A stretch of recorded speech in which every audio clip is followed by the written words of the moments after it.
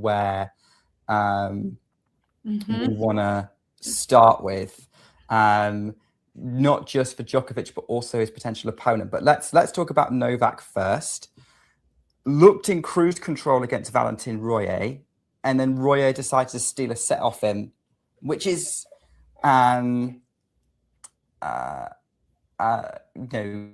which was, we've seen that happen before with Novak against lower ranked players, where suddenly they'll step up and steal a set, and then Novak needed a few match points to finish him off. But yeah, that would be, you're kind of nodding away and thinking about it. I'm noticing that the more we see this, though, with Novak as he ages, the more alarm bells we ring. But as someone who's watched Novak for years, I'm just kind of like, that just seems like another day at the office for latter day Novak, and he still wins. Over the years, especially in the latter years of his career, I've said this in many tournaments where he doesn't have the ideal prep coming into the tournament. And this year he only played Rome, and of course he lost to Prismic. So he had one match, which was a loss coming in, and he plays himself into form, right? And sometimes he even uses the entire French Open to play himself into form for Wimbledon, which isn't supposed to be possible, but he's done it. So dropping a set is actually, I think, sometimes a good thing for him, just to get the reps. And he's had to play, I saw his comments, he's had to play Frenchman, and that's not always easy with the crowd. Well, now he's going to have to play Fonseca, and he brings a crowd with him. So it's all of this is actually good, I think, for Djokovic for the early rounds, because he just gets himself into shape. Yeah, gets himself into shape. So do you not subscribe to the idea that as he gets older, that extra hour is going to hurt him more? Of course. I mean, it hurts every player, no matter your age. He's 39 years old. It's got to hurt him, Of course, he beat Sinner earlier this year in Australia, and he had not a picture perfect skate through the draw there either. You just, it's almost like icing on the cake at this point, and you don't know what's going to happen. I did pick pre-tournament. I did pick Djokovic to make the semifinals. So I picked him to come through here. Watching him today, I thought to myself, nobody opens the court like this guy ever in the history of the sport. It doesn't matter that his opponent was 24 years old. He just knows how to open the court and make it almost easier on himself. He's as he's getting older, he's working easier, not harder, and that's a good thing.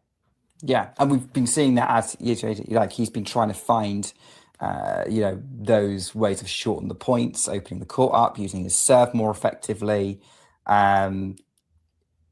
He's a great maximizer as Djokovic, and he's always been that, and he always somehow finds new ways to do that, and that's what makes him such a great athlete. Not going to nail any colours to Masters here with greatest of all time and all that, but certainly just amazing in the way that he can do that. And it's interesting that you're putting him in the semi-finals. You weren't quite brave enough to put him in the final then, even without an Alcaraz to go through. Yeah, so he's got Zverev on his side, who I put Zverev through to the final. And I think the reason was simply miles on the tire. But I mean, once you get down to the final four, it's hard for me to really pick, because I don't know everything that's transpired over the course of the tournament going in. I don't know if somebody's going to have a match like Casper Ruud had, or if somebody's going to tweak an ankle or something like that. It's just, if I can get 3 of the 4, then I've done well on my projections. Yeah. Fair. You know what? I think we've all been there. Those of us who do draw projections, there's definitely been slams where I've been relieved I've got one right. Yeah. After Many disasters. I will quite freely tell people about the disaster I've made when picking people to win slams. I think the worst of which was picking Simona Halep to win US Open 2022. That went horribly wrong in many, many ways. Right, let's talk about Djokovic's opponent in the next round. Joao Fonseca, who comes from 2 sets to love down against Dino Prismic. Let me know if you saw this or not. I did. You saw the whole thing. Fantastic. So I only caught the last couple of sets, but from kind of last 3 sets. But it seems to be the turning point happened in the 3rd set, where a certain point kind of went Fonseca's way, and he just ran with it. Watching this match was really interesting, and I've watched Fonseca play many times, so I feel like I'm really starting to understand who he is as a player. Prismic, I haven't seen as much. Fonseca definitely has more variety than the average ATP top 50 tour player. Okay. He's got drop shots. He's got slice. He's got different things he can do with his serve. He will do change ups on his first serve. You know, he'll slow the pace down and do a heavy kick on the first serve, which is like old school, something you really don't see that much anymore.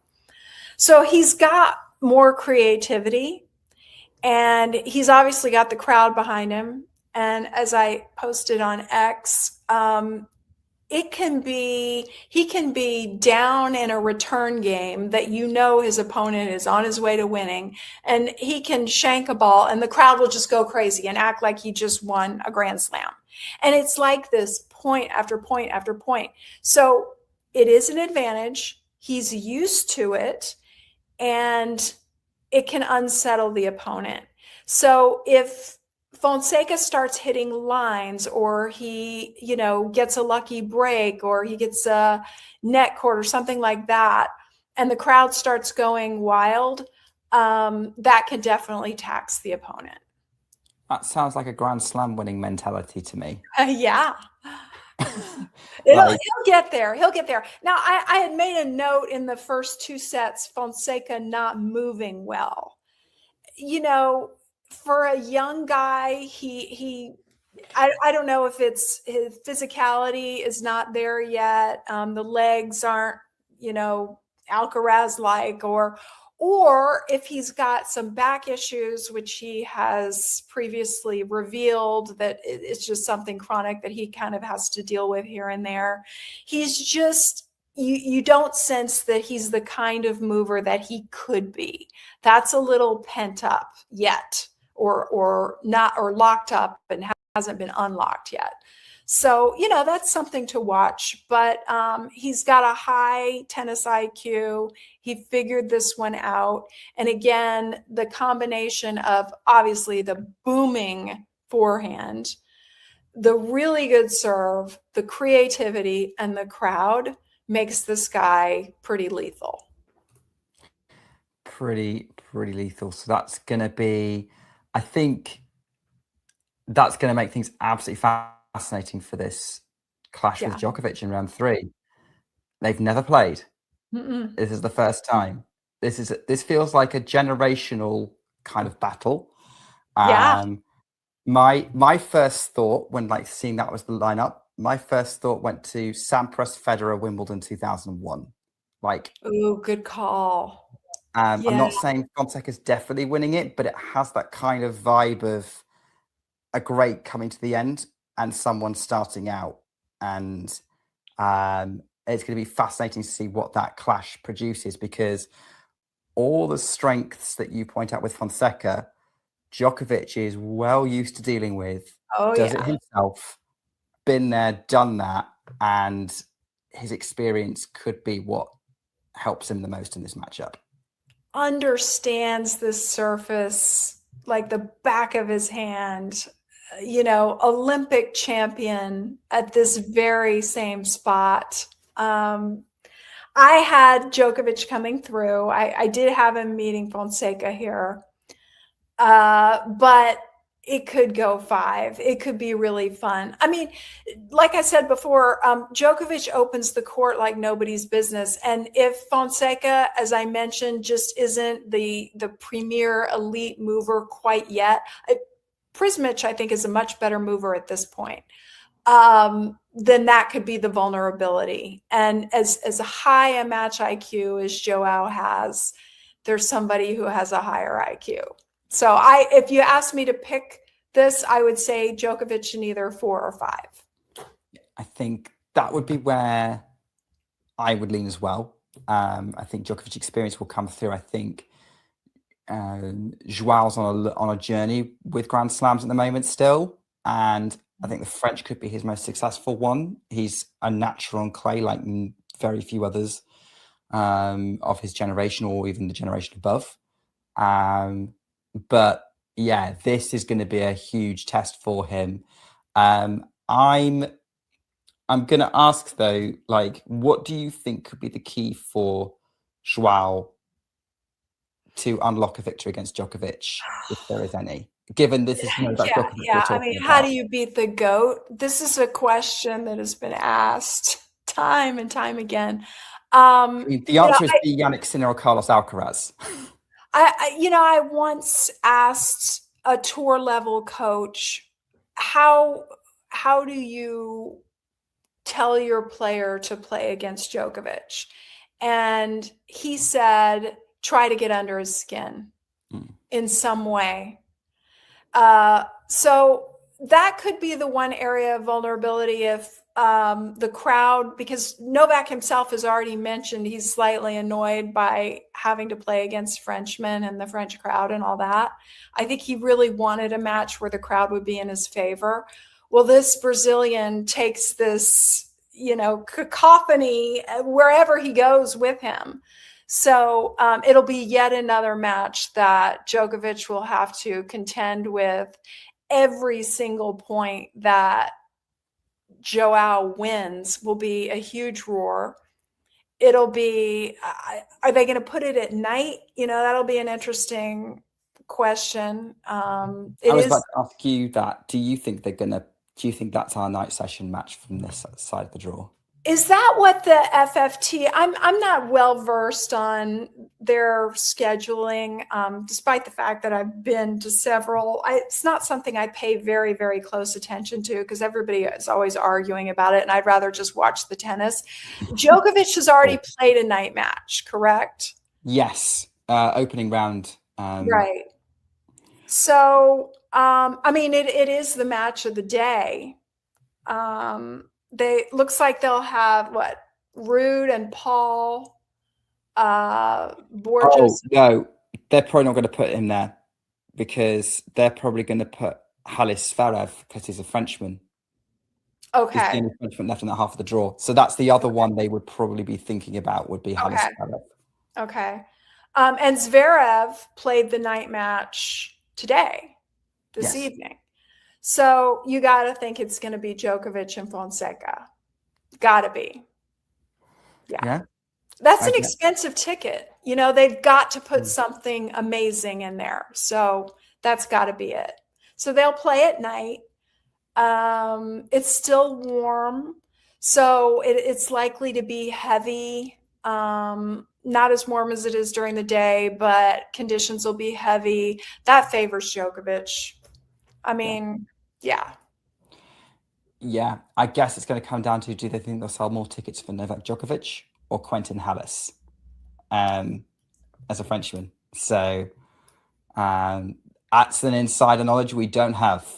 But I just don't think, I mean, again, I'm not well versed on the FFT and how they schedule. I don't think they would put Zverev night session again. Yeah.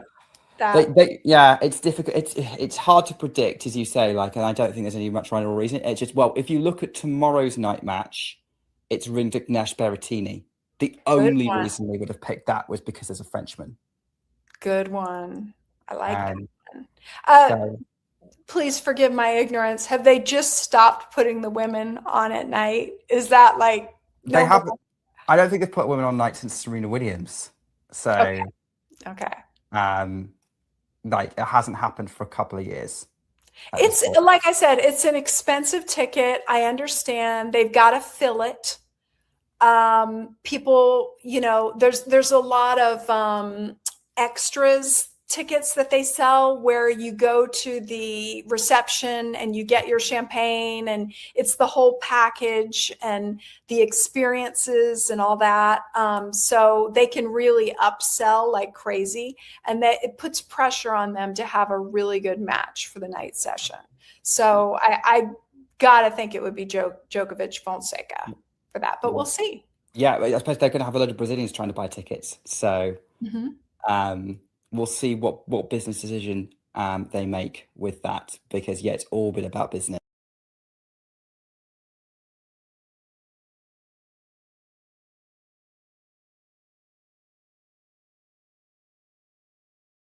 The kind of the Djokovic section is probably where we want to start with, not just for Djokovic but also his potential opponent. But let's talk about Novak first. Looked in cruise control against Valentin Royer, and then Royer decided to steal a set off him, which is we've seen that happen before with Novak against lower ranked players, where suddenly they'll step up and steal a set, and then Novak needed a few match points to finish him off. But yeah, that would be you're kind of nodding away and thinking about it. I'm noticing that the more we see this though with Novak as he ages, the more alarm bells we ring. But as someone who's watched Novak for years, I'm just kind of like, that just seems like another day at the office for latter day Novak, and he still wins. Over the years, especially in the latter years of his career, I've said this in many tournaments where he doesn't have the ideal prep coming into the tournament. And this year he only played Rome, and of course he lost to Prismic. So he had one match, which was a loss coming in, and he plays himself into form, right? And sometimes he even uses the entire French Open to play himself into form for Wimbledon, which isn't supposed to be possible, but he's done it. So dropping a set is actually, I think, sometimes a good thing for him, just to get the reps. And he's had to play, I saw his comments, he's had to play Frenchmen, and that's not always easy with the crowd. Well, now he's going to have to play Fonseca, and he brings a crowd with him. So it's all of this is actually good, I think, for Djokovic for the early rounds, because he just gets himself into shape. Yeah, gets himself into shape. So do you not subscribe to the idea that as he gets older, that extra hour is going to hurt him more? Of course. I mean, it hurts every player, no matter your age. He's 39 years old. It's got to hurt him, Of course, he beat Sinner earlier this year in Australia, and he had not a picture perfect skate through the draw there either. You just, it's almost like icing on the cake at this point, and you don't know what's going to happen. I did pick pre-tournament. I did pick Djokovic to make the semifinals. So I picked him to come through here. Watching him today, I thought to myself, nobody opens the court like this guy ever in the history of the sport. It doesn't matter that his opponent was 24 years old. He just knows how to open the court and make it almost easier on himself. He's as he's getting older, he's working easier, not harder, and that's a good thing. Yeah, and we've been seeing that as he's been trying to find those ways of shorten the points, opening the court up, using his serve more effectively.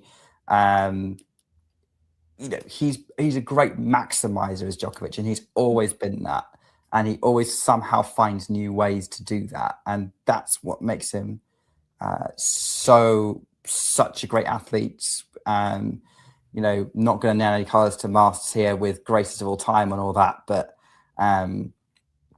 certainly just amazing in the way that he can do that. And it's interesting that you're putting him in the semi-finals. You weren't quite brave enough to put him in the final then, even without an Alcaraz to go through. Yeah, so he's got Zverev on his side, who I put Zverev through to the final. And I think the reason was simply miles on the tire. But I mean, once you get down to the final four, it's hard for me to really pick, because I don't know everything that's transpired over the course of the tournament going in.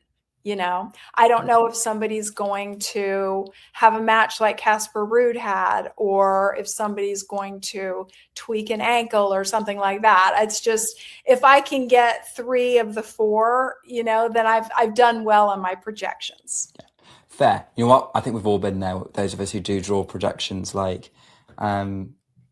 definitely been slams where I've been relieved. I've got one right. Yeah. After my name is Clara Towson, and I'm a friend of the show. Boom. I am Francisca George, and I'm a friend of the show. Perfect. Hi, my name is Susan Leemans, and I'm a friend of the show. Boom. Yeah. My name is Zainab Sammaz, and I'm a friend of the show. Boom. Hey guys, my name is Sasha Vickery, and I'm a friend of the show. Boom. Hi, my name is Lloyd Harris, and I'm a friend of the show. Perfect. Hi, my name is Jan Faria, and I'm a friend of the show. Boom. Yes. Take one. Well done. Hi, my name is Jasmine Paulini, and I'm a friend of the show. Wow, Jasmine, you got it in one time. Ready? Play.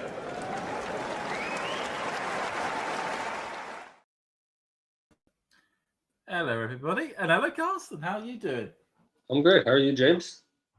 I am doing well. I am doing really well. Are you? I think the big thing is, are you recovered yet from the huge shock of yesterday? I don't know if I'll ever be recovered from what has happened in the top half of the draw so far.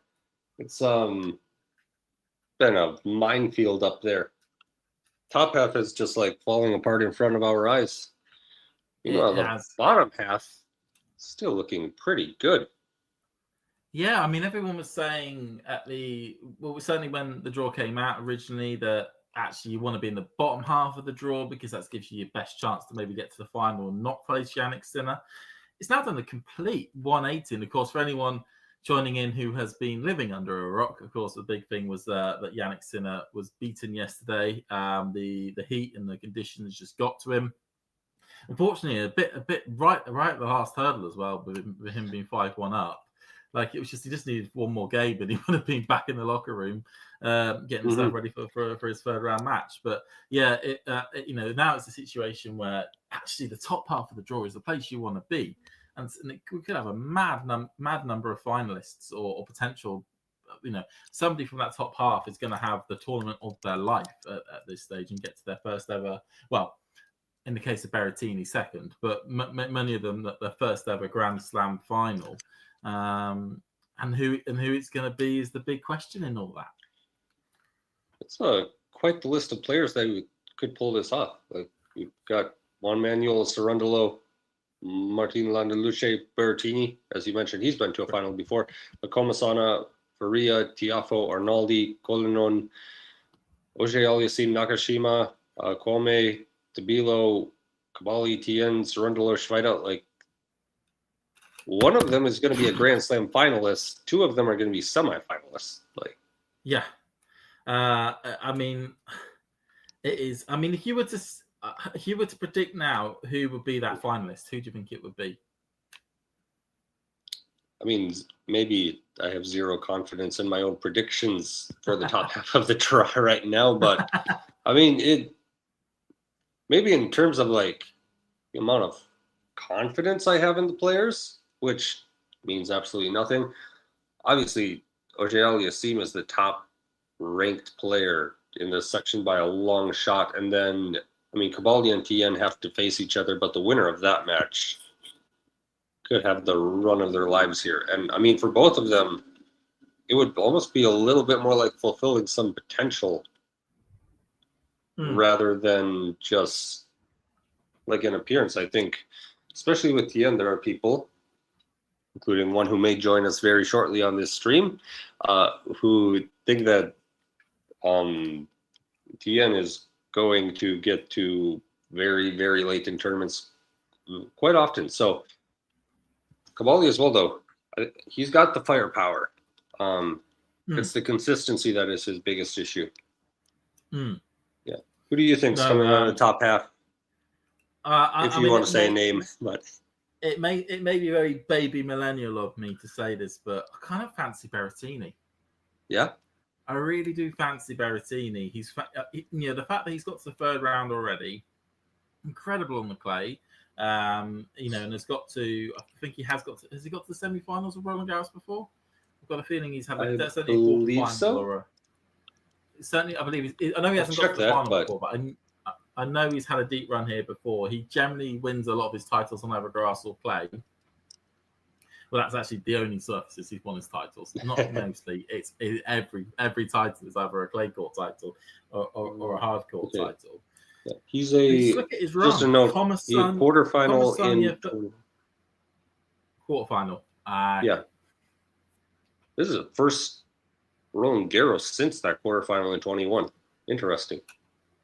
Yeah, he's had a really unlucky patch. Just every single time he's been injured, into going into Roland Garros, or it's been really unlucky for the lad. But like I said, Comisania, I think he could beat him. Sorrentalo or Landalufe, okay, it'll be tough for either of those two. Certainly Landalufe, but it'll be fourth round pressure on Landalufe if it was him. First match, at that stage of the tournament. And then you're looking at either maybe a Tiafoe or an Arnaldi or a Coulion. You just think, there's a run to the semis there. And then if he's in the semi-finals against maybe an Auger-Aliassime or a Cavalli, then, the world could certainly be his oyster. So, I could certainly see that as my choice. I have just seen on my screen that the match that we're here to cover, which is Djokovic and Fonseca, both those two players have headed out onto court to get ready for this contest. This is a pretty big blockbuster match to have in the third round. Yeah, this is, massive match. I think that this is the biggest match of the third round. It feels like it. Looking at the draw, I think this is certainly the biggest match of this stage. Djokovic, the plaudits are not needed any more than they are. The plaudits are not needed, for him anymore. Just seen Eddie's just gone into the background, and there is Eddie just there. How you doing, Eddie? Very good. How you doing, guys? It's been a while. Oh, that's been a minute, but doing great.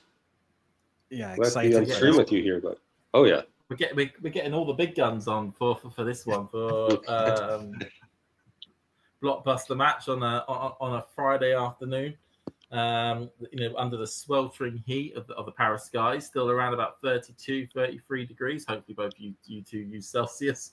I know you don't, Carlson. You like Fahrenheit, don't you? You're in the Fahrenheit club. Well, liking Fahrenheit and using Fahrenheit are maybe two different things, but we do use Fahrenheit. What is it there today? So I know it's around about 32 degrees in thingy to Fahrenheit. It's around about 89 Fahrenheit. Yeah, it's currently 92 Fahrenheit. It says. Oh. Well, that sounds like a little bit more. That is brutal heat, and it'd be interesting to see if that becomes a factor for either of these two players. Djokovic has survived multiple, decades of playing in intense heat in funny parts of the day, but generally, whenever he chooses matches, he tends to try and, when he gets a choice of court greetings and whatnot, he likes to go for night matches to try and save his body. And of course, Fonseca from Brazil, from the Rio area of Brazil, is really used to quite intense heat, you would believe. Yeah, you would think he would be. But yeah, it's interesting because obviously this, like you say, it's middle of the afternoon there. It's probably the hottest time of the day.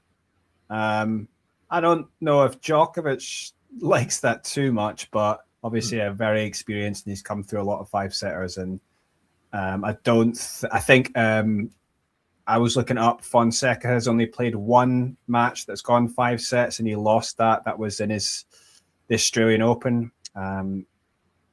And so he lost out to Sonego in 5 after beating Rublev there. That was his first main draw at the, but yeah, so yeah, it's going to be interesting if it does go 5. I mean, I think a lot of people will be delighted if we get 5 sets, because I mean, a lot of anticipation for this match, but I'm just hoping it's going to be a good match.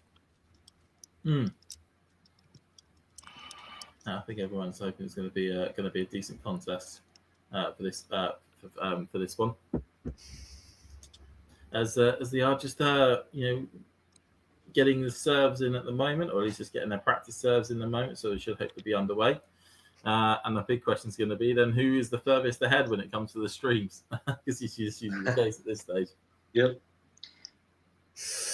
Yeah, first matchup in between these two. Never faced each other. I wonder who is that an advantage for? The fact that they've never played. Is that an advantage for Fonseca? Like just with the firepower he brings? Or do you think that Novak, like just like mental weight of facing Novak gives him an advantage? It's a good question. I think that, facing, of course, it's going to be a bit different facing Djokovic on such a big stage. But I think, it probably helps that Fonseca has, some experiences. I mean, I played against, obviously, Sinner and Alcaraz recently. I mean, it's a different kind of challenge now.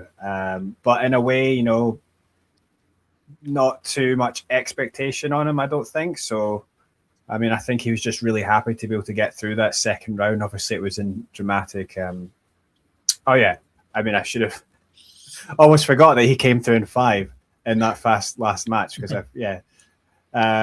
come back from 2 sets down. And now I think, you'd probably be somewhat relaxed coming into this. And it's just going to be interesting to see how he handles it, because I feel like, he's not really showing, let's say, maybe the consistency that maybe people would hope to see from him. He's no doubt that he's amazing when he's at his best, but is he going to be able to hold up against obviously a player on the other side who is extremely consistent and is still at this age an amazing player. So it's going to be interesting.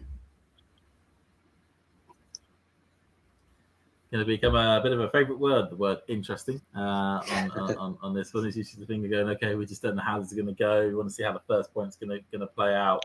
It looks like Fonseca will be serving first. He's at the bottom of our screen, just having a picture of Djokovic at the moment, just doing some squats. Fonseca coming up to the line, bounced the balls a couple of times, and it looks like he's about to do the first serve in this contest. Okay. I've just seen the first point. There you go. You're always ahead of me then. Slightly long there from Joao Fonseca. Just jumps ahead. So for the sounds of it, I think, Eddie, you're in front. Carlson, I don't know if you and me are in a similar sort of lane in terms of... Just like a couple seconds behind you. But the second point goes better for Fonseca. It helps. And it's going to be important for him, I think, to, get those first serves in. He's always got a good first serve. Obviously, hot conditions there, it might give him a little bit of a boost. It'll also be important just to have like a good variety of placement. Yes, the match has started. Yeah. A variety of placement on first serve is going to be massive. If Novak's able to key in on one wing, his returning ability, I think, is going to play a huge factor in this match. A little bit rushed there. A little bit more What's the word I'm trying to find? It was just like Yeah, very that was sporadic, that one. It was ambitious. Yeah, wild. That's a great word, right, Eddie. Yeah, that wild on that one.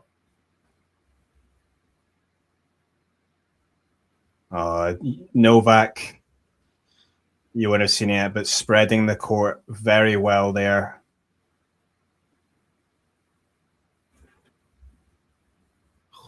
Backhand down the line, perfect there from the 39-year-old. And I expect maybe Novak will be targeting Fonseca backhand a bit more. So already, I think you should go with Jay Novak- Dizzle.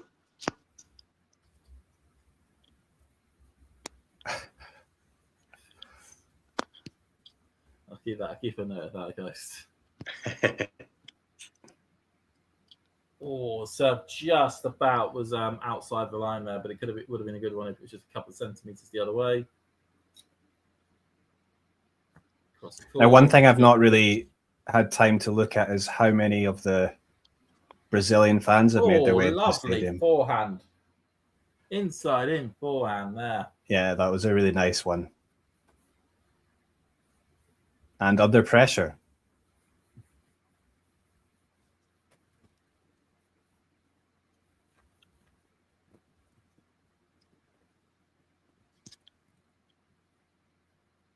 Wow.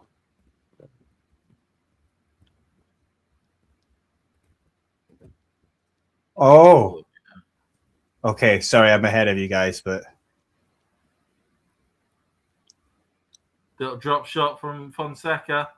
Was that just out? It was just out. just drags it wide, and it was a nicely break. constructed point as well. Early early break for the Serbian there on that one. Kind of the perfect start. Put your opponent into bat and get them broken straight away. Well, a good start. Not a great start from Fonseca's point of view. Yeah, not great for Fonseca. But We have that's some to do here, and with the conditions as they are, Novak's going to get a bit of a kick off his serve. Got some Brazilian fans on the Twitch Joao. stream. We do. Vamos. Well, interesting to see how he responds here. He's not the best returner though, is he? Joao. He's a bit of a work in progress in the return. Oh.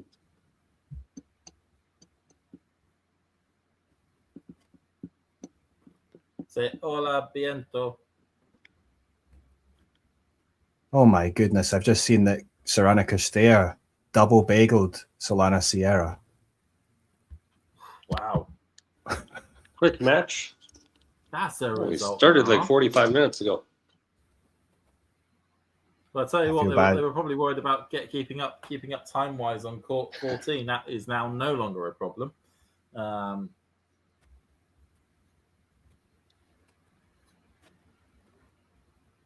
Just slightly wide there from Djokovic. He has got the first point already.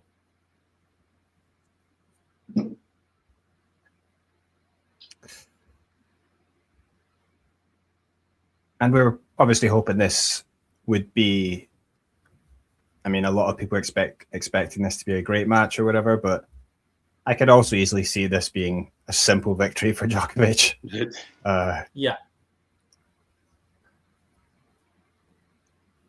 It wouldn't necessarily be shocking. Both of them have spent a fair amount of time on court for only playing two matches so far. Fonseca over 5.5 hours so far. Novak's over 6.5 through his two matches.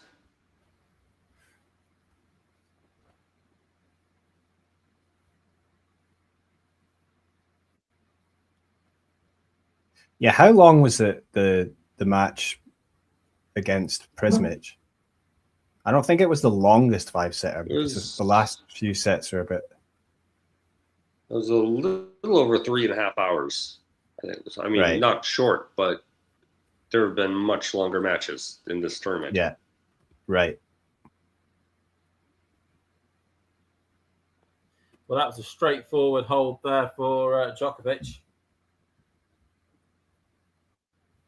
Just getting the little thing popping on my screen about the result from court 14. I mean, what a retirement year Kristea's having.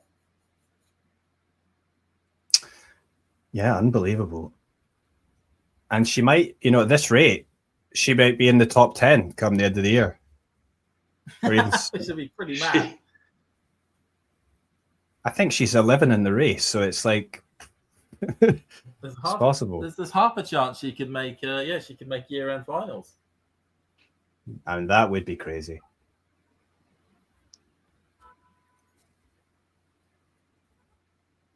Yeah, she's 11 in the race, right behind Iga, which is like a crazy thing to say.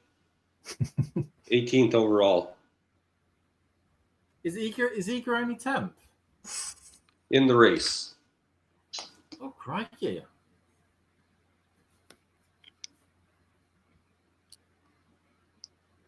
I have a feeling that could change over the next 10 days or so. Yeah, we got two. We got two. As I said, we got 2 Grand Slams in a month window. Like there'll be a lot of change come the end of Wimbledon. Bit of an opening for Fonseca here. Novak on the previous point, drop shot just couldn't quite get over the net.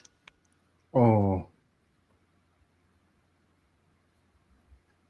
Yeah, just seen Fonseca hit a ball that clipped the top of the net and didn't fall in the way he'd want it to.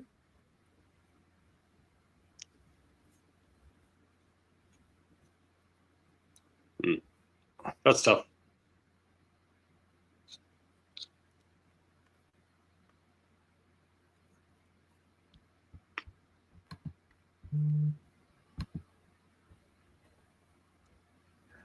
Now, this match as well could have big implications for the tournament, and in particular for one man, Alexander Zverev.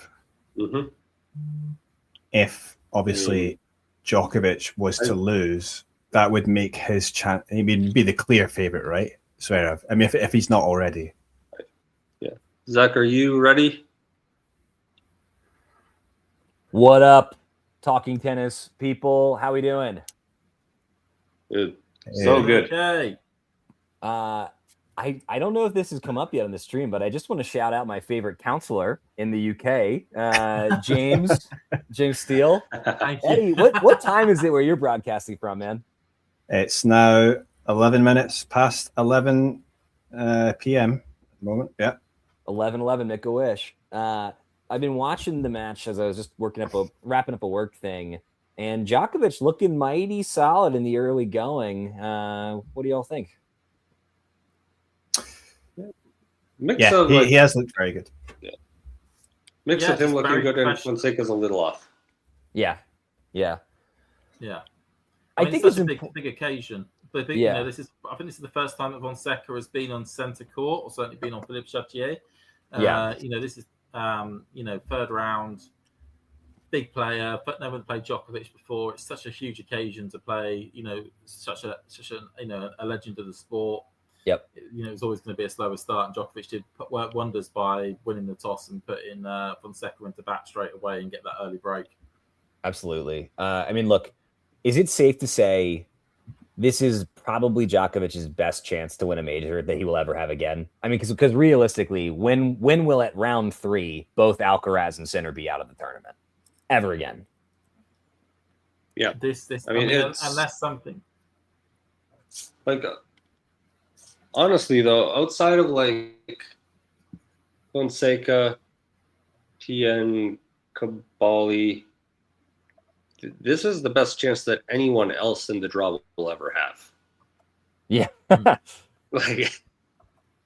You can say the same about Zverev, Felix. It's just a wide open path. Yeah. What up, Ghosty? This is Archie's dad. Eddie, are you a lawyer? I want to come back to that question. No, I'm not a lawyer. Why? Who's saying that? Go. I mean, you seem like you know your stuff. You seem like you're like a well-read fella. Lawyer could be believable. James, I guess you're a counselor, not a lot of politicians, lawyers. Are you a lawyer, James, or? No, my profession is a teacher. So I am a servant of the public sector. You're a double public servant. Double public servant. I don't do things for money. I do it for the good of good of society. No, he wanted access to insider trading, like all the other politicians. And I work in politics, which is worse than blowing up bridges. But what can you do? As Djokovic is serving at 2-1 here. I mean, so as this game's getting started, who y'all got at this point? I mean, it's such a wild field. Is there anybody outside of the two in this match that really jumps out to you? We're just having this discussion, actually. Sorry. I think me and Carlson about. I mean, at the top half of the draw, I'm fancying Berrettini to get to the final. I'm probably going to be proved wrong tomorrow, as he probably gets. Come on, are you messing with us? No. One hand backhand on clay, going to make the final. That's a great take, James. He wins only on clay courts and grass courts, and he's already got to one grass court Grand Slam final. His body will probably break down somewhere along the line. It's going to be a silly suggestion, but it's an interesting one. I don't know why, but I feel like I don't know, bottom half of the draw. I'd love it if it was Casper Ruud. I think that'd be brilliant if it was Casper Ruud. But I could see Zverev maybe. I don't know if Djokovic will have the body to be able to survive all the way till Sunday. And sorry, forgive me. You'll notice that Djokovic did the hand up apology on that point there. He was pretty unhappy in his round 2 match when his opponent did not apologize after winning a point on a net cord. And I got to tell you, it's just so manufactured. I love Novak Djokovic. But he always finds an edge. He always finds a chip. And I think that he apologizes, not because he feels guilty for a second, but solely to not give his opponent an edge. And then when his opponent doesn't do it, he's like, oh, I've been disrespected, and just finds another level in his game. And he's always looking for stuff like that. Sort of like Michael Jordan. Not wrong. Michael was definitely like that. And I took this personally. I think Fonseca is starting to work his way into the match a little bit in terms of, he's starting to relax a little bit. Yeah, I mean, some good extended rallies here. Ghosty pointed out correctly that was a fun one a second ago.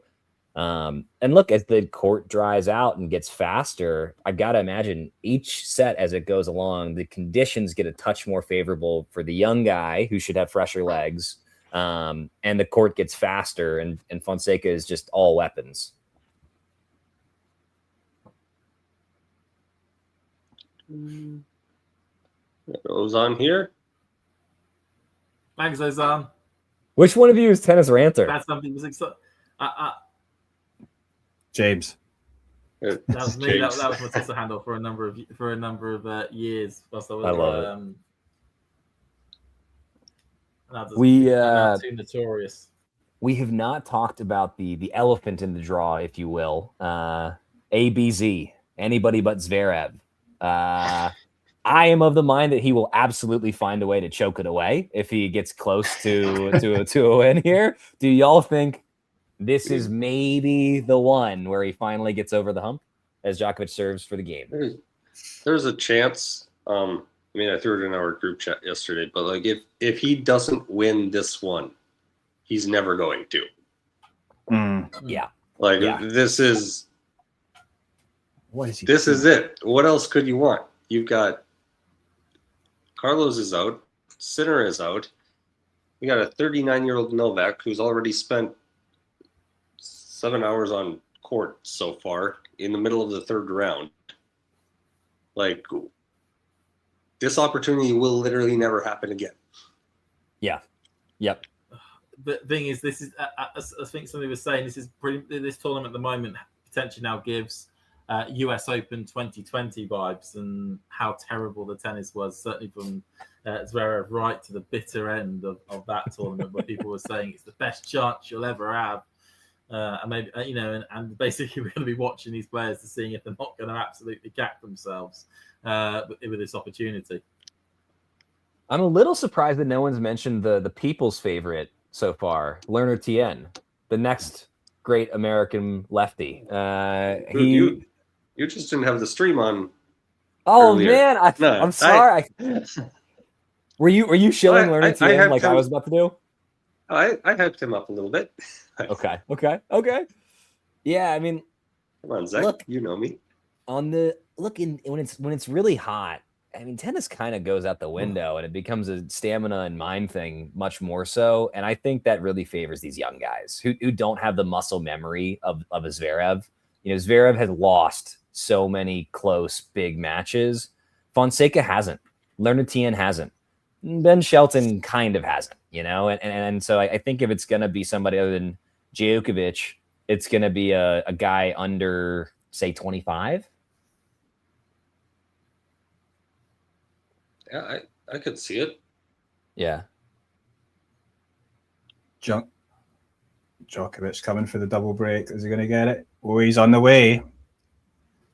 Oh. He is just grinding. Taking control. Wow. He just looks so good at the moment, Djokovic. And Djokovic is still, for me, he's still the favourite, to be honest. Yeah. Now. Yeah. Not just in this match, but I think for the tournament, because I just think he wants it. He wants it. He wants that 25. And I just think if you're talking about Zverev's big chance, you got to go with the guy who's won it more than anyone. Yeah. And yeah, the big question would be is would he end up just retiring on the spot if he ends up winning it? Good question. I think he wants to play another Olympics. I know that sounds ridiculous. I think he wants another Olympic gold, man. I think he's sticking around till LA 2028. How good is he at archery then? You know what, James? I would love to find out. I would like to see. All right, decent point there by Fonseca. I like the serve coming into the net, the getting forward from Fonseca. I don't think he wants to go baseline to baseline with Djokovic. His court control is just too good. I mean, that love 15 point, Djokovic just pushed him around, moved him around, ground him into dust there.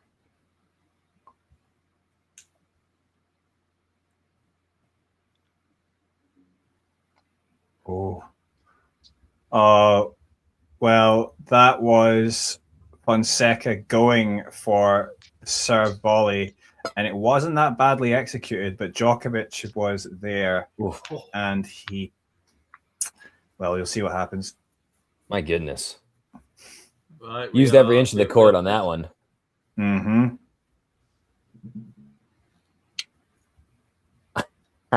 Agree with Gosi. Good question from Ozon. Suffice to say, yes, it would surprise me if a 17-year-old came out of nowhere to win this. Surprise, I feel like isn't quite strong enough. Gents, what do we think? As we got a double break point here for Djokovic. It won't happen.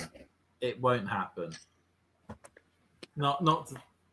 I have to admit, though, I was extremely impressed by his 5-set win. Though I mean, he's barely 17. I don't remember ever seeing a 17-year-old, as long as I've been watching tennis, ever being that good. I mean, yeah. Even young Rafa, I don't know. He was like, I don't know. I don't really remember that, but like,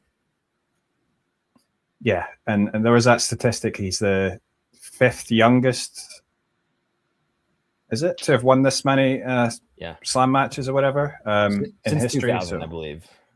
Oh yeah, I'm gonna get something. I'm gonna get double break up. Novak Djokovic double break up in the first set. Wow. 4-1. It looks as though the first set is going to be in the books pretty quickly. Yes, indeed. Oh wait, sorry. It was Kwame is the 5th youngest player in the Open era to reach the men's singles 3rd round at the French Open. Wow. The only players younger. Sorry.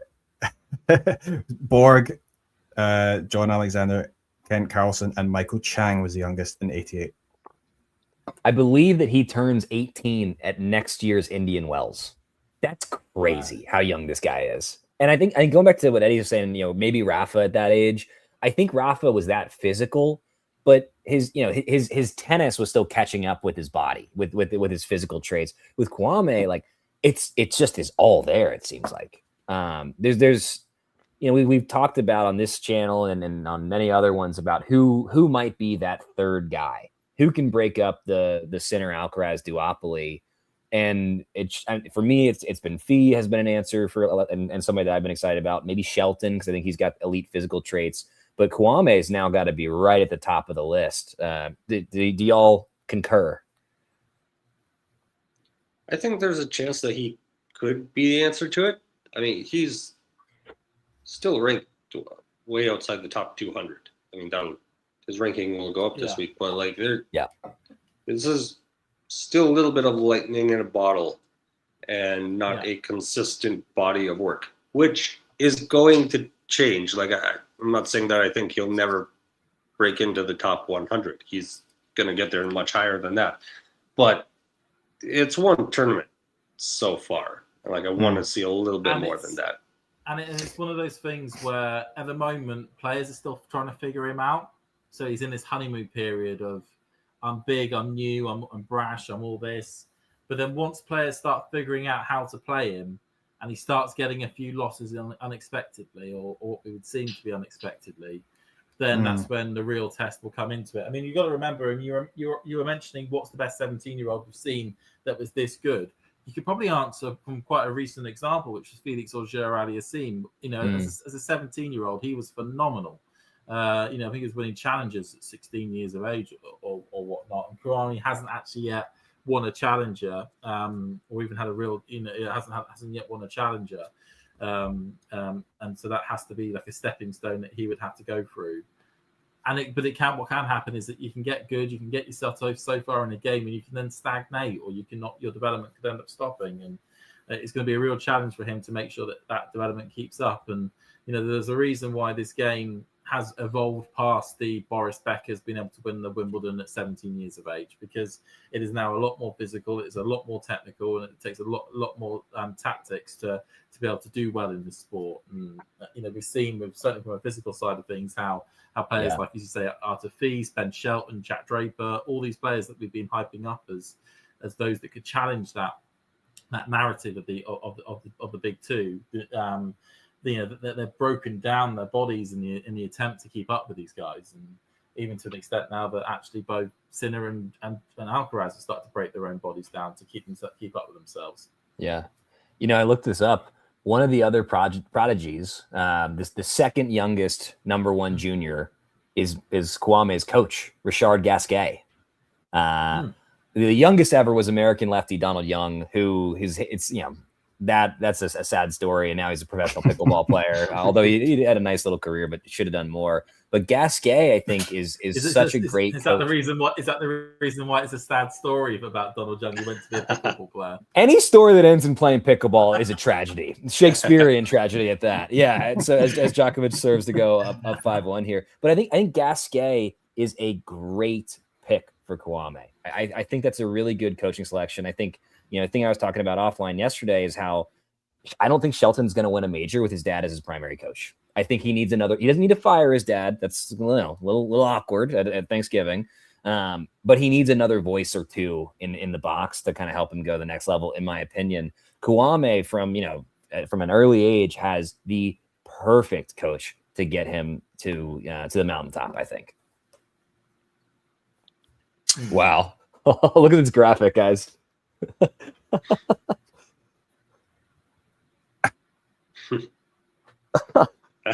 Before Joao Fonseca was born, Djokovic was 23 in the world. Wow. That's insane. Yeah. Oh, interesting. Oh my God.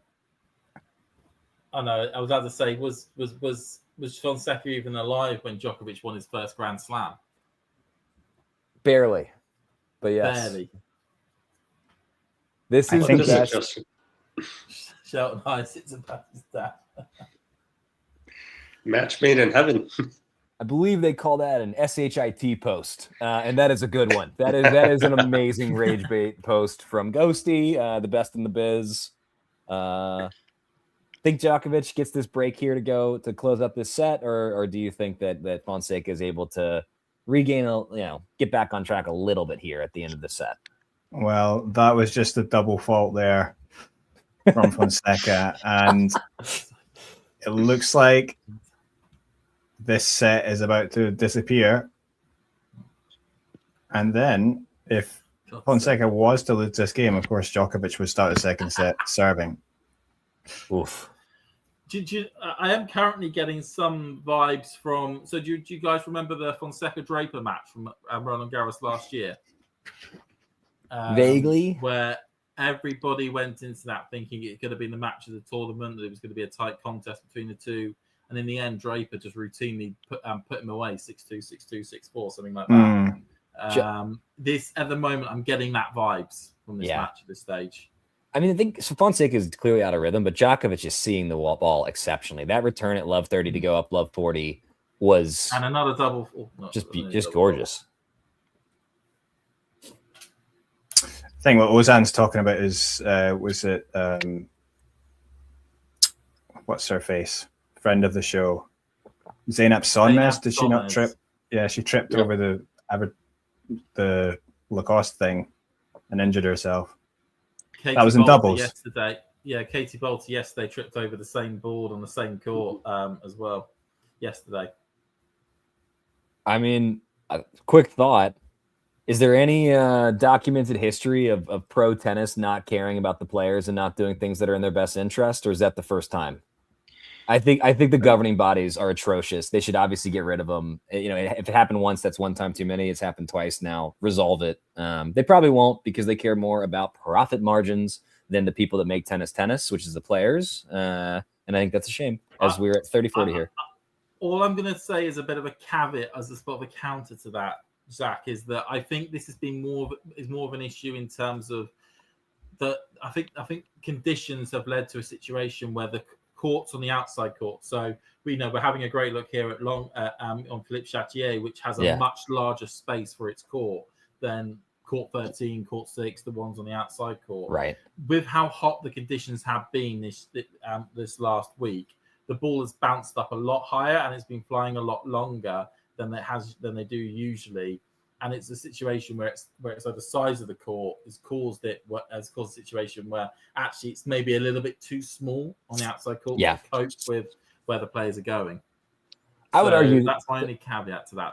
I would argue just yet another data point that the organizers and the governing bodies aren't doing their jobs. As by the way, Fonseca has battled back here to now have an add-in after being down love 40.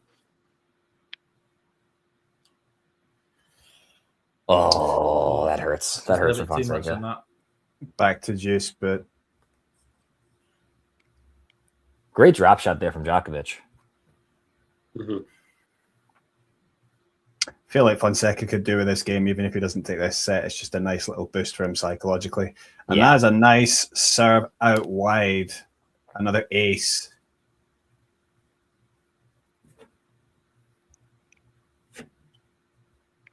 That's a gorgeous serve. His second ace in deuce points here. So I mean, Fonseca, I think you're right. If he loses this game, he can build on what's happening here. There's some glimmers of his ample weapons being shown finally.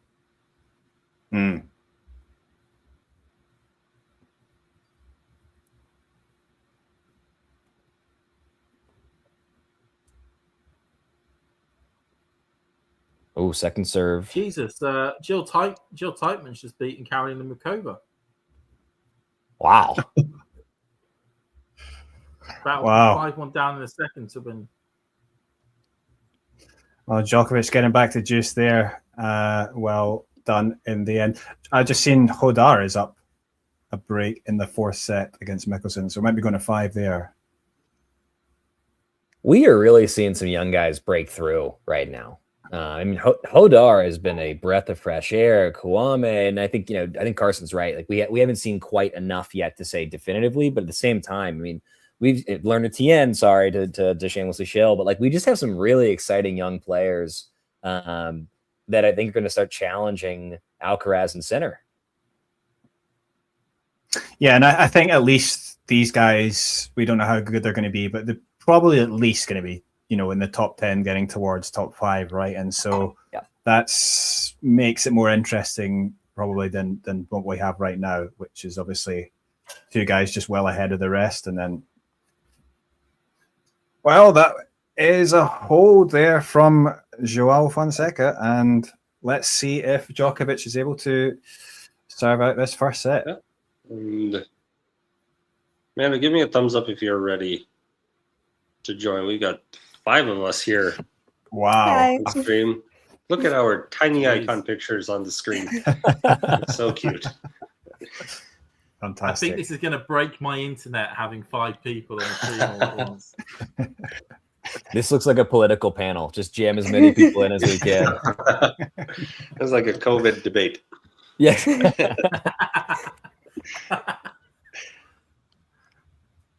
Amanda, have you been able to watch the match so far? And if so, what are your thoughts coming into this? I just caught that one game with all the deuces just now. I mean, I feel like Fonseca is probably tired from the 5-setter he played. Might be a little overwhelmed. I feel like he'll settle into the match more, and I feel like that hold was big for like his confidence going forward. Totally agree. Yeah. Totally agree. Yeah, if anything, it's just a good boost for him after getting broken a couple of times in a row. But gives him a little bit of something to work with on serve. Novak didn't seem quite as clinical in that game either, which, I mean, the level he was playing wasn't going to stay forever. But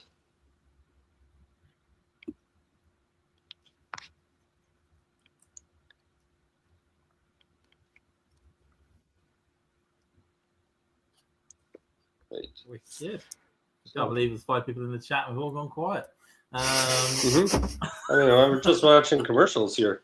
Look at Djokovic with the ice bags to the face. I mean, the things that pro athletes do to try and stay cool, I'm sure they're more effective than what the mere mortals that we do. But they are pretty goofy looking. Just 2 bags of ice to the face is a comical setup. My favorite is the long tube of towels with ice. Yes. Yeah. I feel like they always have those at the US Open. I also love the kid who always has to bring the umbrella out. Like they simply could set up an umbrella stand and for whatever reason choose not to. So the kid has to run out and hold the umbrella, put it up, put it down, all that. I'm a big fan of the Monte Carlo thing, which is the little thing they flip up and throw over the players. And if you're over 6'3", you're stuffed that you're gonna bang your head. I'm just seeing Medvedev peek his head out behind it to shout at the umpire about a call that he agree with. It looks like Djokovic missed that just a touch wide. Yeah. Let's see if Fonseca can make Djokovic work for this hold here, and maybe even push him a little bit. Mm-hmm. Yeah. Oh. Yeah, a very important question from Ozan. Amanda, why do you look like Zeynep Sunmez? Do I? I don't think I do.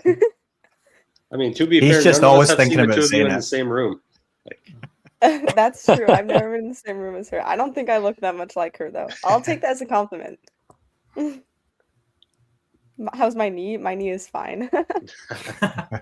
Yeah, I mean, that situation is that, Zainab Summer, she's out, needs something to do this afternoon. John hit her up, and the next thing you know, she's changed her name to Amanda and is on the call. Yeah, totally.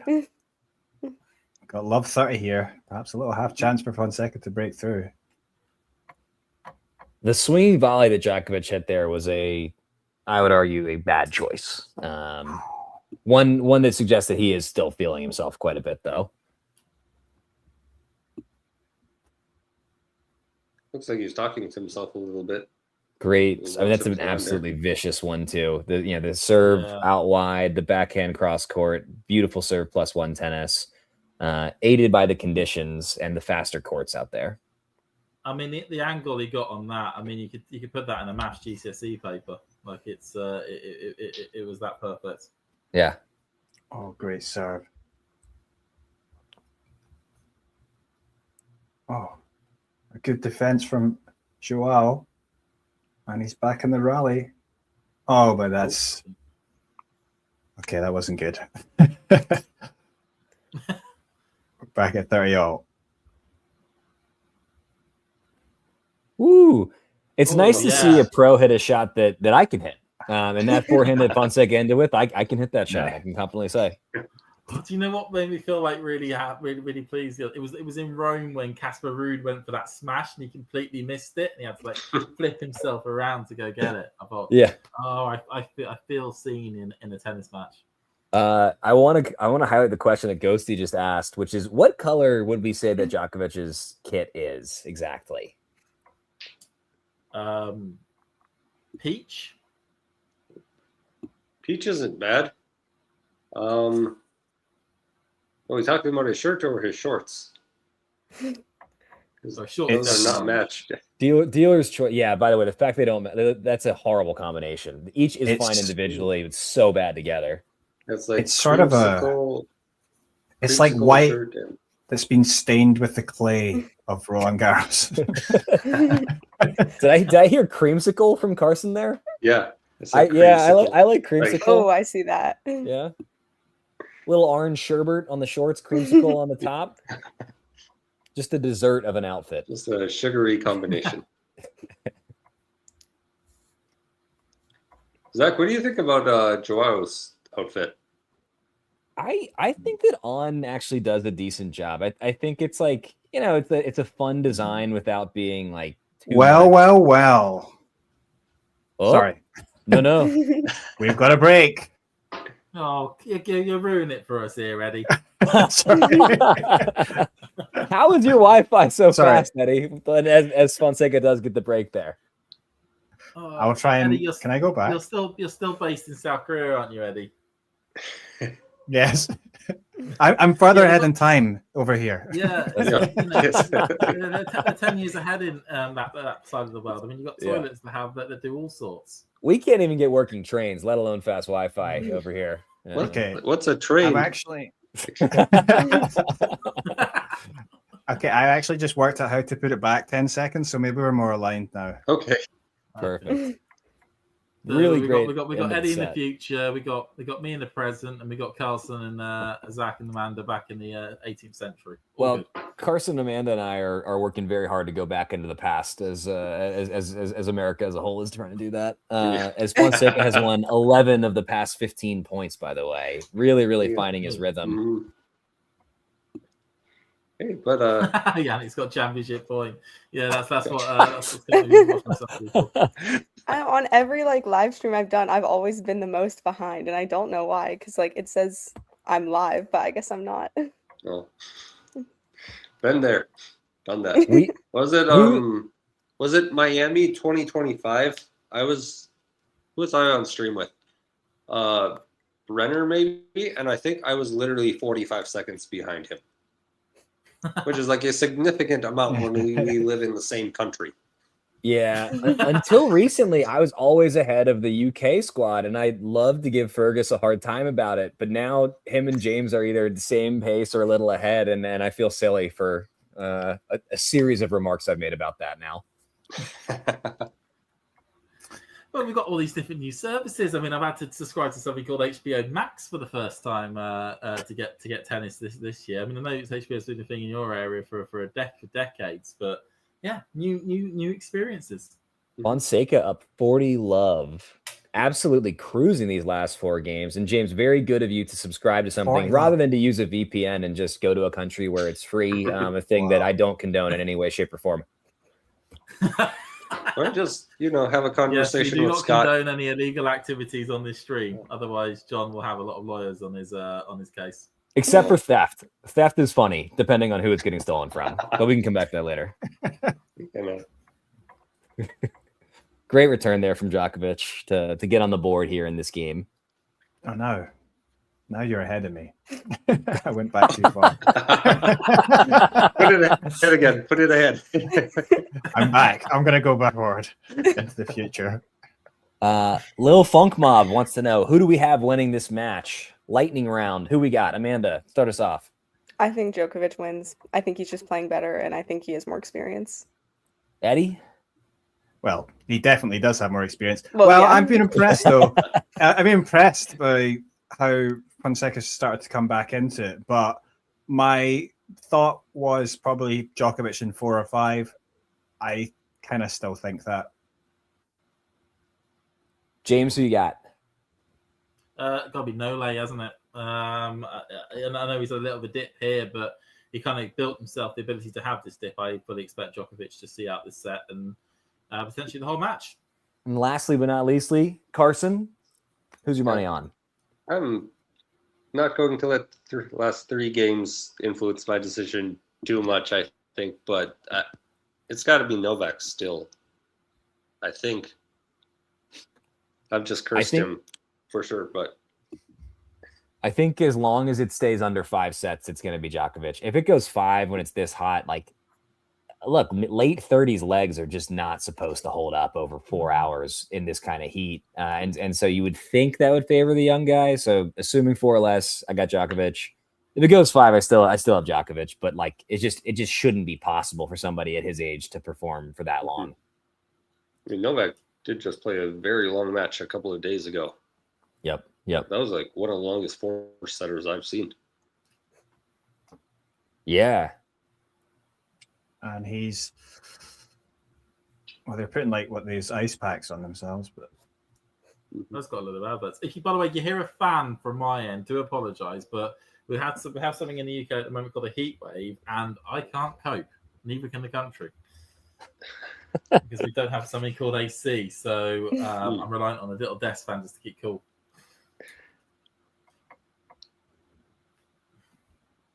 It's actually kind of nice here. It's like it's like 78 and sunny, and it's weird being in North Carolina, which is a hot part of the world, and seeing Paris hotter, London hotter, Europe broadly hotter.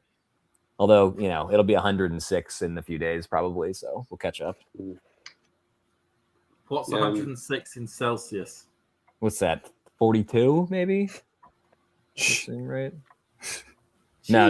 Like 39, right? My math doesn't convert. As Djokovic serves to close out this set, let's see if we can get back on track. Well, it's a good serve. Yeah, good one. 106 is 41 in Celsius, by the way, James. I should have stuck with my first guess. Oh. I don't know It's how okay. you can exist in that temperature. It's a wet heat here, which is great. Oh my.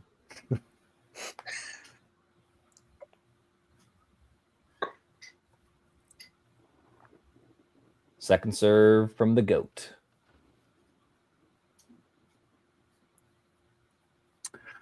Yeah, that was wild there from Fonseca. That was, and he read it correctly. I mean, he cheated over to the location before Djokovic made contact with his serve. So clearly he's reading the serve well. As French basketball star Rudy Gobert sits courtside. I'm surprised he can fit into one of those seats. The guy's like 7'3". He's massive. Thanks for letting me know who that is, Zach. Yeah. I could tell you if he's a football player. I know football players. I don't know basketball players. It's a great time of year. The Thunder and Spurs right now are in a great series. Djokovic up now 40 love, looking well on track to close this out. A couple games later than I think he had hoped, especially when he was up love 40 on Fonseca's serve. Kudos to the young Brazilian for getting back into it. But it looks like Djokovic is going to take this first year, barring a real surprise. Wow, love the Peter Crouch reference. He's got great feet for a big man, James. No, Okay. And that's the first set. Done and dusted. Good dropper.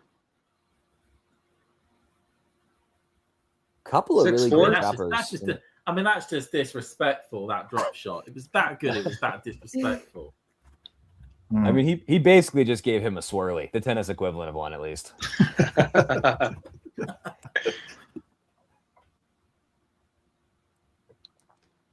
right, one set down. What was that, 40-something minutes? That wasn't too bad. Right, 2 ticks, everyone. Will be back in just a bit. All right. See you, James, soon. Is Ghosty talking about Marfan syndrome, big man's disease, which people think that maybe Abraham Lincoln had? Kind of a fun fact. I don't know what Crouch is. I'll get to the bottom of this. I'm on it. I know that here on Talking Tennis, everybody wants to know what it was that made Peter Crouch so tall and skinny. Is he just not? Is he just? I mean, not he might tall? just be. He might just be that way. If the answer is tall parents, it's going to be a bit of a letdown, Eddie. But I think you're probably right. Maybe John will cover that on his new YouTube channel, Talking United, where he talks about Manchester United and probably some other things as well. I haven't watched much of it, to be honest. But that was a go masterful subscribe to plug, it, Carson. Oh, dude, I'm getting so good at these. It's all your great teaching and us picking out which sponsors around the court we would love to have. Oh, PIF every day, baby. What have I missed? What have I missed? You missed Carson, Peter break it Crouch down. talk. Okay. Great, man. So, Troitsky is Great in. Is it Victor Troitsky in Djokovic's box? Gary's his coach, isn't he, at the moment, Troitsky? Yeah. He's also a good mate of Novak's as well. Do you Okay, ever remember so his outburst at Wimbledon? that was a good one. Just to close the loop on the Peter Crouch thing, sorry, he does not have Marfan syndrome, but he does have many of the traits of it. However, in 2005, in a famous April Fool's joke, Crouch's club radio station reported he was suffering from a rare made-up disease called Prufilla, an anagram of April Fool.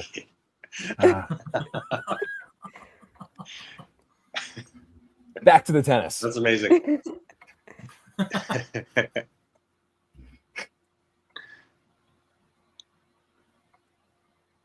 So if y'all are in Fonseca's box now, what does he need to do differently in set number 2 here? Does he just merely need to play the way he did in the second half of the set, or does he need to make larger adjustments? Eddie, what do you think that the young Brazilian should do differently to have a different result here in set number 2? I think he's been playing pretty well. I think that he just needs to keep going. Like, I think he just had a slow start and Djokovic got raced ahead, but I feel like he's starting to find his range a bit. So he should more or less keep on going as the way he was. He has won 3 of the last 4 games. He dropped a set, but it's good overall and a decent start to this game. I think for Fonseca, the feedback for him will be the same for this match as it is for probably every single match for the next 5 or 6 years, which is just finding the right balance between aggression and reasonable choices. And as he is a 19-year-old, not fully developed brain, it will, in all likelihood, also be a constant struggle for him. Yep.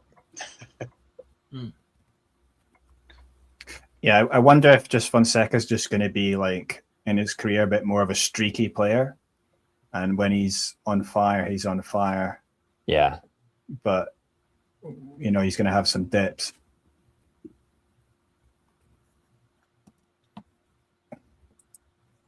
I can't wait to see mid-20s to late 20s Fonseca if he's able to ever actually semi-permanently find that balance. But I think you're totally right. He's going to be a streaky guy as Fonseca now up 40-15 on track to get on the board first. Ooh, and James, there's a question for you. I've been picked out. I don't know why I've been picked out here. Now right under the cosh. I would certainly say maybe standing a couple of steps further back on the first serve return, potentially trying to do a shorter swing. That may help him in terms of at least getting a few back, or potentially even trying some block returns could be a way of getting the first serve back a little bit more.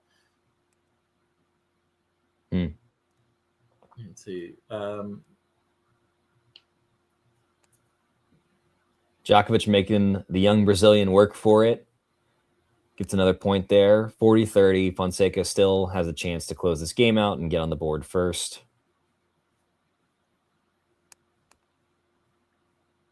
I think Fonseca's, we talk about the return, but it also has been criticised maybe, because a lot of the elite players, they have good defence. I think he's improved a bit in that aspect. He defends well. He makes better decisions in that aspect of his game. But yeah, the return is a big issue, I think, because at the end of the day, like all the top players have that, and he's not quite elite in that aspect. I don't want to be weird about it, but he's got a world-class game, but he doesn't have a world-class body. I mean, he's got to get in the gym as well if he really wants to go to the next level. Like they've got, like, I don't. You look at the physicality of Fee, you look at Alcaraz, you look at Sinner when it's under 90 degrees. Like he does not have a top 5 body, and he can change that, presumably. And you can, but like also, when are you supposed to get into the gym? When we got 25 2-week events throughout the year, like. I mean, it's the same issue with Sinner in over 90 degrees. Like, when is he supposed to train? He's playing every week. You do wonder, though, with Sinner if the boat may have passed when it comes to endurance training and heat. He's getting himself into his mid-20s now. Well, he's not in a dissimilar place from where Novak was. Like Novak for a long time was also not known for his endurance, and the game plan was extend points, extend matches, and he's going to break. Yeah. Like you can find it later on. Agassi is another great example of that. He at the time, running hills, doing all these massages and extra kind of care for his body was pretty cutting edge. Now it's industry standard basically, but agree. A lot of people are saying that Sinner needs to spend less time in Venice and more time in Vegas in the heat, less time in Florence, more time in Florida, just like Jack Draper. God. Sorry, James. I'm learning to enjoy tennis without Jack. Don't worry. It's been a rough 18 months for James since Indian Wells, but he'll be okay. I hope so.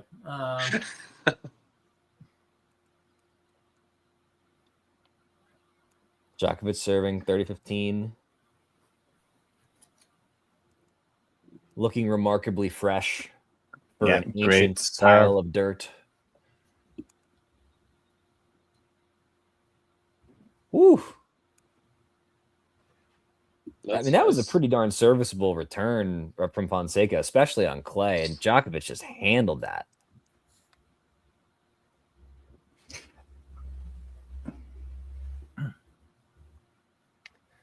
I think that frustrates me a little bit about tennis coverage from the legacy media is I think the stats they provide are oftentimes quite unhelpful. The average forehand backhand speed doesn't tell us very much, right? RPMs, I think, especially on clay, is a better metric, and it's just kind of like a dated metric. They don't clarify, the difference between offensive and defensive forehands. Like there's just better data available to us than what we get, and I hope that we will see that change in the coming years here. Yeah, agree. It's like a lot of stats aren't necessarily the most helpful. One that, I don't know. Maybe we all go through and like, what's one stat you would like to see more? For me, it would be like I'd love to see more about how many different games you had breakpoint opportunities in than just breakpoints as a whole. It's like if you have 5 breakpoints across 3 games, that's different than having 5 breakpoints in 1 game. Yeah. That's a great pull. That's a great pull. What about the rest of y'all? And by the way, I got to hop into because I have to do my day job here.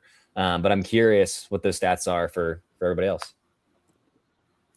I wish they'd show more about forced errors because it's always like winners versus unforced errors. And I feel like you're leaving out just a completely different category of shot. And like, I feel like that could highlight like the opponent by showing your forced errors. And I like, because also I feel like there's so many times where someone will hit something that's basically a winner and then the opponent like just gets a racket on it and it's still you win the point. And then you don't really get any credit for that in the stats. Right. I just said that I don't care about the pace of forehands, but I actually really want to know the pace of that forehand that Fonseca just hit there because it was so massive. That was tremendous. Wow. Oh, 111. 111. Wow. Just woo. Absolutely thumps it. To join that convo about stats, I think the stat that I would like is to see his return positions and how they maybe differ and alter comparative to a second serve or throughout the match. Potentially with like little ghost graphics to show where the player was standing in the first set comparative to the second, at certain types of points. I'm pretty sure we're not going to get this one, and I'm pretty sure it'll be illegal to even make them do it. But I would love to know how much sleep a player got the night before the match, and then how that impacts their performance. I'm a big sleep guy, and I do a bad job of getting it.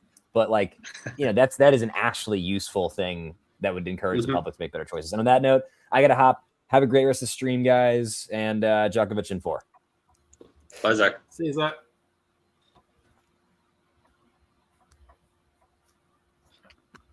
Right. 40-15.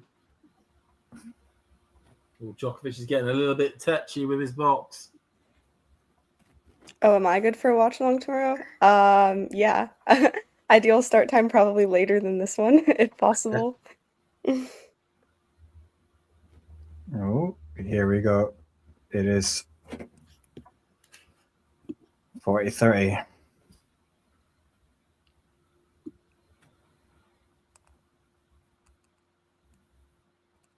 This is a really good return.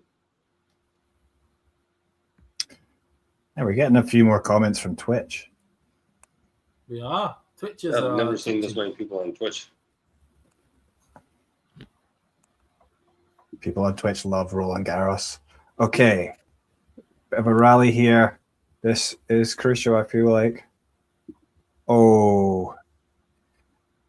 Well, it ends in an error from Novak Djokovic. Didn't miss that by much. But it does feel like he's missing a little bit more left to right in the last few games than like long or short. He's breathing heavily at the changeover here, Djokovic. I really can't imagine what it's like. I mean, as much as obviously it's crazy that Sinner, the way he was yesterday, but like, I mean, I've tried playing tennis at like those kind of temperatures, and it's not fun. Even just for like, obviously I'm not a pro, but like, it's like even a half a set, I'm like, no, I'm done. Like, so yeah, I don't know how these guys do it. I've got 2 hours left. Yeah, I don't know how long you got. Maybe 2. It will be fine for me.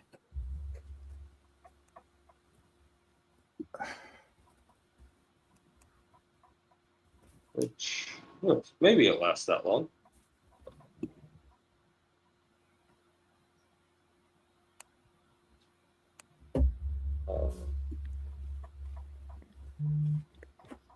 Any question for you from the chat? Oh, yeah, Eddie, you got your question. Yeah. Me? Yeah. Oh, sorry. Here, but... What do I think? that's kind of a random question. A little bit, but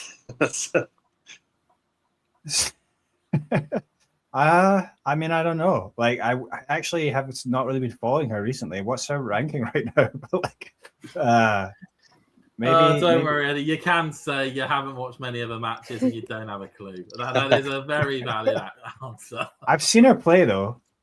She won that title against Janice Chen in the final. Yeah. The WTA title, but interesting player. But I don't know. Top 30? I don't know where she is now. Oh, Eddie is squirming right now.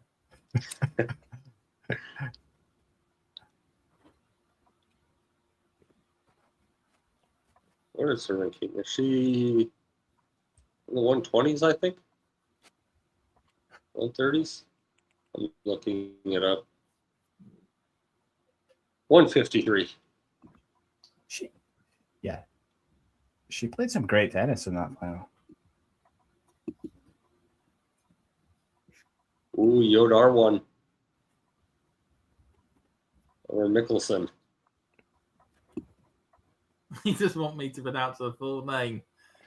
I think that ain't gonna happen. Yeah. I'll put it back on screen if that helps you. But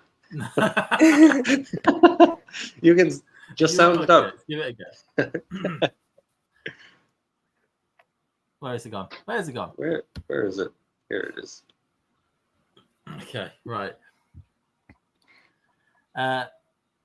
Tanasoa, Sara, Rako, Tamanga, Rajohava. Rajanoa. You know, actually, because they have the thing where they say their own name on the WTA website. So she has hers there. You can, but I think people just call her Sarah Rakotomanga. A little bit shorter, fewer syllables. 30-15 on Novak's serve. And I feel like Fonseca's heating up here, but is it enough? Oh! Well, that was a good rally. And somehow the old man comes out on top. No way. Oh wow, that was no way. Oh my god, that's ridiculous. That was like badminton, squash, any racket sport you could possibly think of, wrapped into 1 point there. Standing ovation for that one. Was phenomenal.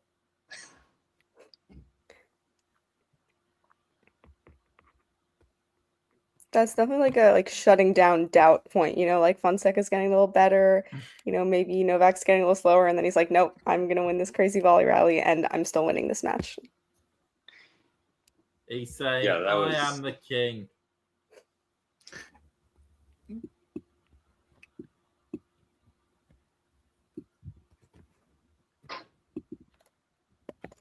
"21 shots in that rally. I think that's the longest of the match.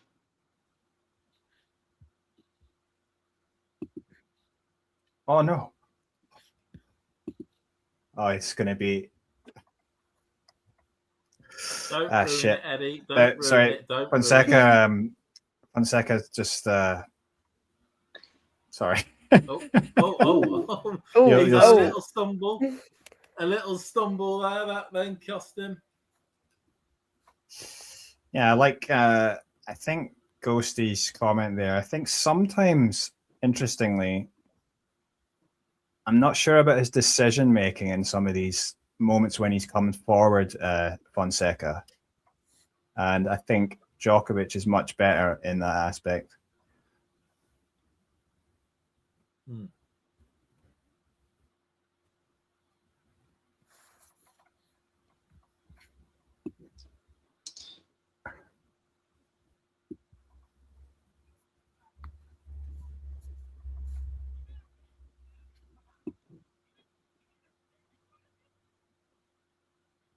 That's a nice forehand to wrap up that point.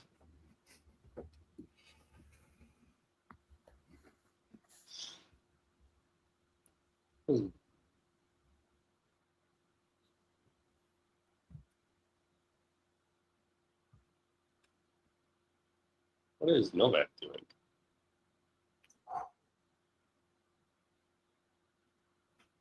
Bit of a stretch there, wasn't it? Yeah, stretch.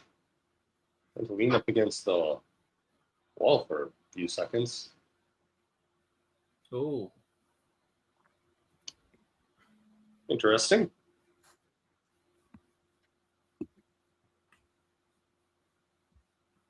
Hey, Sean. Does Fonseca have an elite backhand?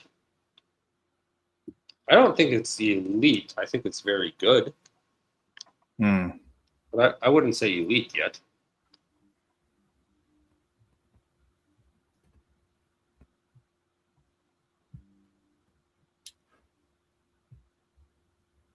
Oh, that's a poor, that's poor there from Joao. That's poor from Joao.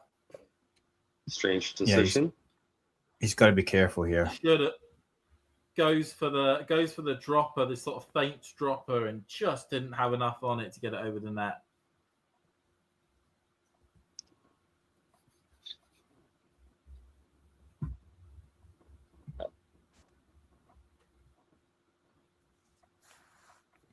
I think he has to be careful here. Like Novak is bending over trying to catch his breath after every point, but you could go down a break really quickly here.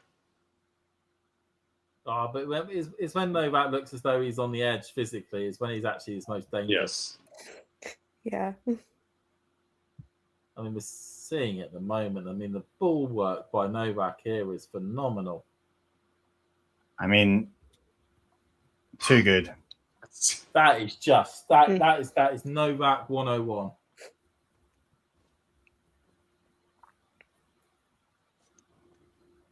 Yeah, youthful enthusiasm.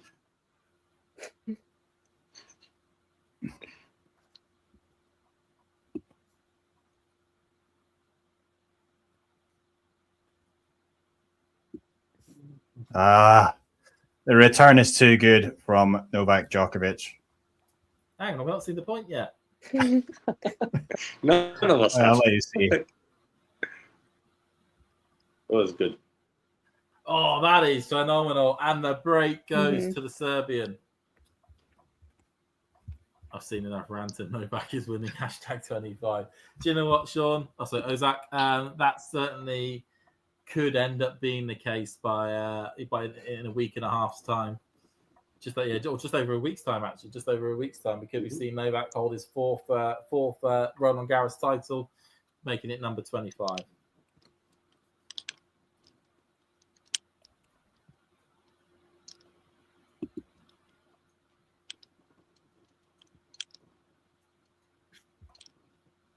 Yeah.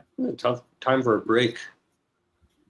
Like it started like it felt like he was starting to like get into the match a little bit. That's just kind of a service game there. Yeah, it's just a few decisions here and there that he's not made the right decisions, and you're not really going to get many chances against Novak. So just inexperience, I think. And elsewhere, obviously, Hodar maybe going to be taking that in 5. If, he gets through, potentially, eventually, he might meet Zverev in the quarterfinals. Do either of you guys think that he's a threat to Zverev if they were to meet? I think it's possible. I think especially, now that Zverev is the top seed left, which is crazy. Like, he hasn't always dealt with the pressure of being a favorite at a Grand Slam very well. And I feel like playing, a young up-and-coming player, like a match he should win, I feel like that pressure could affect him when, he's such a heavy favorite for the title now. There's an aspect of it as well that if Yodar does get to the quarterfinals, he's obviously playing very well at that point. Like, right. He's found something that's working. So it could be very dangerous. But yeah, ABZ, one of our favorite players on tour. But no love for Sasha today.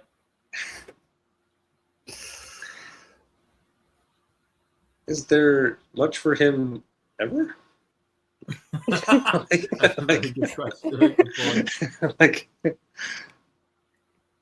I mean, it seems like a lot of people do like him, but by judging from comments online and like YouTube and stuff like this. But I think a lot of it is that they haven't. We're the tennis nerds that have followed the stories that relate to Sasha and his potential conduct a few years back. But there are a few people who probably just look at him as somebody who's been close, but not close enough for the last decade, and kind of almost like apply that almost like that. When Andy Murray was in that situation of getting to multiple Grand Slam finals, but just not getting over the line, and really wanted to see him do it.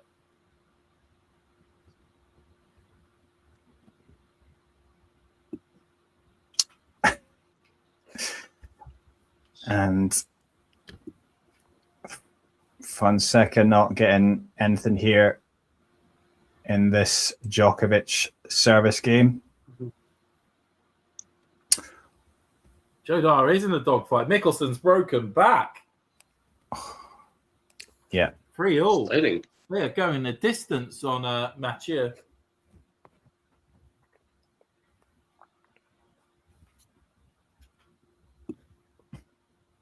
Oh, and Jasper de Jong's took in the first set against Karen Khachanov. It's all happening.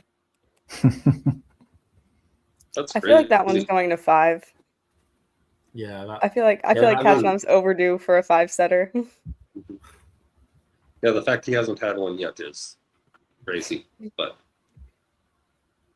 it's like the most Khachanov thing to like take a match that he should win in straight sets and turn it into a 4.5-hour affair. Yep.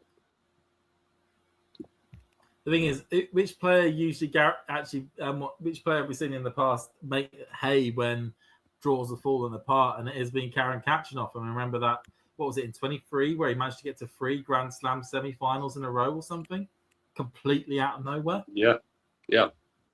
Was it AO and US Open? Yeah, and I think it was. Did he make it to the semifinals there? Yeah, he one year he was in the semi-finals of the French.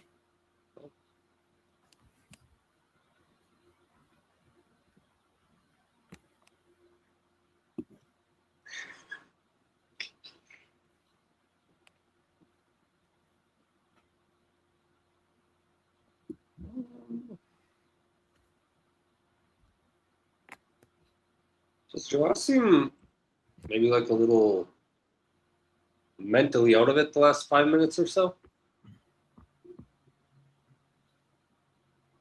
Yeah. I mean, it's quite a mentally challenging situation to be in.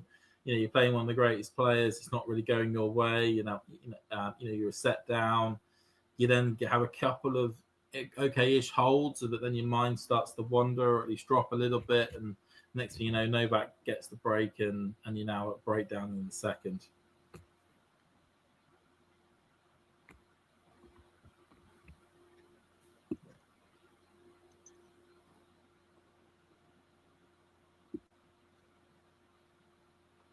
And I think the big difference between them is the return, really. Yeah.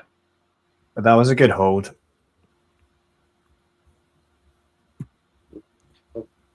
I'm assuming he wins this point here. Yeah, sorry. Yeah, you're more than a point ahead. Okay, I'll go back a bit. I'll go back. Go back in time. Yeah, come back to us. Because Zach is not here.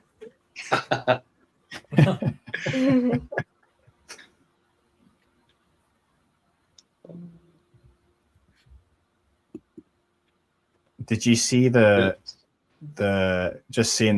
kid, the ball kid there holding the umbrella there for them? Did you see the clip of Shea Sue moving the ball kid like in front of her with the umbrella? Oh, I It didn't was see kind that. of funny. I didn't Oh, see yeah. that. It was kind of funny. She was just like moving him like and adjusting. I think basically to like let him hold it in a easier way, basically. But yeah, it was kind of funny. Right, I've got a problem with that umbrella because it's just too light. Like all the heat and a bit of sunlight is just breaking through that material. Like you're not actually going to get any benefit from being under that umbrella. It needs to be a much darker material. Sorry, that's my little rant there. Just having a look at that, and I was like, that's just going to do nothing. Absolutely nothing. Maybe it's just like placebo effect. You know, you're undercover, so you're like, okay, I'm out of the sun now. Yeah, that could be it. I'm okay. I'm undercover. Doesn't matter. It's actually useless.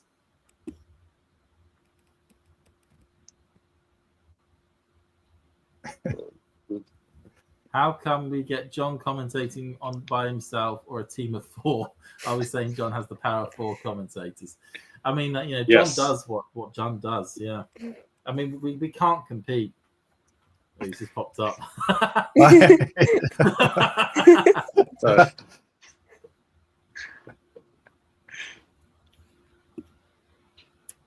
Wow, Djokovic. It's Saturday? No, it's not Saturday. That's insane. Sorry, just a Ghosty, stat what there. are you talking about? 93% first serve percentage for Djokovic in this set. Pretty good. It helps, doesn't it? Yeah, it does.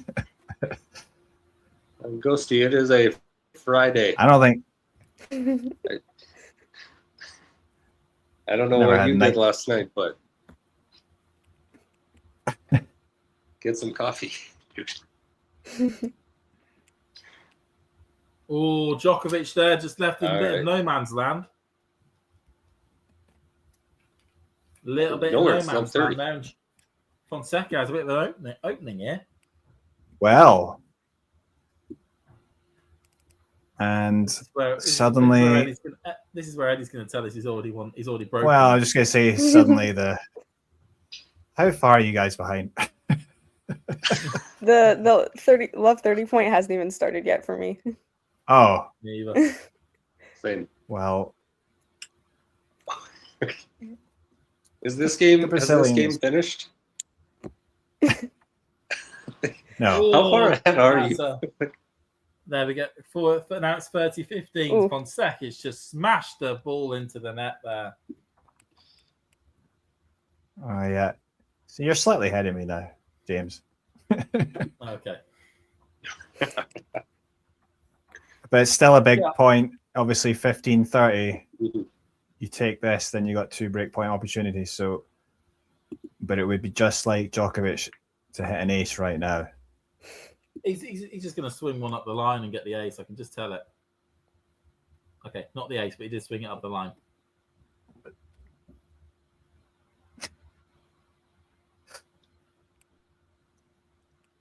Oh, nearly saw Fonseca a Well, dummy there. It does land in, but Oh, that's a poor one from Fonseca. Goes for the slice, and it sails long beyond the baseline.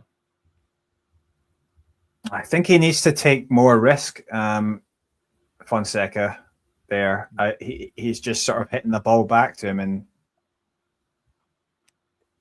I think when you have that opportunity, you've got to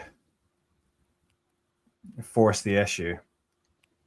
Gotta go. It's Gotta go. such a fine line with him, because like we've gone back and forth in this match, even in the last few games, like, oh, he needs to pull back the aggression a little bit, find a little more balance, and then he needs to be more aggressive on this point. Like, I just think it's interesting, like even at this age, tactically, how difficult it is to face Novak. Yeah, he just doesn't make it easy at all.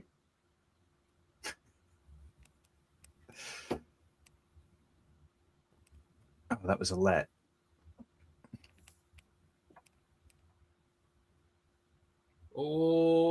Oh.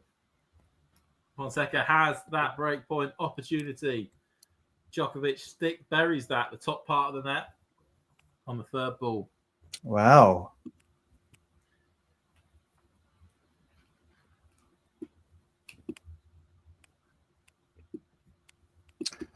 And the Brazilians getting a bit louder again.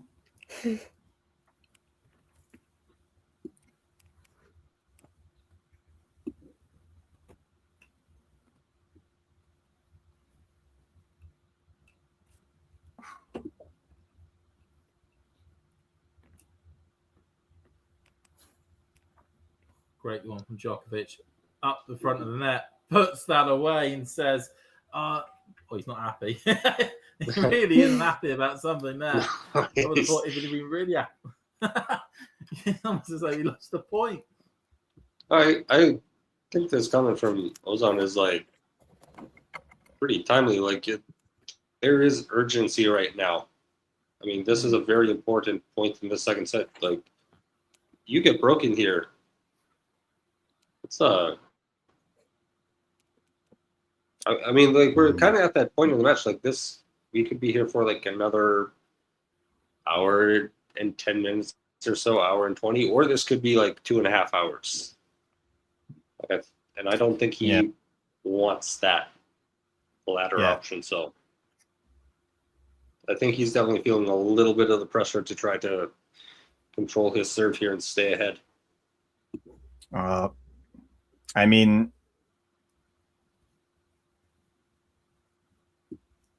wild from Fonseca again. I think it's not just about this match. Like, you know, maybe he can get through this match even in 5, but he's thinking more about the tournament. He doesn't want to have like so much mileage because obviously he wants to go far. So yeah, he really wants to get this done as soon as possible. Yeah, he doesn't want to think about like being on court for 10 hours before the end of round 3. Like that. I mean, he would have been really annoyed in the last round to have given up that third set the way he did. For sure. Especially being in the heat of the day And as well. I mean, it's a good hold in the end. I think Eddie's now gone back to the future. I'm really pleased to have made that reference. How does that even work with streaming? Like, some people are like so far ahead, others are behind. But I don't understand it. Yeah. It's almost like the new world we're in because a lot of things are getting streamed these days. It's no longer, we're no longer wholly reliant on a satellite in the sky. Yeah. Different broadband speeds, different upload speeds, different download speeds. I do think some of these companies are bootleg or certainly not bootlegging, bottlenecking some of the speeds and some of the timings, but I hope they'll harmonize it to a degree. Yeah, but we're talking about like frames per second. Like it's not like, I don't think it's like I'm watching something at 99% of the speed as like what Eddie is watching. A lot of it is like, it's you've got the picture that gets created is then how quickly that picture then gets to a server somewhere in the world for that picture then to go from that server to our devices. Well, I remember when the tennis in the UK moved to Amazon, and then people were complaining about how long the delay was from the actual action, and then they did some like technical tweaks, and then suddenly it was much faster. So I don't know if there's what's going on there, but like, yeah, clearly I don't know what the technical difference is, but it's possible to speed it up.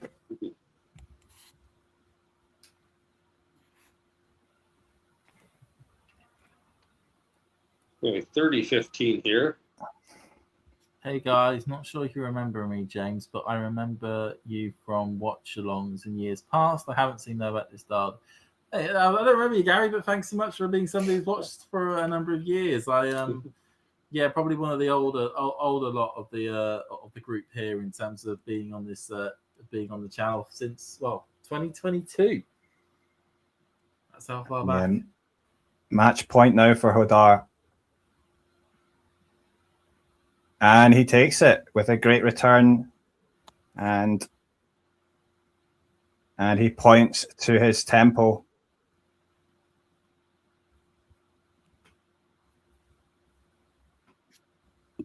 Good win for him.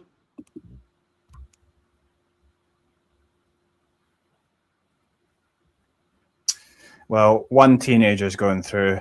Doesn't look like the Brazilian one is, but let's wait and see.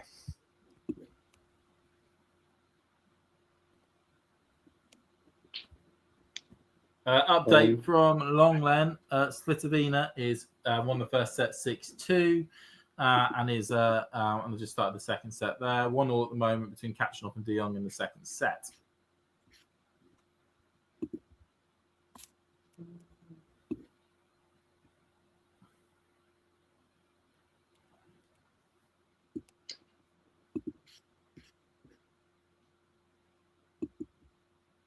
Jesus, that's going back a bit. Me and Eddie were talking about Facundo Diaz Acosta.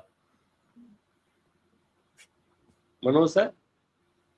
That must have been when he won the title in Buenos Aires. That would have been 24. Other Scottish lad. There's like 3 other Scottish lads, isn't there? Yeah.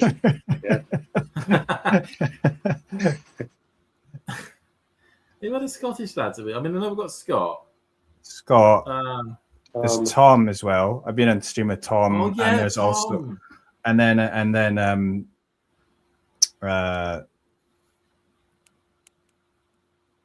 the guy that has a podcast. I forgot his name now. The guy with podcast. My mind's gone.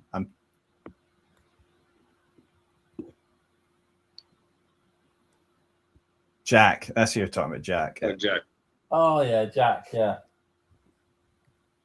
Ooh, that's a good question. Oh, I've not seen Tom or Jack for a while now. How would you all celebrate a big win? Like point to temple, fall to the floor, or Rabakana? If it's not clay, I'd fall to the floor. But if it's clay, like I don't want to get the clay all over me. Yeah. I'm still impressed that Marty Kosnick can do that backflip. Oh my god, yeah. That is like very impressive. I mean, that. How much do you think she practices that? Like she's just in her hotel room practicing backflips. I mean, like one wrong move, and you could be doing your wrist in for 6 months. I mean, that's your wrist. I'd be more worried about my neck. Like,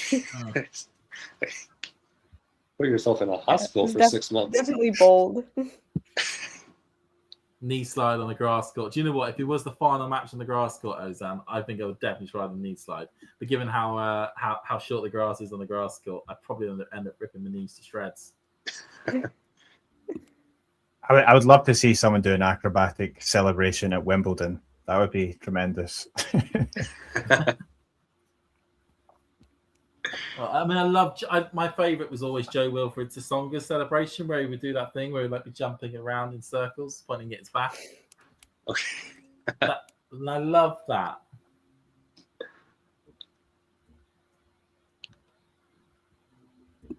Or, of course, Medvedev deciding to do the dead fish celebration on a hard court.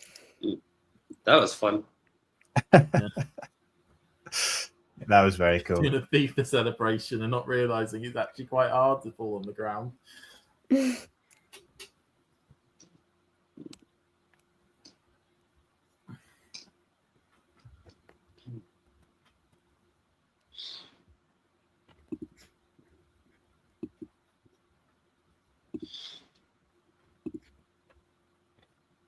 So 30-15 here. 2 points from second set. Who do you all think is going to win the Demar Mensik match? I'm going to go Demon. Too good Yeah, on play I think so too. Yeah. I think I'm leaning that way. But I wouldn't be shocked if eventually pulled that one out. I wouldn't be shocked, but I feel like he's just gonna be so tired from that Yeah. match, and you can't be tired in that matchup. Oh 'cause you my would have to run. goodness. I'm in the future here, but and Fonseca playing a good point, but Djokovic is just too good. Oh, no, Lay. He's like, come on, give me love, people. Give me love. That's Oh how my you God. do it.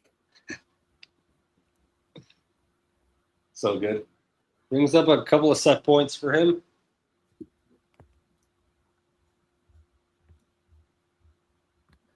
Oh, he loves this. He loves this, Djokovic.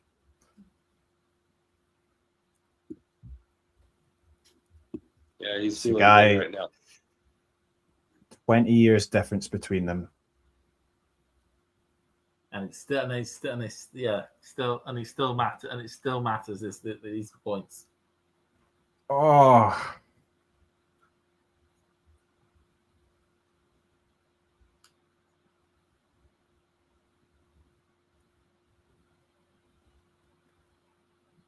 Oh, there we go. And Novak Djokovic takes the second set, 6-4.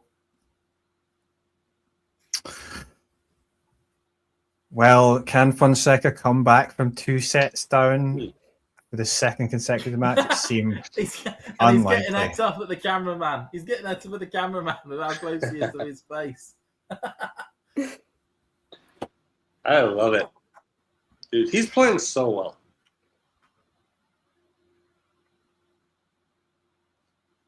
Great day for Novak.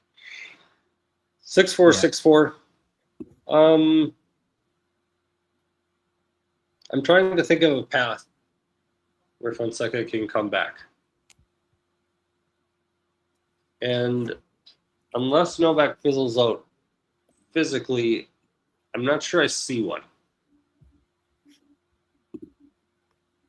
Not sure if any of you have different thoughts on that, but I feels like Fonseca combination of like later in the second set seems like he like took a step back mentally a little bit. We've talked about his decision making on some shots a lot today, so I won't rehash all of that, but not sure that I'm like see a path for him to come back from down 2 sets. Nah, maybe win a set, but I mean, it's well, It's a we'll long see. way But back now. But as they say in tennis, he came into the match needing to win 3 sets. He still just needs to win 3 sets. It's just that Djokovic just only needs to win 1. and that's exactly what Cerundolo told himself down 3-2-1 against Jannik Sinner. But no, I think he told himself, for God's sake, this man better start getting cramps, otherwise I'm sorry. Oh, he gets cramps. Fantastic. I still can't believe that happened. Like, I was so shocked. Like, because I saw that Sinner was up a break in the 3rd set, and I was like, oh, I'm going to go out for a run. And I went out for a run. I was planning to go out for a run, and I just came back, and then it was like I just saw him lose the 2nd set. I was like, what is going on? And then he just couldn't even move. I still just don't understand how like he couldn't, like, even dealing with the physical issues, how he couldn't just string 4 points together just to close it out. Like that's crazy. Yeah, he served for You it. know what it reminds me of? Did any, and this is going to be a really bizarre sort of like reference. Did any of you ever watch Cars, the first movie? Yes. Where Lightning McQueen, he's in the lead. One of the best movies of all time. Best movies of all time. He's in the lead. He's flying along, and then all of a sudden, as he's coming up to the finishing line, the wheels just fall off the car, and he's like left crawling as best he can do to the finish line, and ends up drawing it. It was a bit like that. You know, absolutely cruising, about to go get the victory, and then everything falls apart. But I guess he just couldn't even serve properly because his legs were, I think it was his legs that just weren't working. And And it's kind of amazing that he actually just stayed playing until the end. He probably just thought somehow he might get better, but obviously he didn't. Lightning McQueen. Oh my. Well, that was a quick bathroom break for Yao. I was wondering why we were watching so many highlights. Oh, I got a shot of Zverev rocking up to Roland Garros. I tell you what, he's lucked out a bit when it comes to scheduling. Getting the night match. I mean, pretty lucky that he's playing a Frenchie in Quinton Hallis. Expect a lot of aces in that match. Probably at least 3 or 4 of them. We'll see. So if Zverev was to get through, so he probably will against Hallis, then it's either Khachanov or De Jong. So it's not. Well, you'd probably rather face De Jong, but I kind of expect him to get through that one as well. And then potentially Hodar or Paolo Carreño Busta, Spaniard in the quarters. Yes.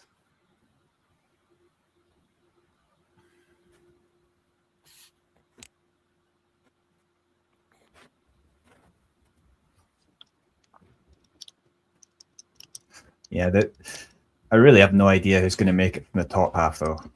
That is who's going to make the final. That is just, it's crazy to me. Yeah. Yeah, it's wide open. Who's everyone going for if they had to decide now from the top half of the draw? Who's in that final? Gonna do a Zach here on everybody. I'm gonna start with Carlson.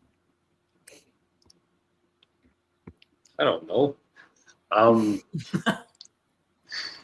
Should we come back to you, Carlson? Who's going to do a quick fire? Sure. Eddie. Me? Honestly, I don't feel that confident in it, but maybe Cerundolo or Oje Eliasim. Which one? Which Cerundolo? Oh yeah, sorry, Francisco Cerundolo. Francisco. Just double check if we're not going for Juan Manuel. Amanda, who do you have? Okay, I don't feel confident in this pick at all, but if he's playing well, I feel like Flavio Cavalli could potentially make the final. But also but then if he's bad, then he can lose to anyone. So you just never know how he's gonna play. Don't worry, we'll clip these up and there'll be horrific predictions for years' time. We'll be okay. Oh, So God. Eddie's going for Francis Cerundolo. Amanda, you're going for Cavalli. Carlson, have you got a decision now? Yeah, this one will get clipped and put in the end of year bloopers from streams with no context as to why we're not picking center at all. I don't know.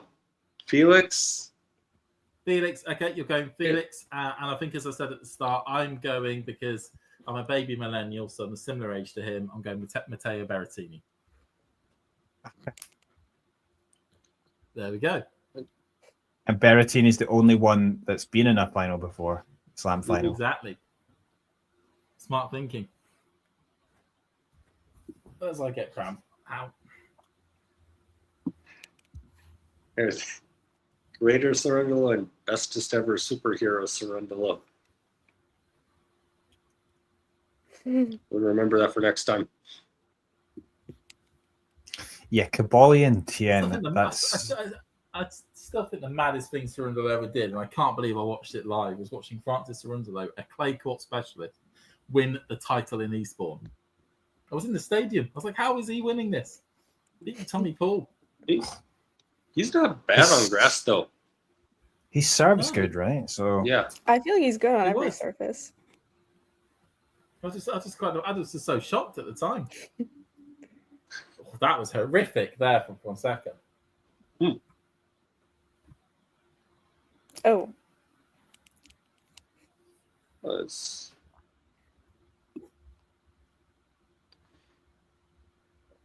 Can do, John. Eddie and I'll fight over the end button. Novak wraps this up.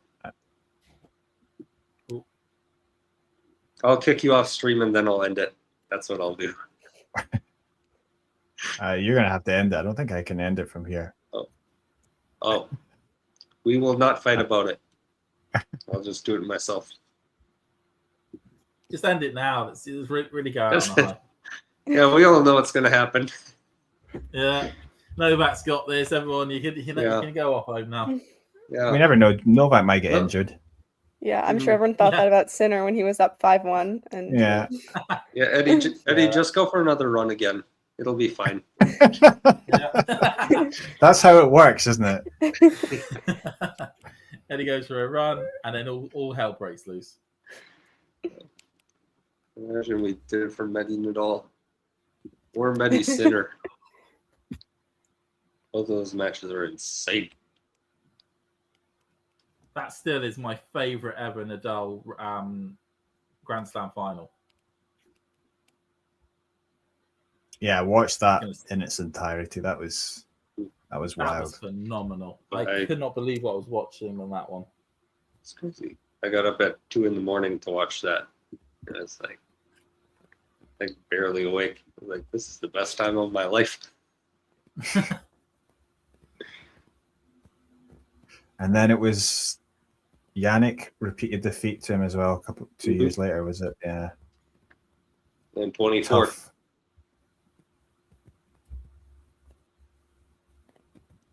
It's one of those things you look back on. I was really happy for Sinner at the time when he won that title, not knowing the monster that was about to get unleashed on the rest of the tennis circuit. No, let it go. Maybe not. And I remember actually that happened to Sinner at Wimbledon against Djokovic. You remember? Quite early on. Mm-hmm. He was up 2 sets on Djokovic. Quarterfinal match in 23, was it? 22? Yeah. 22, maybe. Yeah, because he'd beaten Alcaraz. I think he'd beaten Alcaraz, didn't he? And then he lost Djokovic.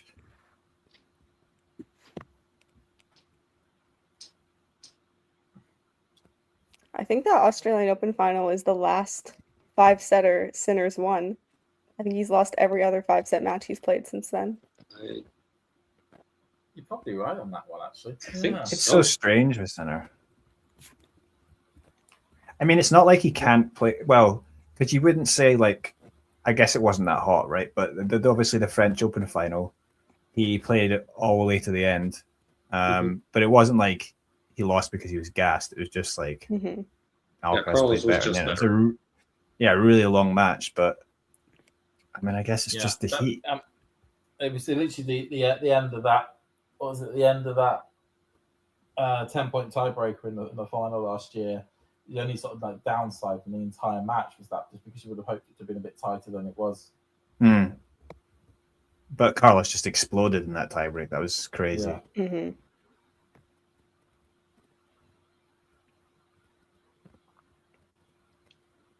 It's a monster forehand. Fonseca. Yes.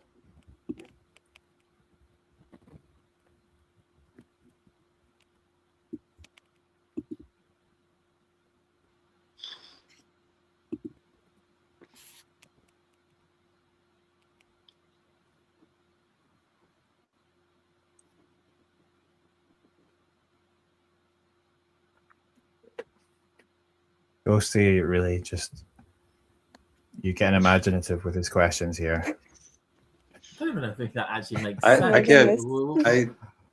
can't. I wasn't even going to acknowledge it, but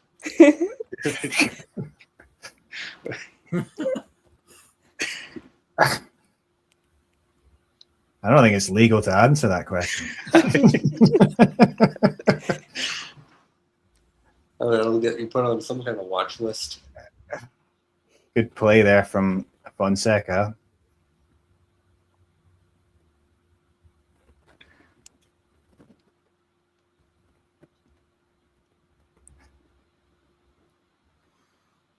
This has been good. Getting just a little bit of pressure in this game.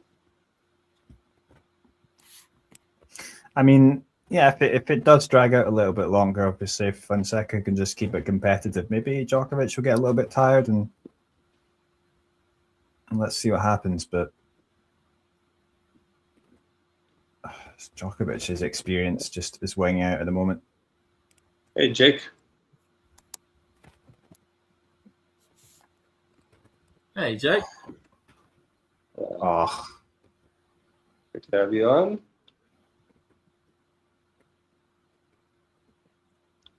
I'll put this comment from Ghosty on screen, maybe as opposed to some other ones, but make him feel included. 40-30.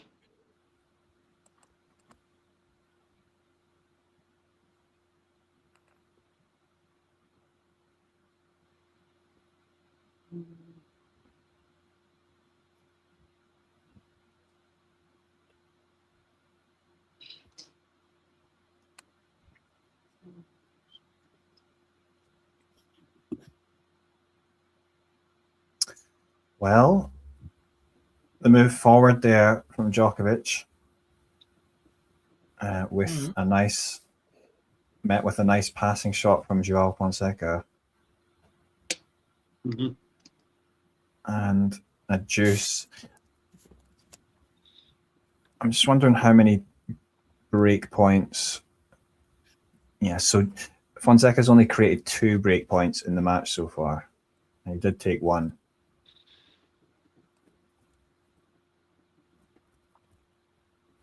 That was middle of the first set when he was down. Oh, lovely Was it outside 5-2? in on the forehand. Yeah, that's good. Oh, thanks, Ghosty. Hopefully I'll be a good dad one day.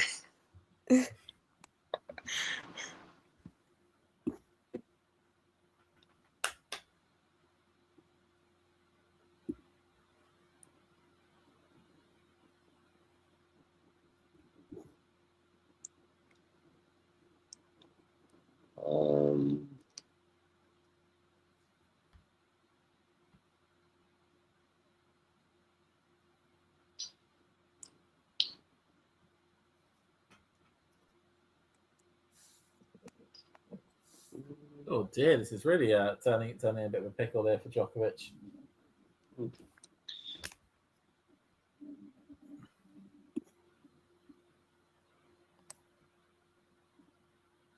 Okay, let's see what is that his the Brazilian first double can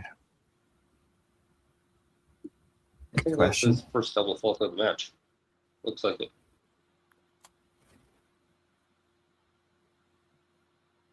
Okay. Yeah, I think you're right. It was his first double fault of the match. Incident also, Fonseca's only hit 1 double fault. And he's got a bit of an opportunity here to get an early break. He does. I mean, it is key to note he did go 2 sets down against Prismic in the last match. Granted, that is Dino Prismic on court 14 and not the greatest player that's ever existed. Very different kind of match. These ones. Prismic was absolutely on fire in those first 2 sets and then dropped off.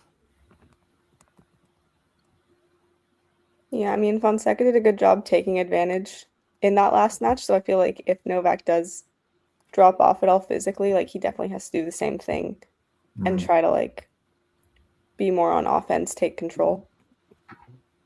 He's not happy with someone in the crowd. Just all the Brazilians. Oh, well.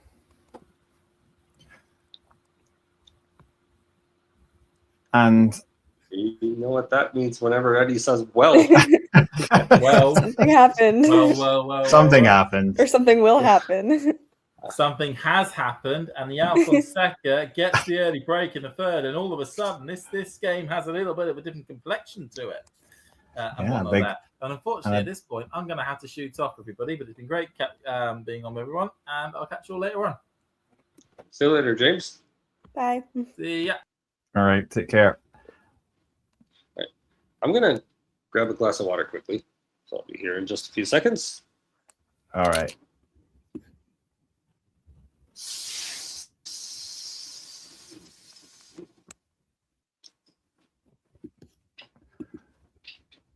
And it seems like now Fonseca has got a bit more of a spring in his step, and well, that was a good point to start off.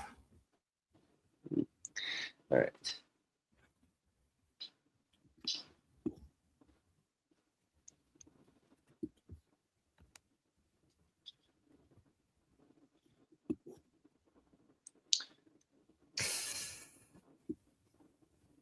We're doing well, Jake. They're just saying Jake's asking us how we're doing. Oh, yep, all good.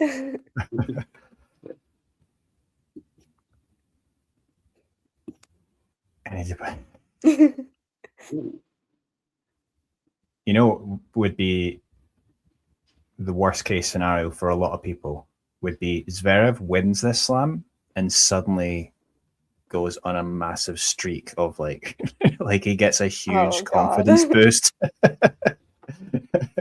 Goes on to win the US Open. That's interesting to think about because that could happen. It could happen. Oof. Yeah, I mean, he's been in 4 slam finals. Like, if he gets over the hump, what's actually stopping him? Yeah, and also Sinner's a little bit, you know, after this, we don't know how he's going to be, but he's probably going to be okay. But then also with Alcaraz, we don't know his physical situation. So Ghosty's not happy about that. No. Ghosty's not happy about much. To Yeah, be fair. I mean, we have a long way to go before that can even become a possibility. So personally, I feel Djokovic is the man to beat, just because you can see how fired up he is for this one, and you can see against Zverev, I would much more fancy him, but we'll have to wait and see. yeah, I agree. Especially since like they just played here last year, and if I remember right, Djokovic won like pretty handily. So yeah, and let's you know, like how much he wants it, and then of course, what was it last time that he won the Olympics, right, in Roland Garros, and he destroyed. Well, he destroyed. It's a bit strong, but he well beaten Alcaraz in the final, and a lot of people really expected Alcaraz to take that. So, and now he only has Zverev to deal with. So, but Djokovic is trying hard to break back here, as he has now taken it to deuce.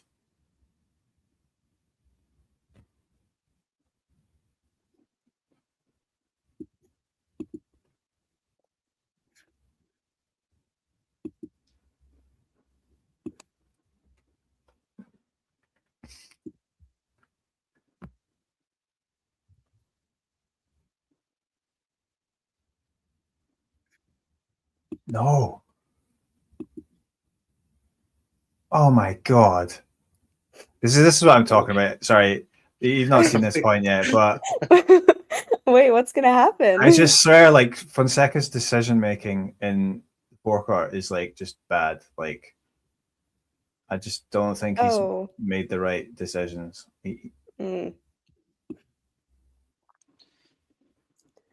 Yeah, I mean, I understand him like trying to mix things up just because like you're not going to win if you just stand on the baseline and rally with Djokovic, but yeah, definitely not the right decisions.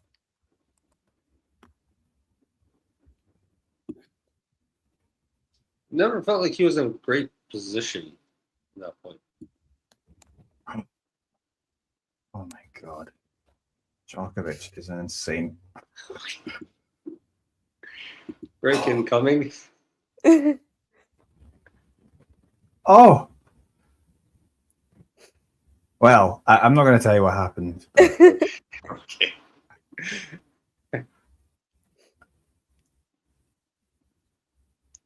You're going to see it. Ooh. Oh. What is Novak drawing in the ground? Yeah, so you didn't expect Djokovic to do that at the end of that point, did you? No, definitely not. Not with the sounds that you were making. Thought we were about to see break back. Yeah, it's just you 1 tricked second us. now. Like when Fonseca gets fired up, he's just like, I'm just gonna hit it as hard as possible. But is it gonna be good enough?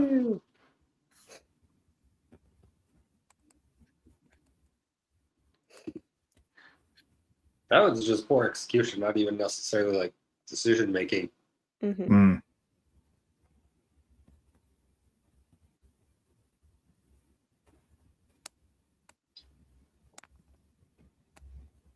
Yeah, it feels like for Fonseca's chances, he probably really needs to hold, right? Yeah, as for I sure. say, I agree. So, yeah. It's still Good a serve deuce. there. Yep. Yeah, so right into the body. I mean, that's what's so dangerous about like the really early break is that now you have to defend it for the rest of the set. Oh. Well, this next point is interesting. I'm not going to tell you what happens, but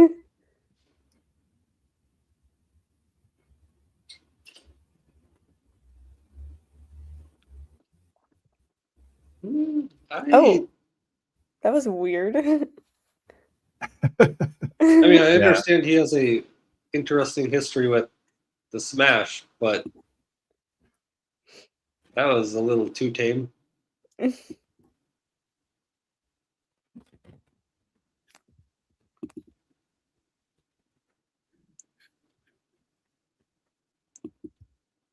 oh.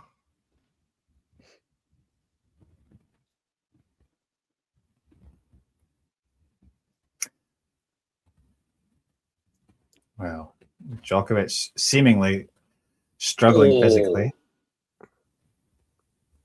That was insane. Yeah, tremendous drop shot. I wish I could do that. Must feel so good. Mm-hmm.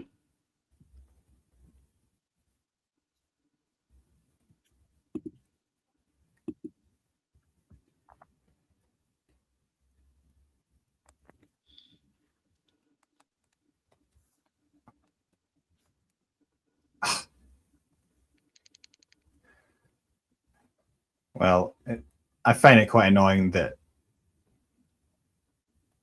that they don't use the automatic line calling, the electronic line calling, because you just get used to it now. Right, it's like why are we pointing at the mark and arguing at just one tournament? Mm.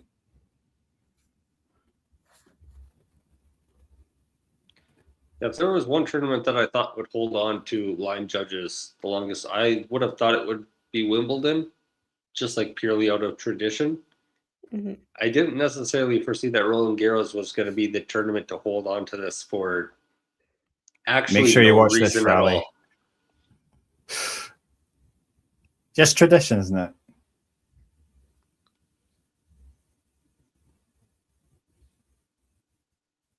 That's a good hold.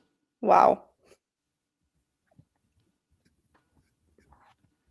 Yeah, much needed hold. Mm-hmm. So yeah, I think he's got that. He does have the defensive aspect as well to his game, Fonseca. He can see potential to have a more rounded game, but let's see if he can. I think he's going to be so exciting to watch. He already is, but when Fonseca peaks.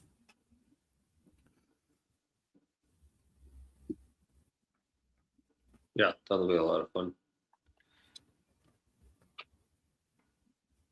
Gary had a fun question. Greatest clay quarters of all time.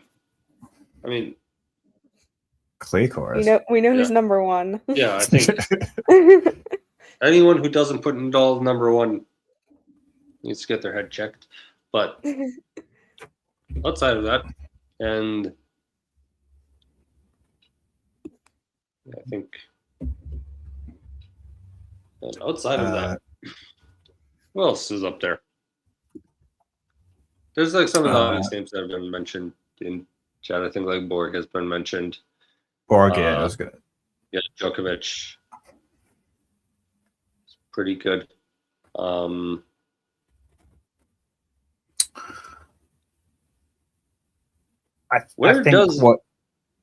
we don't have to keep it to like just men. Like, I mean, where's Iga rank? I mean, I feel like she would have ranked higher, 2 years ago when she was winning like every clay tournament. But yeah, we're still in the middle of her career pretty much. So, and she might win it this year, in which case, yeah, she's absolutely in that conversation. But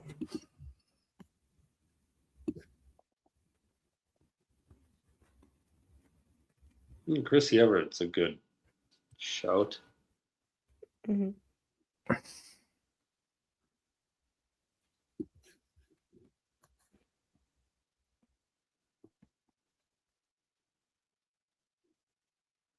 Steffi Graf. Yeah. Obviously. But yeah, Steffi Graf was. I mean, also on the men's side, we shouldn't forget Lendl. Lendl was. Yeah. It's pretty good. But I feel like on the men's side, other than Rafa, I mean, there's no one ever been that dominant on. That was obviously just crazy. Like, I mean, other than maybe Borg, I guess was obviously very dominant, and then he just cut his career short. But there's just like such a gap in between number one and number two on the men's side. Like, yeah.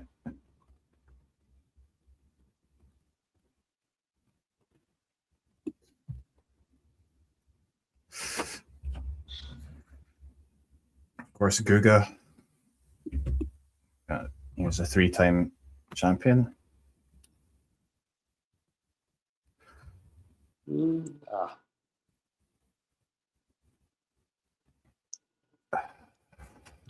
count when the US Open was on green clay. I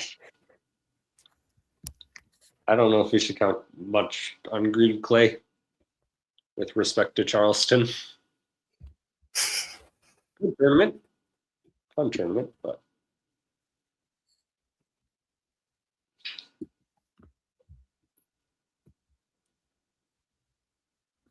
so still 33 Celsius there in Paris, apparently.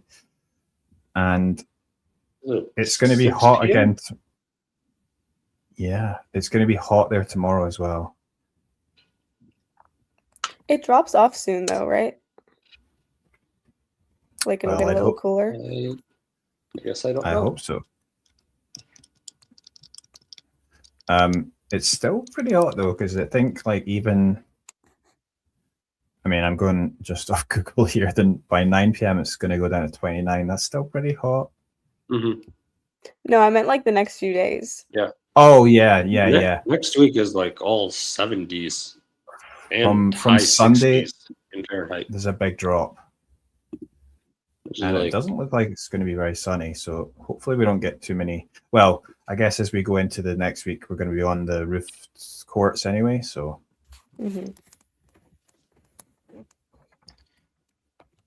Singles will be fine. Yeah. Doubles might get a little sketchy.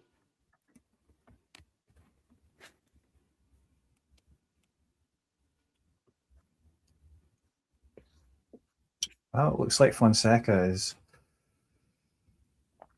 he's looking pretty good here just now. So Djokovic is annoyed. as he often is anyway. I feel like that's when he really starts playing well. Oh yeah, Ozan's pointing out Demonar is up to raced into a lead against Menchik. It looks like he's up 5-0 now. Wow. Yeah, Demonar, he's a player that's improved a lot in clay. Yeah, the last 2 years have been really good, actually.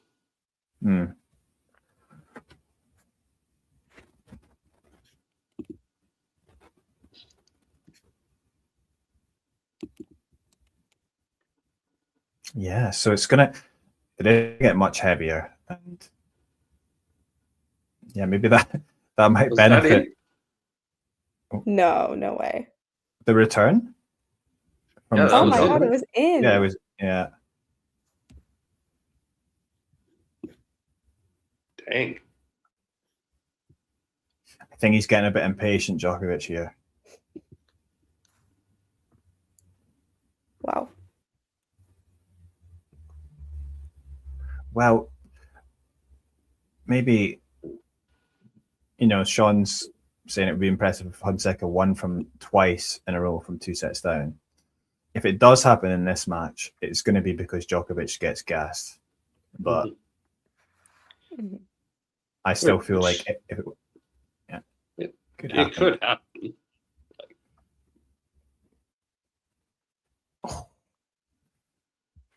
Yeah, he is 39. Let's remember he's still a human as well. But I kind of just feel though, even if it did go 5, that somehow he will get it done. Yeah. He'll find an extra gear. I feel like this happens at like every Grand Slam, He looks tired, his opponent gets fired up, and then he wins anyways. I feel like this happens so many times. It's like nearly every match. Like, honestly. Like, first round against Mpechi Pericard, it was like, dropped the first set fairly easily. And then it was just like, turn it on.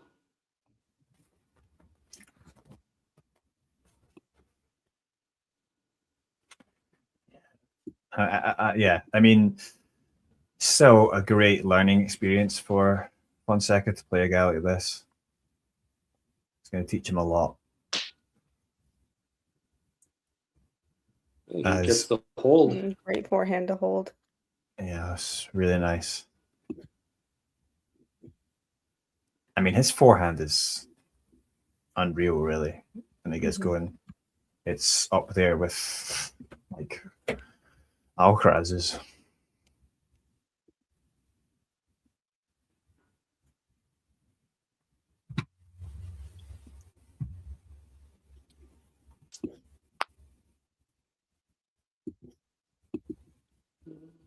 Wow, and Demonar is on course for the bagel. I do wonder if Menchik is really just totally gassed. Yeah, I mean, I don't blame him. That second round was crazy.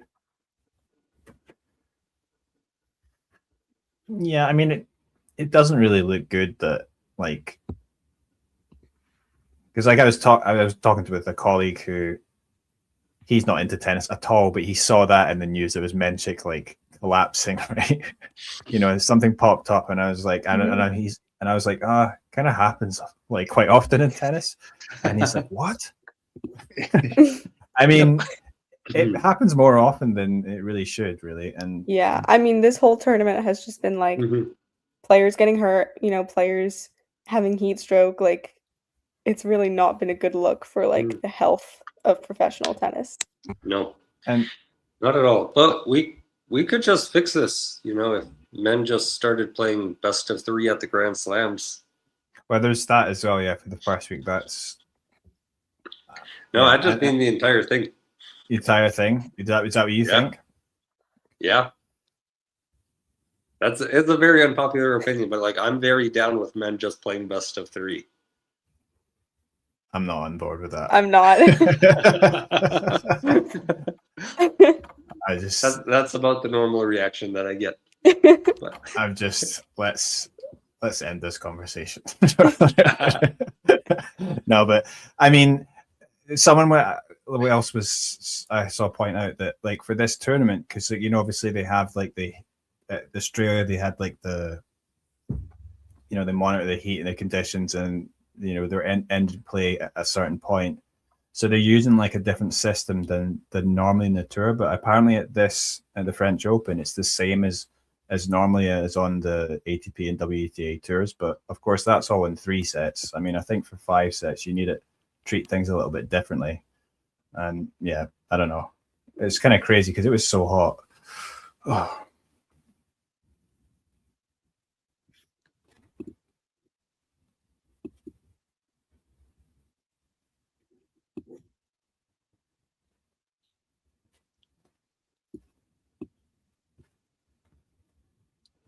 That's a pretty good point from Novak.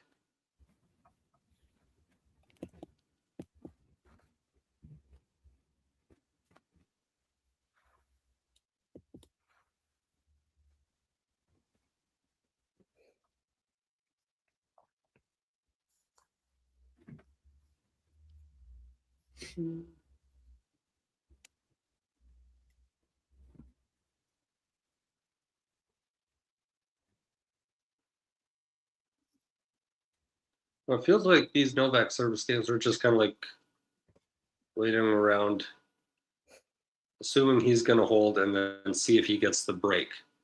Like that kind of feels like the next 3 or 4 games could be like.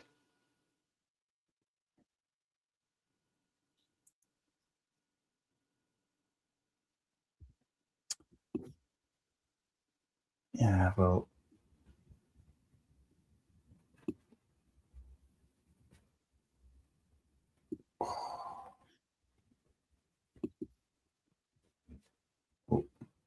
Djokovic overhead, successful. 1 of 1. At this point, anyway. Yeah.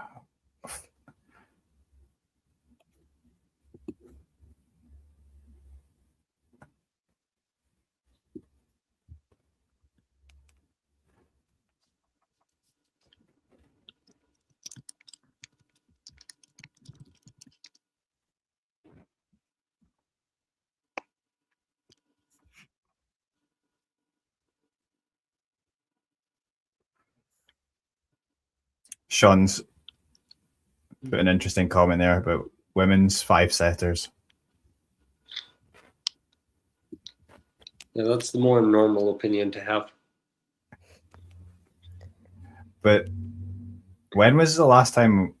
Because I think it has happened before, like one-off, like women played 5 sets. Was it not? Like back in the day of Steffi Graf, or I don't know exactly about that, but I don't know. It would be interesting. Who would do well in 5 sets if women played 5 Coco sets? Gauff. That'd be interesting. Coco Gauff, Yes, for sure. for sure. She would totally play some like ridiculous 5-hour, like super back and forth match, and she'd win. Coco Gauff.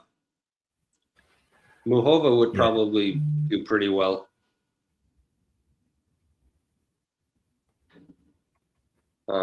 Like Sabalenka would probably do well, just because like Sabalenka. she'd probably just win 3 sets. Mm-hmm.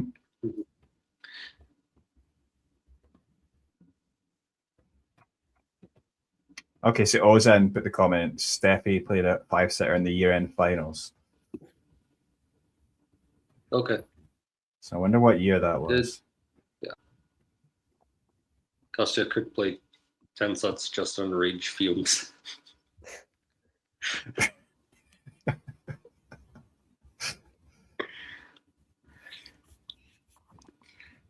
Oh.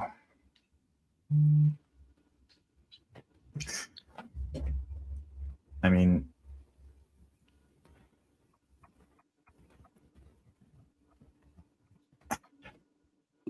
Sorry, this is not really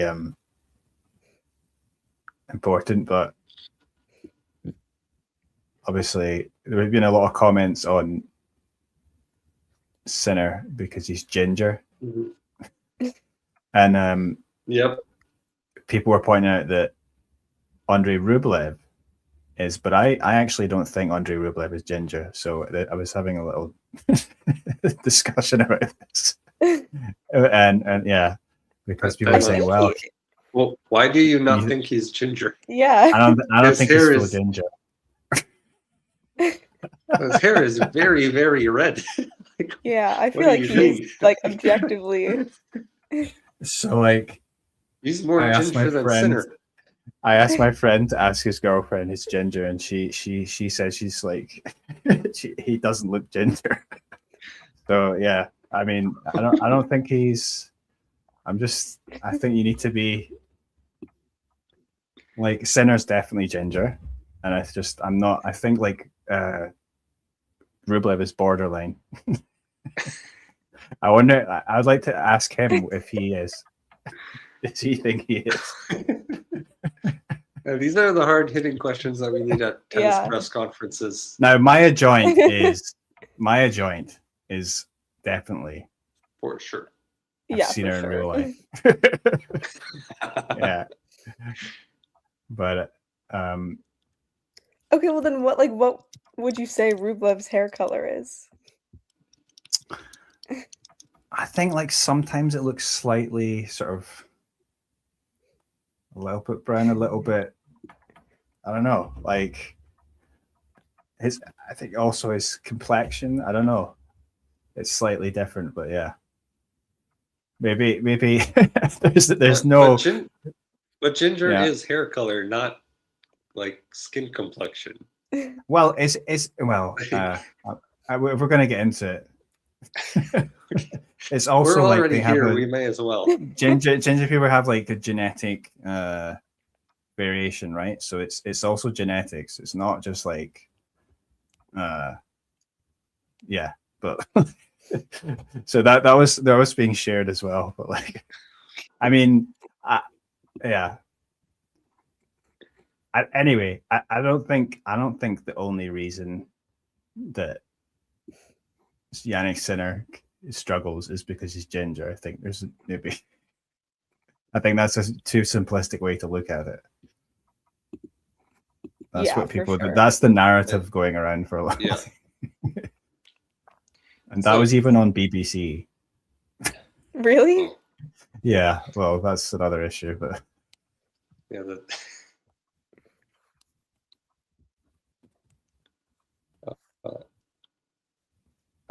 I think Elicido is for sure a 100%, ginger. isn't it? Yeah, yeah.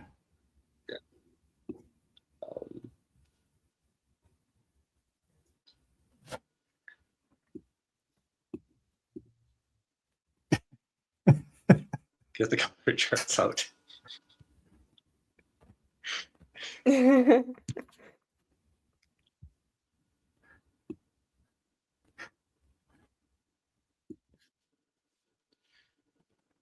This is an interesting stat. I don't know if it's up on your screens, but Novak so far has been on court for 8 hours and 55 minutes. And through at the Australian Open, through the quarterfinals, he had been on court for 9 hours and 7 minutes. Wow. I mean, he did also get like 2 walkovers, right? Or something like Yeah, that. walkover against Menchik. And what was it? Quarterfinals, And then Musetti Musetti, retired. he got injured. Yeah.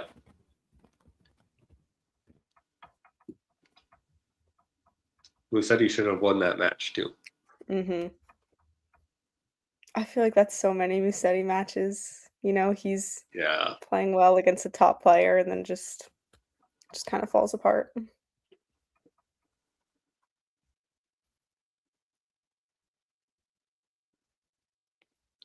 A great point from Novak.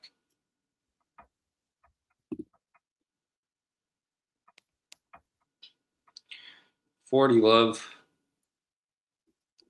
It does kind of seem like Fonseca is kind of like not putting a ton of effort into this game. Like he's going to try and serve it out. That seems to be his strategy. He has been serving well in this set.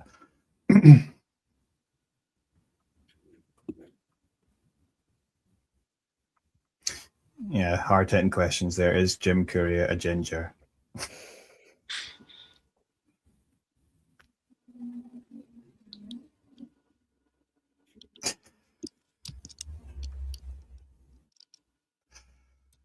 So 40-15.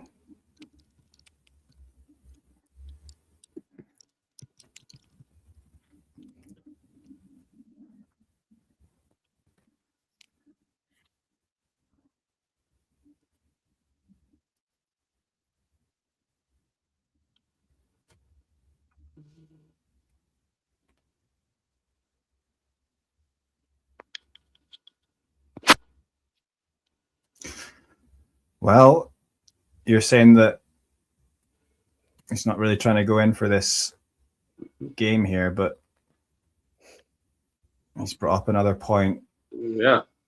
Novak's kind of just giving away a couple of points here. Let's see Yeah, it if we feels can like try to get that shot at all.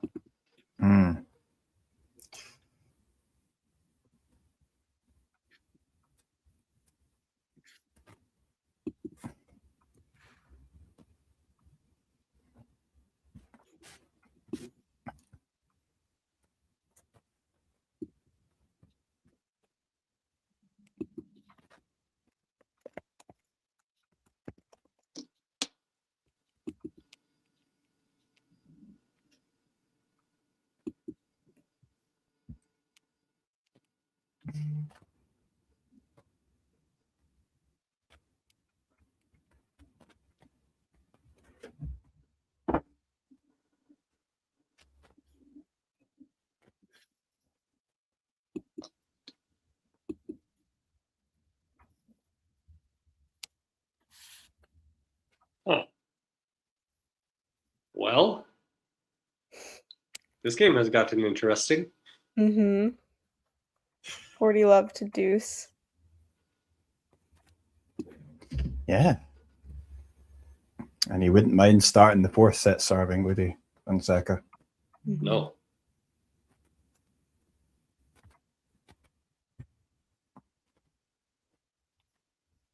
Oh, it's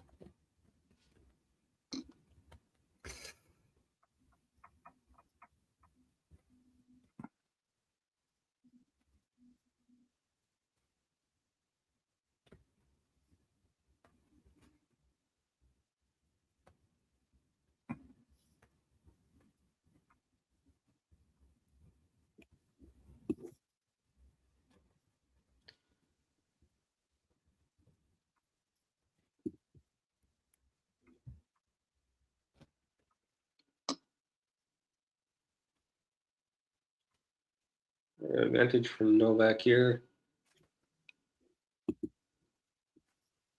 Oh, sorry. But, well,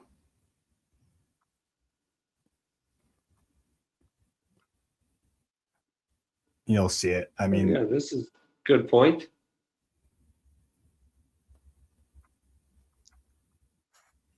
All right, 5-3. So, Fonseca got to serve it out. By the way, after Demon got the bagel against Menchik, Menchik's about to go up 3-love in the second set. Cool. And that's tennis for you. What do you think about Pablo Carreno Busta's draw? Wow. In between this. Now, that is some intent shown there by... Yeah, that is. Wow.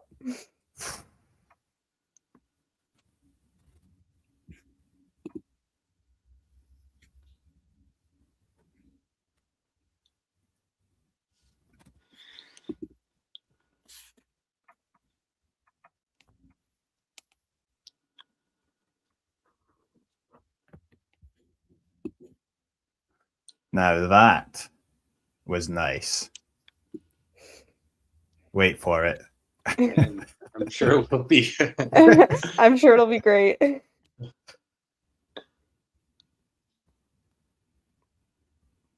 That is very good. Ooh, yeah. That is nice. Yeah, perfectly executed.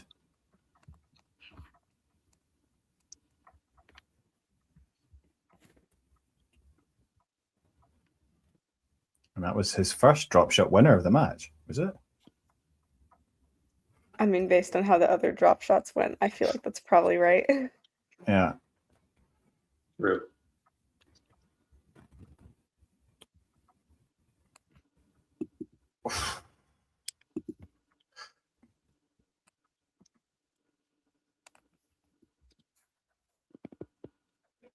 Well, this is the test now for Fonseca because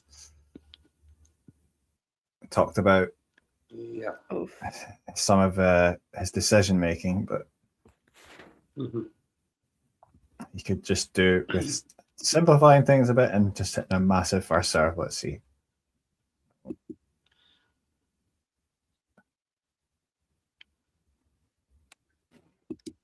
Oh.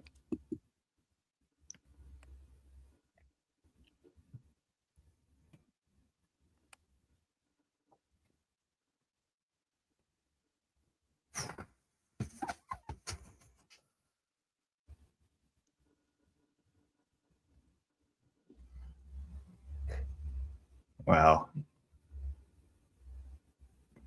getting interesting at this late stage. Very good defense from Novak, but not quite enough.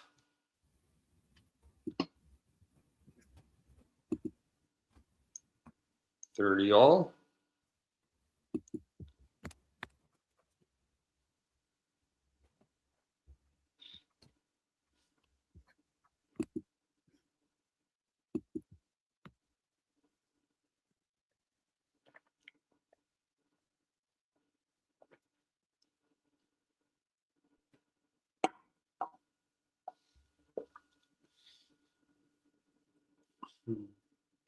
Mm.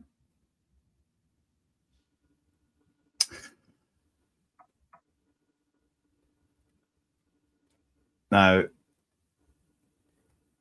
okay. It feels like Fonseca really needs to take this set right now. Yeah, I mean, if he gets broken here, definitely hard to find a way back in.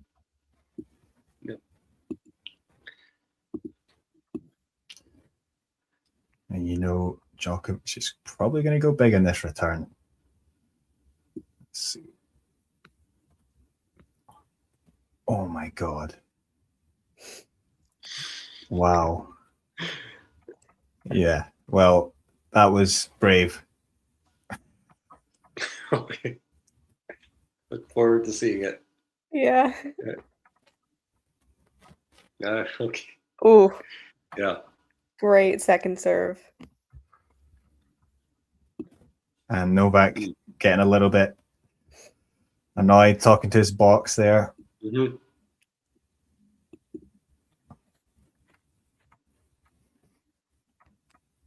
Ghosty is getting very excited. And well, it looks like we have nice. a set point.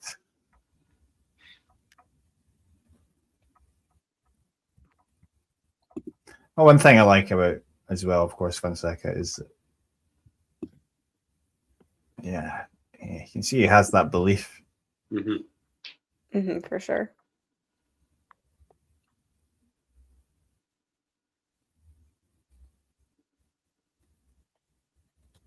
And there we go. Serve out wide. He puts it away. Another ace. That was a great hold. To a fourth. So that was about an hour long, was it, that set? Was it Is really? that right? Was it really? Or maybe I misread that, but Need to get Maybe. confirmation. Like around there. Yeah, I don't know exactly how long that one was.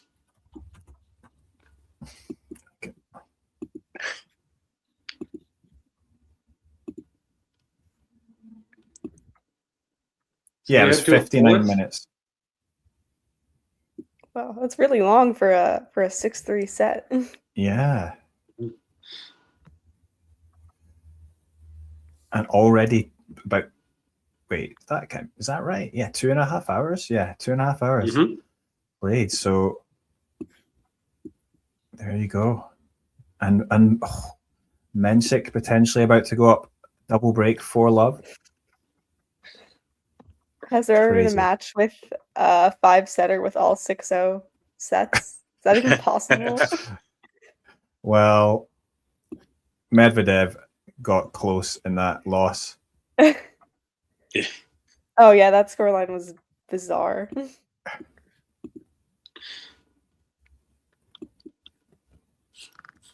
Elena Svitolina, does she have any chance? Do you think she can win the title? Because I think it's possible. I think overall, not just obviously won the title in Italy, but she's having a great year. She's won a lot of matches, but yeah, I think she's got a shot. It's not necessarily an easy path for her. who did you pick anyone For the women's? Yeah. I got super creative and bold and innovative with my pick and went Sabalenka. Oh, that's who I chose as well. But it was based on the draw, but she's not. I don't think she's been playing that well. But yeah. Yeah, I'm interested to see how she does, like if she plays a seeded opponent, because I don't think she has yet. No. I think No, she she's has playing Kazatkina. Kazatkina though. It was tricky. Yeah, a little tricky on clay. Then be Jovic or Osaka after that. Oh, that could be good. That could be good. Could be on Boko in the quarterfinals. Although I picked Jovic maybe to upset Osaka. Or would it even be an upset? I don't know, but I think they're like really close in the rankings. yeah, it's the 16th and 17th seed. Yeah. Yeah, so I don't know if that counts as an upset. No, it's fairly I don't even, think right? so. On paper. But it would be a big win for her because she's young, Jovic. So, does Sorana Cirstea have any shot? Like, she's in the fourth round, plays an unseeded player next, plays the winner of Andreeva and Jill Teichmann after that in the quarterfinals. Wow. Semifinals, likely Iga Swiatek or, I mean, that other section was kind of crazy, like Swiatek, Kostyuk, Svitolina, Bencic, who plays later on. Like, it will be tough no matter who comes out of that in the semifinals. But, like, the way she's been playing, I don't want to write her off entirely. She's definitely been playing well, but I don't know if it's well enough to win the whole thing. Definitely to go deep and to make a good run, but I would be really surprised if she ended up winning the whole thing. Obviously, really confident. Yeah, obviously, I mean, a double bagel is a confidence builder, but it was against Sierra. Sierra. Didn't Sierra get double bageled earlier this year? Well, in Philippines, Manila, she was 6. I think it was 6-love 6-1 maybe. That was to Camila Interesting Osorio. Not sure if you guys are seeing Novak right now, but he's like shaking out his arm after this point. Oh yeah, like rotating it around a little bit. Maybe that's from the heat of the Fonseca forehand is that'll hurt your wrist. No, but like I mean, he's a bit in trouble here because it's love 30 now. Sorry, I'm ahead of you, but yeah.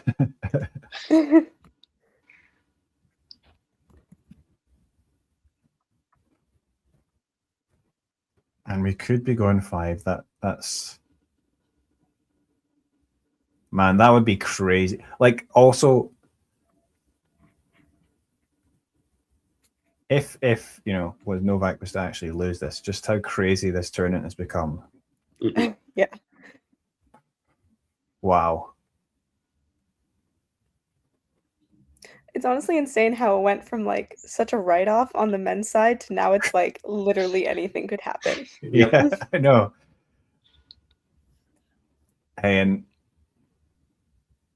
wow. Oh.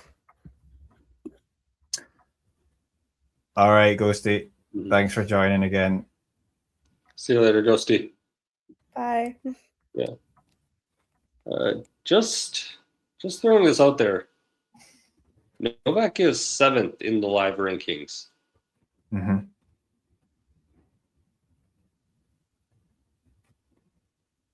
And I mean, he's probably not going to play until Wimbledon. He's got another chunk of points. Like, I don't know, he could have a little bit of a fall here.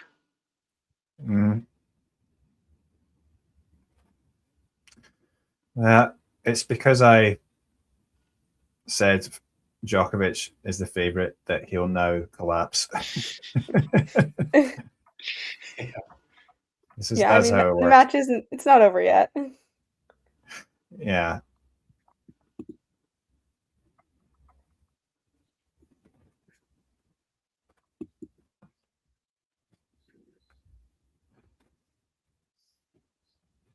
Yeah, take care, Gary's. See you later, Gary.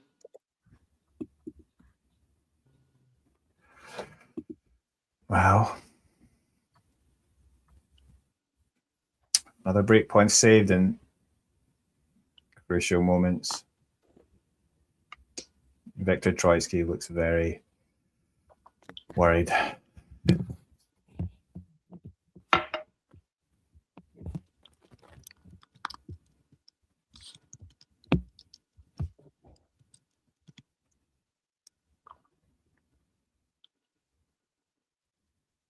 No.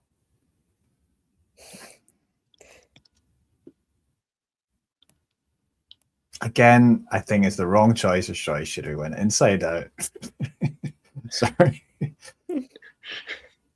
Not back in like that.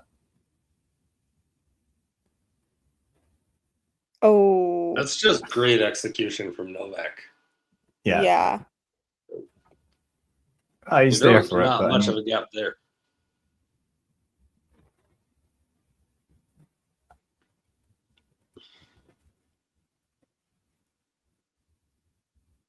Well, Juice here.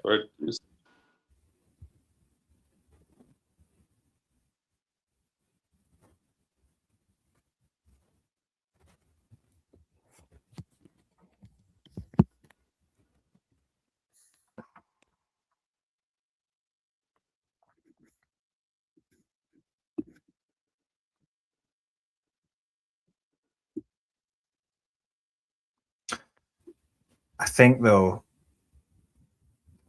even if Djokovic does win this, him going 5, if he went 5 again, that is, it's not good for his tournament hopes, I think. Yeah. Yeah. So, especially has he gone 5? I think his other matches have just been 4. Yeah, just long 4 setters. Yeah. And the one against Royer was insanely long. Yeah. But yeah, and if he wins this in 5, his next round is Tommy Paul or Casper Ruud. That's not an easy match either way. So he's definitely in the section of the draw that's held up the most, which is not good for his long-term tournament hopes. Mm.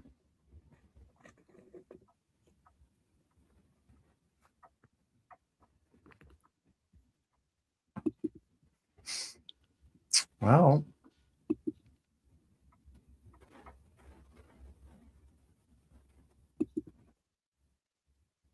yeah, it's interesting now. It's also pressure and Sinner now after this. If we go on to Wimbledon and people think it's going to be easy, it might not be. Also in grass as well, you've always got crazy, servers that will just explode one match and then could give him trouble anyway. So, And he's not playing any tournaments before Wimbledon, at least not at the moment. I know he's not on any entry list. Yeah, he said he wasn't going to play anything. He said that in the press, so he needs to take a break.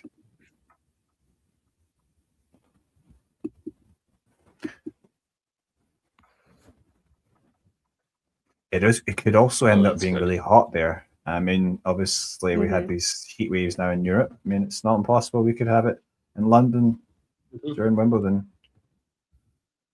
I mean, it was pretty hot last year, right? At the beginning.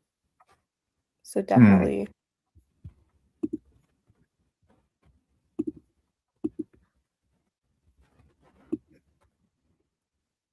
Oh.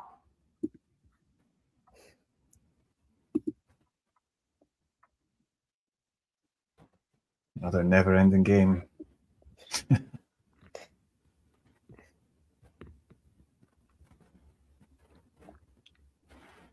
Unlucky there. Mm.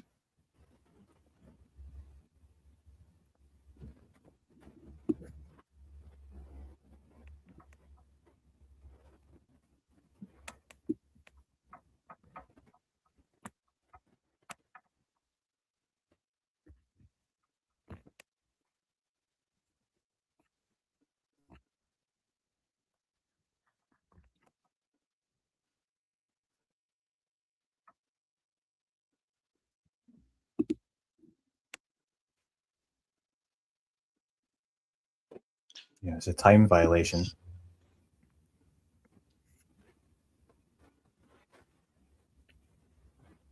He has been taking his time throughout the match, so not shocked that he got one eventually.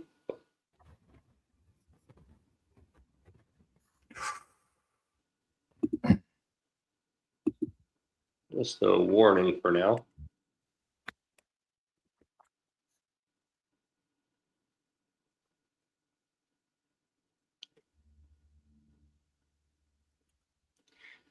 It's a break. Yeah. And the forehand doing the work there.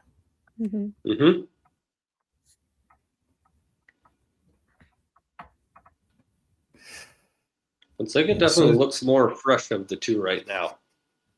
Yeah, and he's just the performance tracker shows it as well. But it does feel like he's gradually just got better as the match has gone on, and obviously Novak struggling a bit physically. Oh, it's on serve between Demonar and Menchik though in that second set. So Demon came back.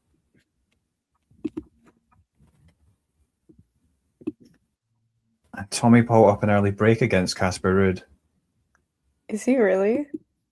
Yeah, that's again something that just completely shakes things up, because if he was to lose, I mean it's so long to go, but yeah, I mean he's been talked about as like the third favorite to win this now. Yeah. Imagine Djokovic loses, Casper Ruud loses. This pressure on Zverev, he's like the clear favorite now. It's just like, can he live up to it? That would be well, we'll see what happens. But I mean, we haven't seen his match today yet. No, exactly. I mean, it's not always easy against a French player. Yeah. Especially like, you get into a couple tie breaks, you don't know what happens.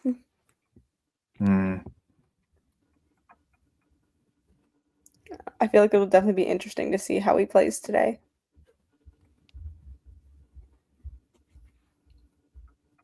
Yeah, it will be, won't it? Is he going to play like a guy that's here to come and win the title?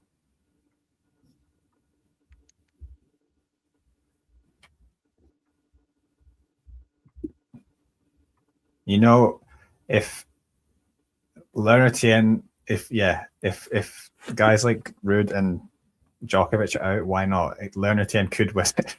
Yeah. At this point, like Zach will never let us hear the end of it.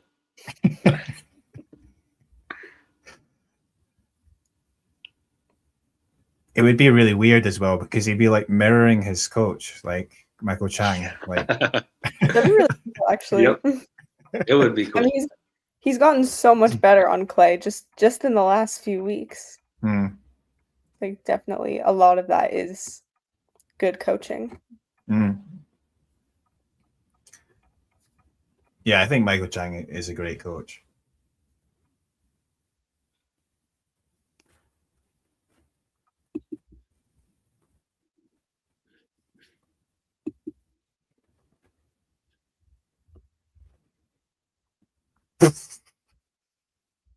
Again, what's happening with Fonseca, what does that mean? Fonseca, again, I think he got away with it, but I think he went the wrong way again. Bad choice, but whatever. Oh. You do need a little bit of luck sometimes, but yeah.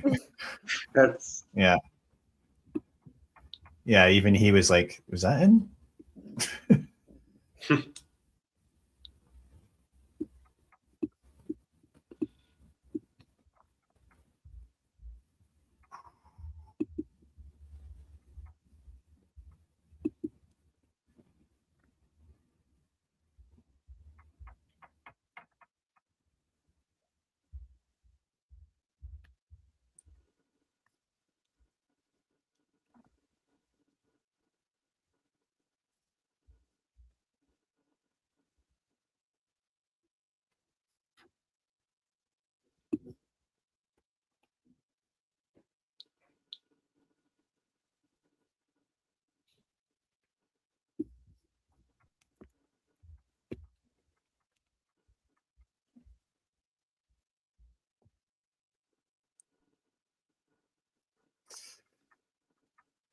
Well,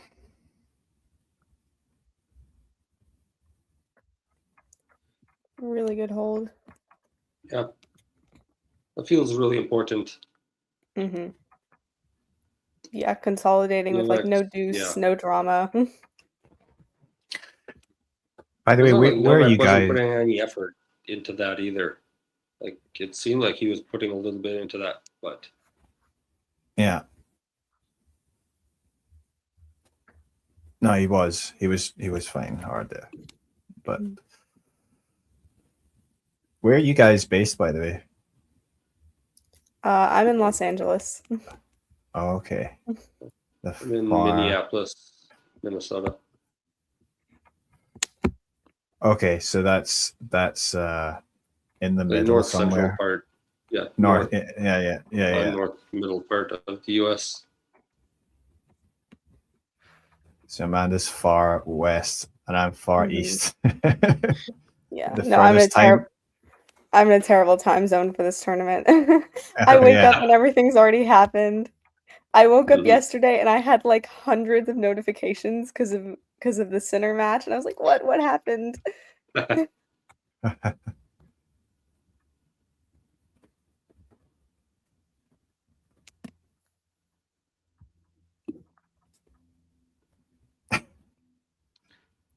Not from Paris, Texas. Thank God.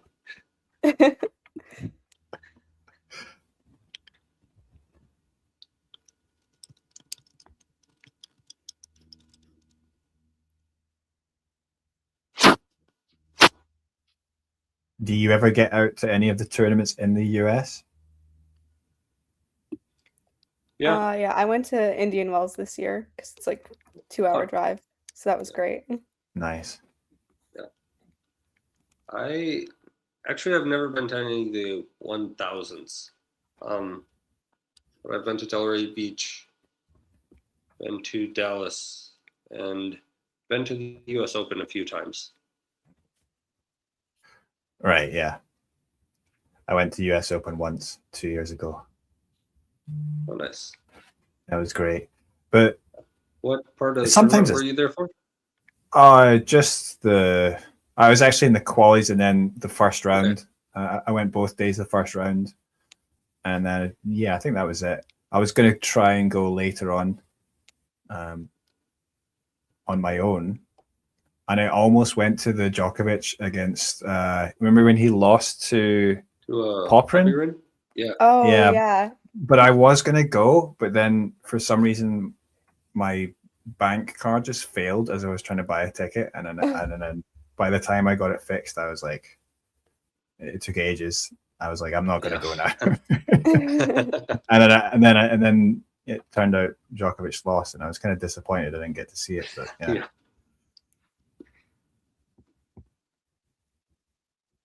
I've been to DC. That's a good tournament to go to because it's not, it's not a 1000, but it's still combined, and you get a lot of really good players that go. Yeah, that's quite a big draw as well. It's like 48. Like it's not big, quite, like or 64, yeah, something like that. Yeah. And then, I mean, some of the smaller tournaments are better anyway, I think, like as a viewing experience. Mm-hmm.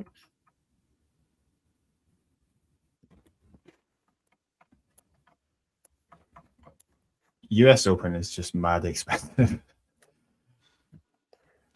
It is. That's why I'm not going this year. It's insane.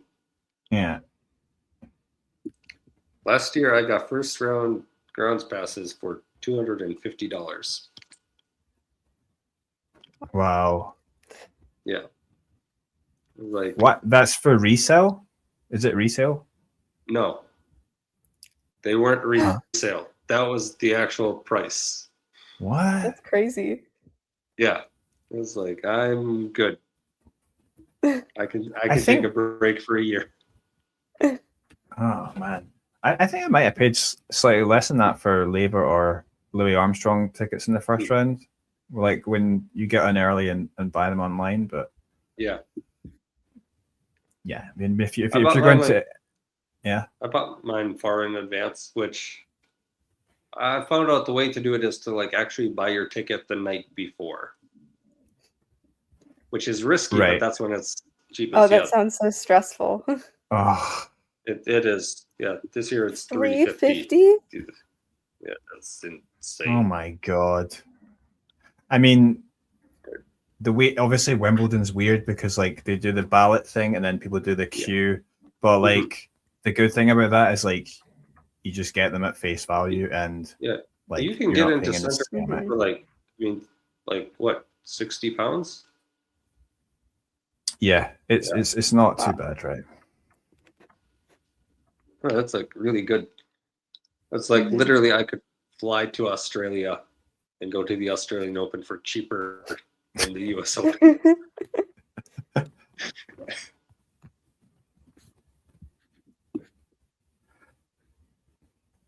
And they were like, oh, this is great. This is like the most people we've ever had at the US Open the day I was there. And I'm like, but it just makes it so intense that it's like when you're outside the stadium, it's like it's a bit too really much. tough to be there when there's like 120,000 people on the grounds.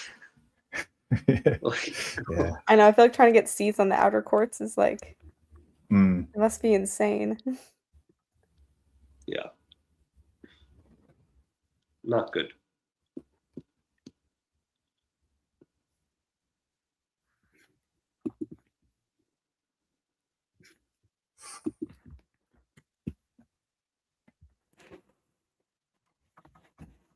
Wait, what was I saying? I'm going to your dim sum place recommendation in Flushing. I don't know if I did that.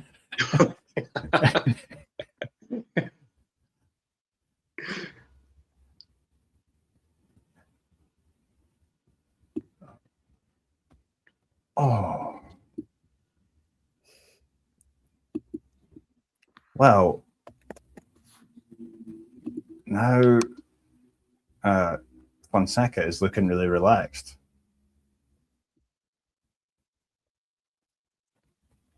I mean, he should be relaxed. He's Mm-hmm. been playing so well. Yeah, that was a very well constructed point.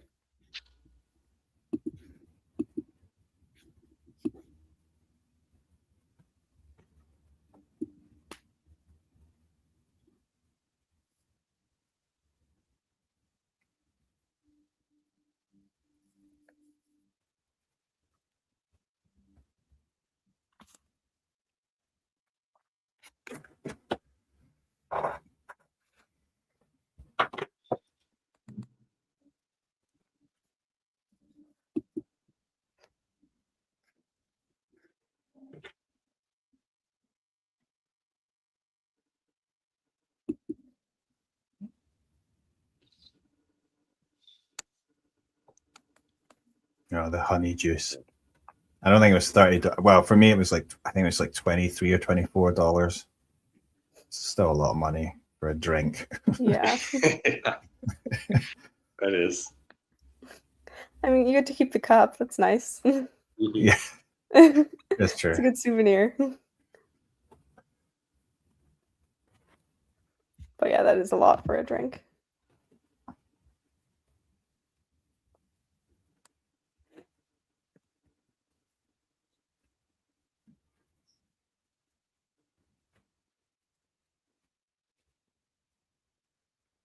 Ooh.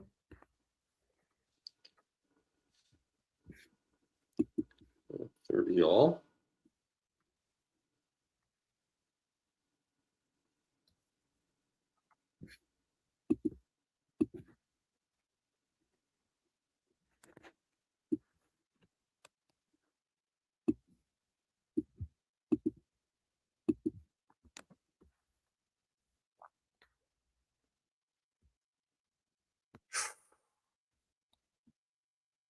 Well,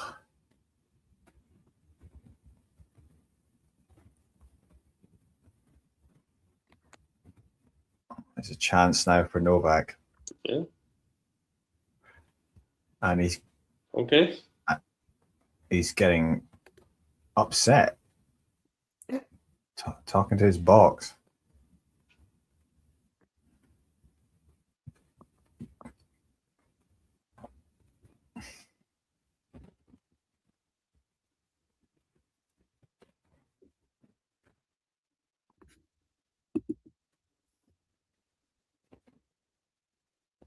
Oh.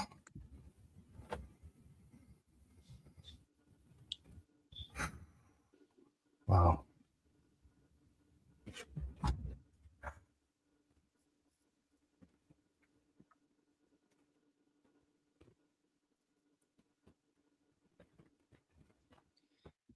Well, back on serve. we knew it wasn't actually over. No, still a long way to go. Mm-hmm. Oh, just seen Jakub Mensik took the second set 6-2 there. Wow. Okay.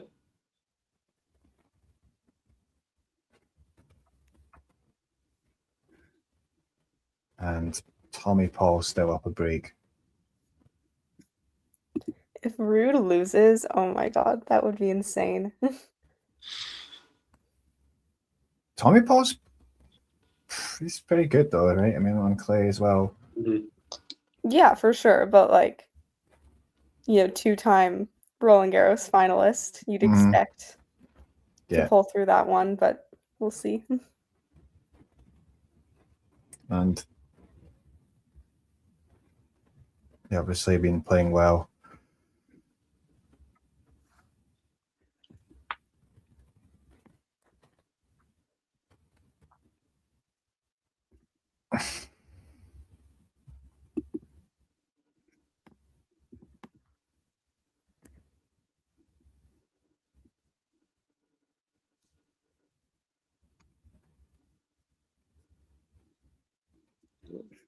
Three-hour mark.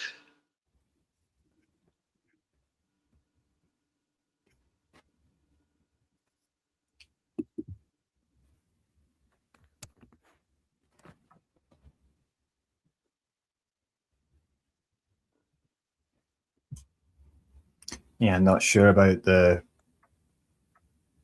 choice again from Fonseca. Yeah, I mean, he had that one drop shot that worked so well, but other than that, the drop shots have not been going his way at all. I'm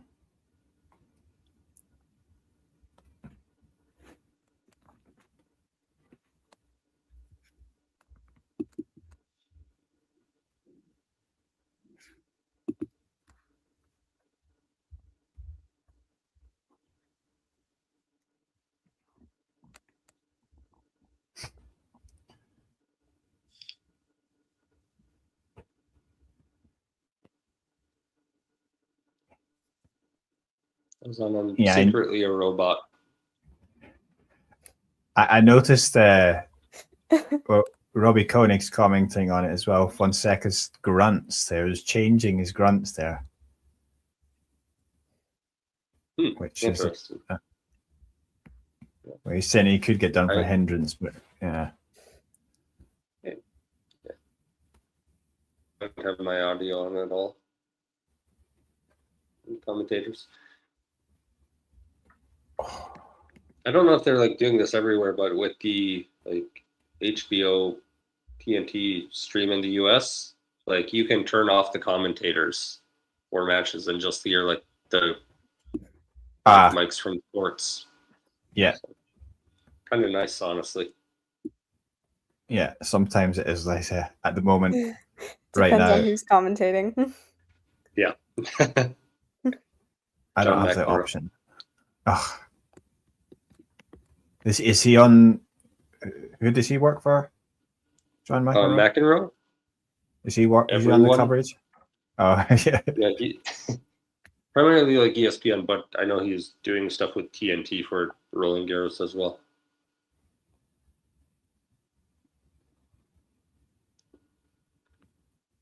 Oh, he was always on, Wimbledon,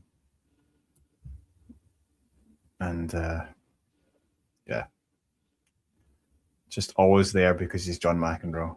Mm-hmm. Wow, that is a great hold there from Djokovic. Yeah. Mm-hmm. And it might still be Djokovic in 4, as many predicted. Mm-hmm. There's no twists and turns at all. Very straightforward.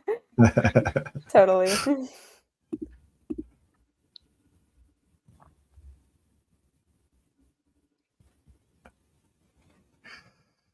Oh, and it looks like De Jong is in a great position.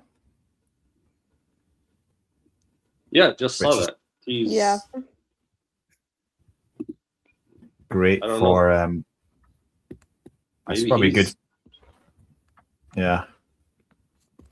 Up 2-1, up a break in the 4th set.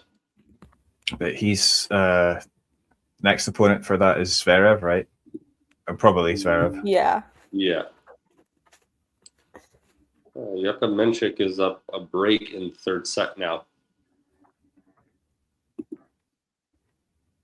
I'm always so impressed when players can come back from losing a set 6-0 and play so well. Yeah. Like, I feel like if that happened to me, I'd just be so like that'd be so like demoralizing, I guess. So I'm always really impressed when players just come back and win the next set.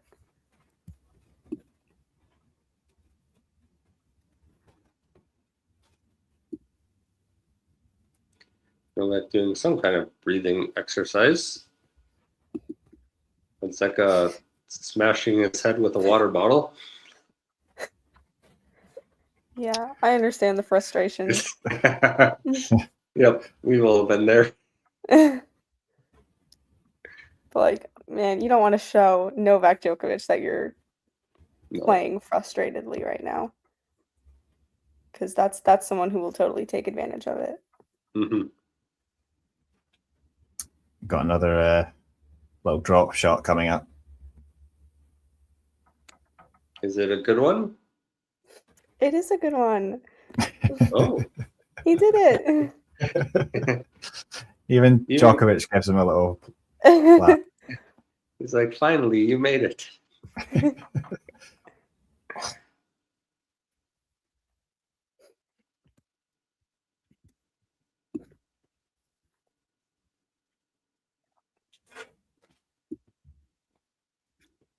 But Djokovic is going for this. Yeah. Like you said, Amanda, like he's feeling the moment a little bit. Maybe he picked up on some of that frustration. It's time to go for it.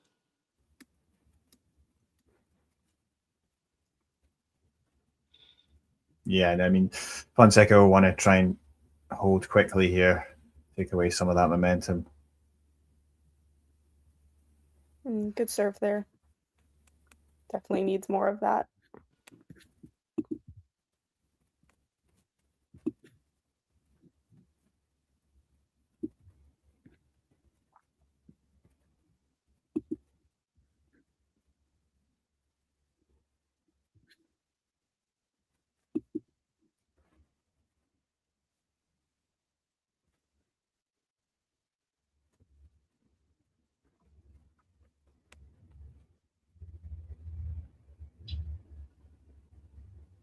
Another quick point.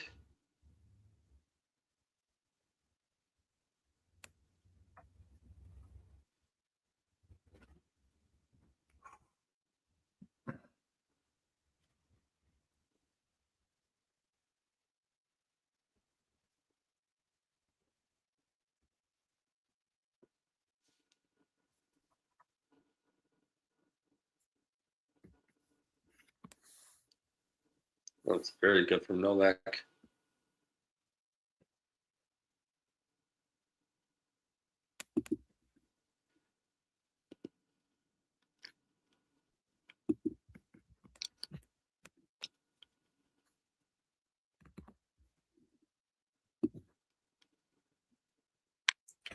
Well, I think Djokovic is going to be disappointed about that. Mm-hmm. Yeah.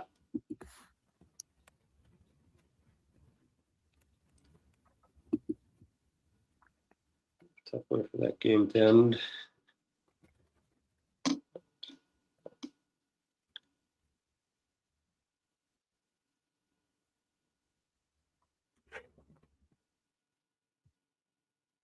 Looks like Fonseca just sent a racket off to get restrung.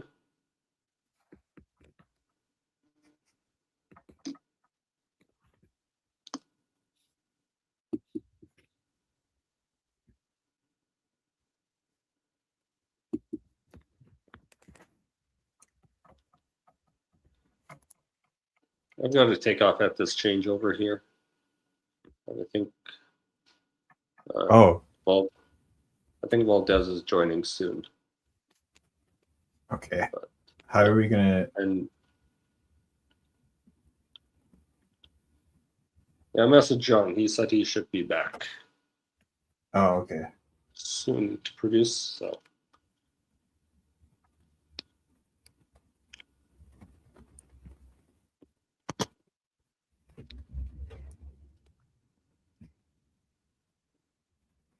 Yeah, because we need someone to stop the stream as well. So yeah. John will be needed.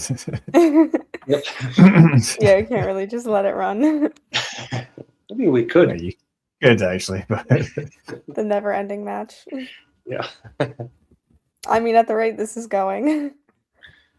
Honestly, thank you. Yeah, how many hours is it? What, 3:10, 3:15, something like that?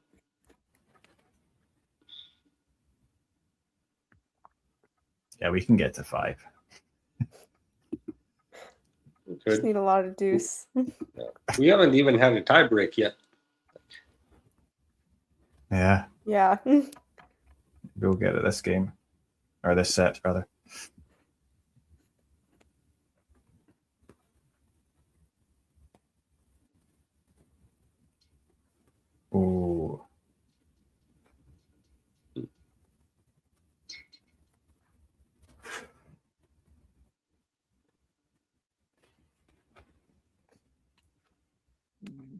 Oh, what was that? That's Okay. a great point. That's He looks so gassed in between points, and then during points, he does something like that. It's crazy. That's like him his whole career. Mhm.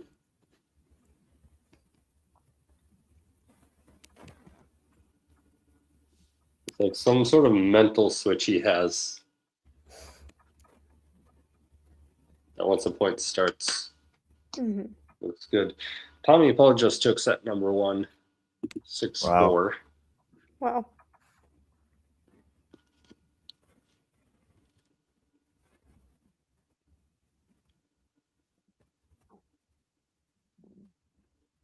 And obviously I'm not watching that, but you do wonder if, is the pressure getting to Ruud? Is he thinking about, there's no sinner, this might be my chance? They've got to be thinking like that a little bit. Mhm. A little bit, and he's still in the third round of the crowded part of the draw. Like, Yeah. there's a long ways for him to go before that's a factor. It is kind of crazy that like all of the main contenders now are mostly in the same part of the draw. Yeah. And then you have other sections like the center quarter now that are so open. Right.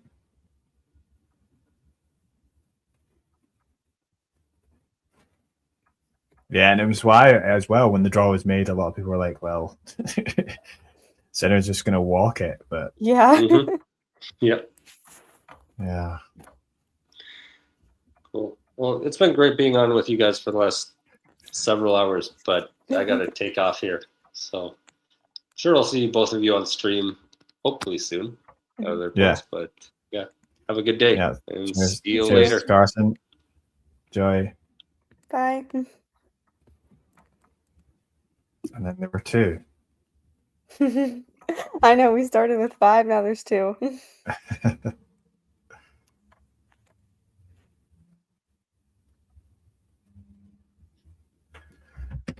Well, still on serve here, and I don't know which way it's going to go now, to be honest. I mean, you just Yeah, I have edge, no idea.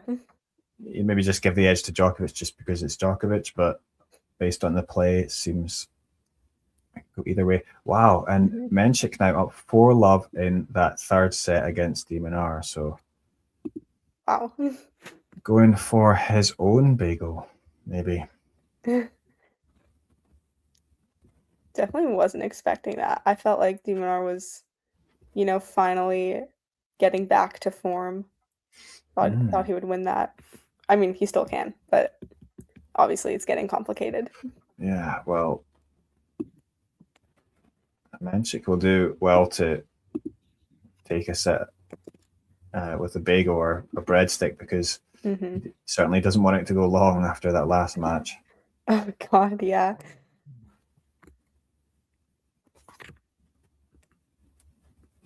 Been a lot of like pretty crazy 5-setters. Yeah.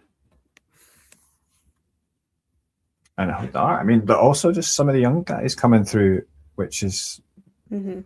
makes it impressive because obviously, yeah, Hodar and then Kwame and Fonseca as well. Mhm. Tien. Yes, Chen. Yeah, and like obviously a lot of opportunity for all of them here. Mm.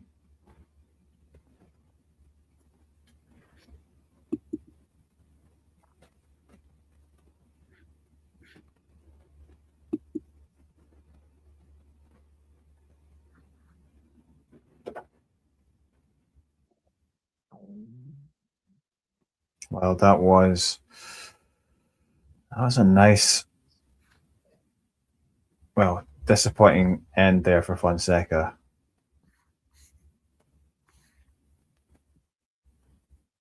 Yeah, I feel like he can't be trying to end points too quickly here.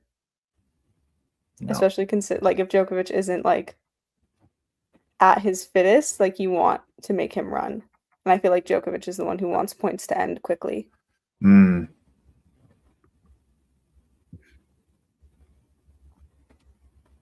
I guess it's just more like also Fonseca's the kind of guy just naturally wants to try and finish it quickly. But yeah.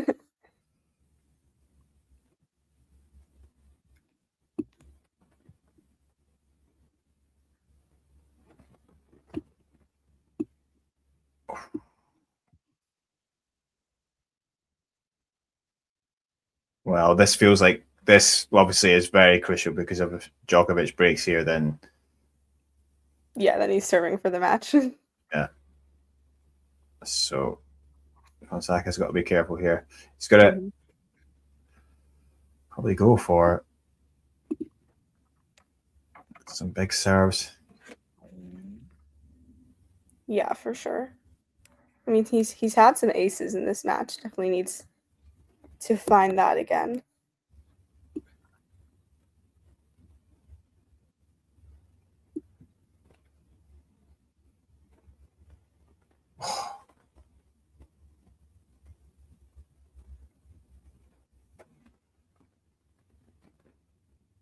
Well, just seen that. I don't know if you've seen that. The point's not over yet for me. Oh, close.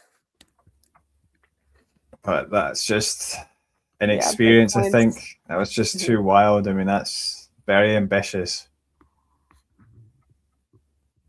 It wasn't quite in position properly, but yeah, and I mean he didn't do much wrong before then in that point.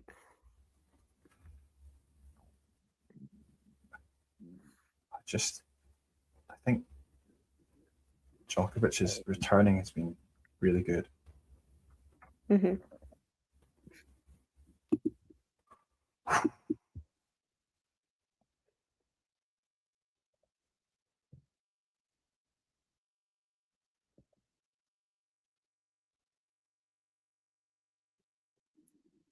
Got a little lucky there.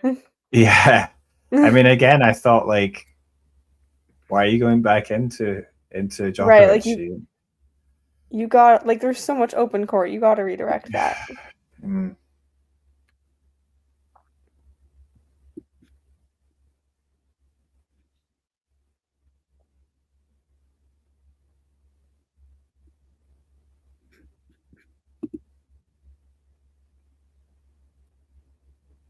Oh wow.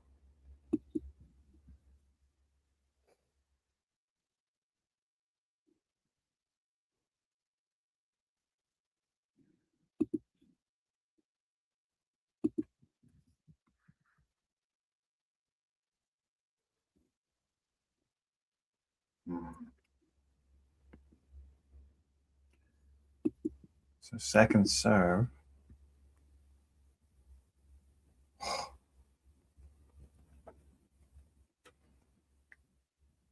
Oh my god. Wait for it.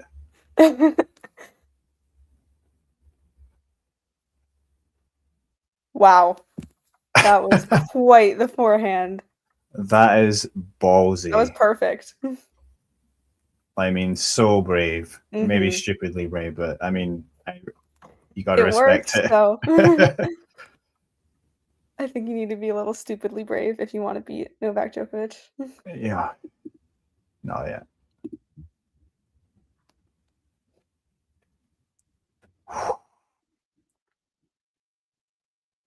While this cracking match is going on, Ozan's asking me about Janice Chen, I think.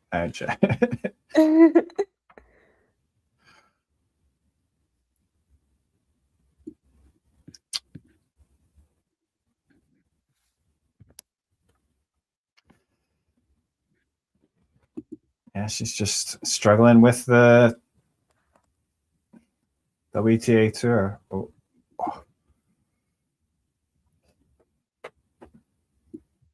Wow.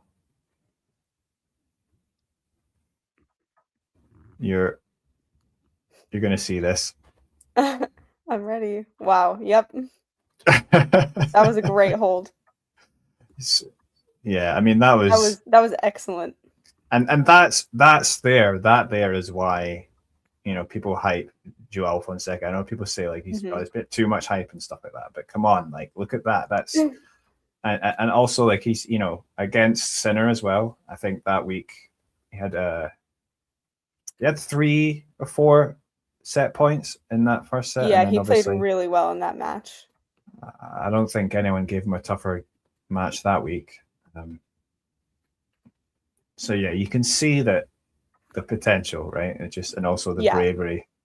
No, it's there. It's there for sure. Like in all likelihood, Novak will still win this, but I think Fonseca has a lot of positives to take from this match, regardless of the outcome.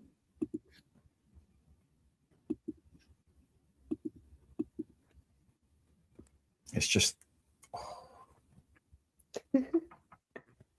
yeah. Just wait for How this. are you so far ahead of me?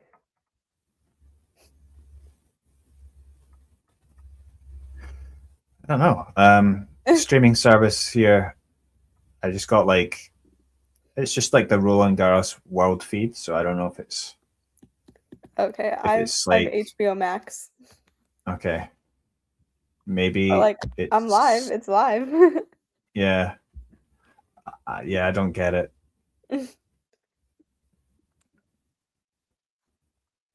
And that was great play from Fonseca, by the way. Yeah, for sure. Would be really great for him to break. 5th set. I can't leave. I mean, I'm gonna keep watching anyway. I might leave the stream, but I'm gonna keep watching.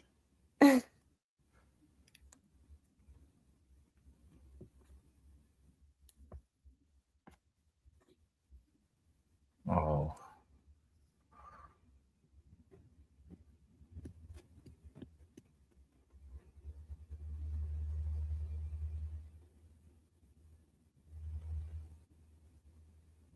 Yeah, that was wild. Went for a lot on that return. A little too much.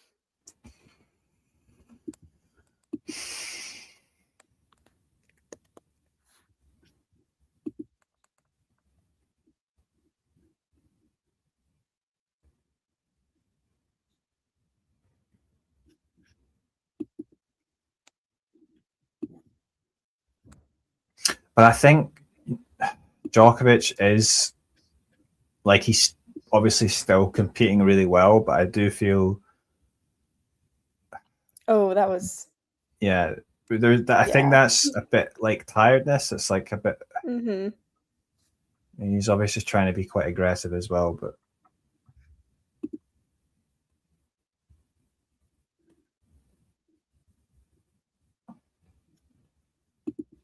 yeah, I mean, I think part of this is he might be thinking a little bit about the rest of the tournament and wanting this to end quickly, but I think if he does that too much, then there won't be a rest of the tournament.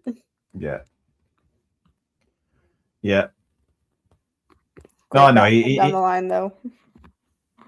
Yeah, great backhand. But that's it. I mean, he knows that his days are numbered, and it's all about the slams.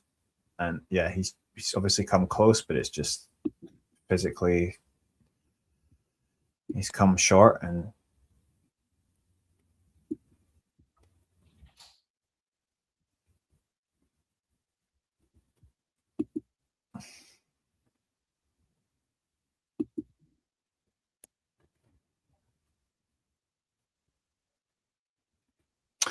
I thought, with the way the first set started, I thought, maybe it's going to be a quick match. Maybe Djokovic is going to win easily in straight sets. But no, and now we have a break point for Fonseca to serve out the set.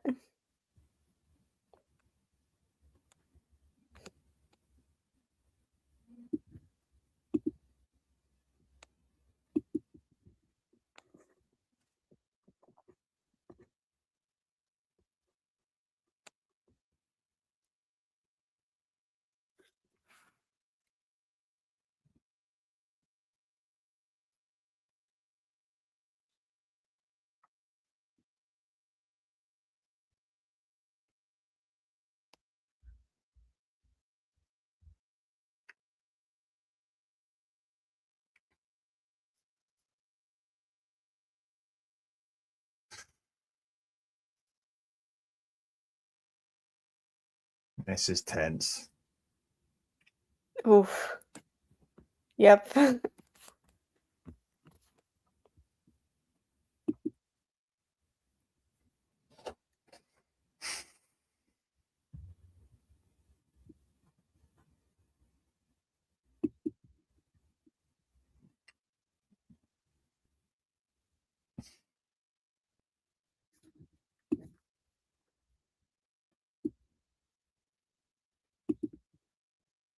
And of course, it's going to be a late. Wow, it's going to be really late for Zverev, right? Oh. I mean, if Djokovic wins this set, then it won't be that late. Yeah, but it could go 5, right? So we don't know.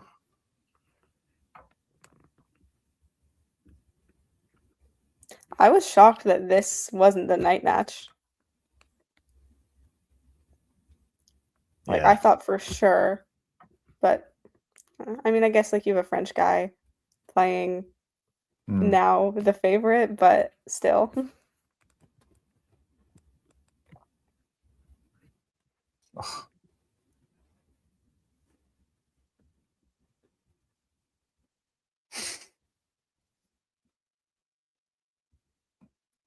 I mean, well, you'll see what happens, but Yeah, it's a great point from Fonseca. great. I still think though Djokovic was aging a bit, but still some of his defense is amazing there as well. But yeah, Fonseca in the end, too good.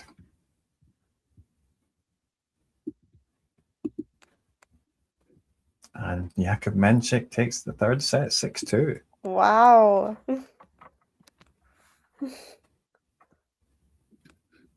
Wow. Maybe he's going under the radar a little bit, maybe.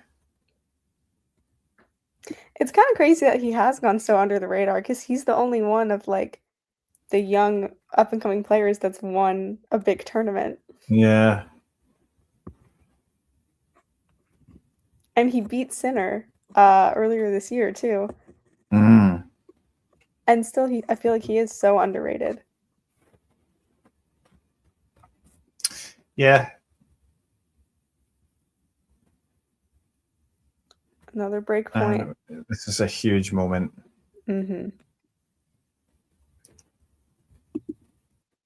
You're also still waiting to get on. Oh yeah, Bencic and Stearns.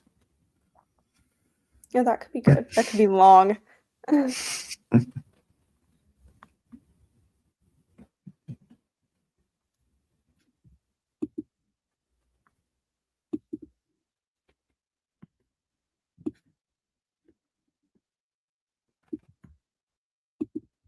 Yeah, I was saying Parisians want to see Alice.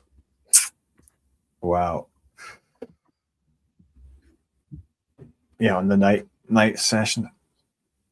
But I mean, that was a great response there from Djokovic. Ooh. Yeah. Not much Fonseca could have done with that serve.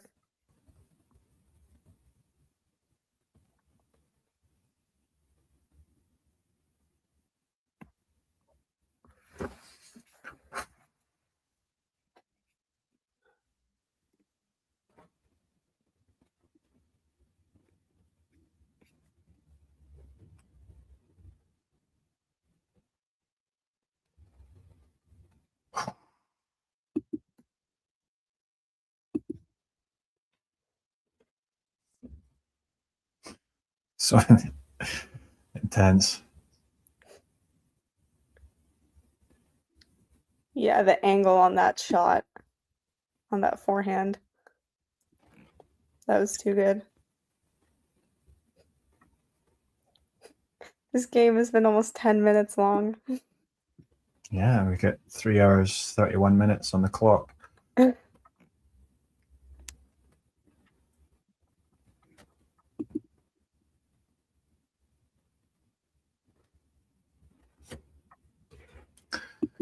It's going to be a second serve for Djokovic.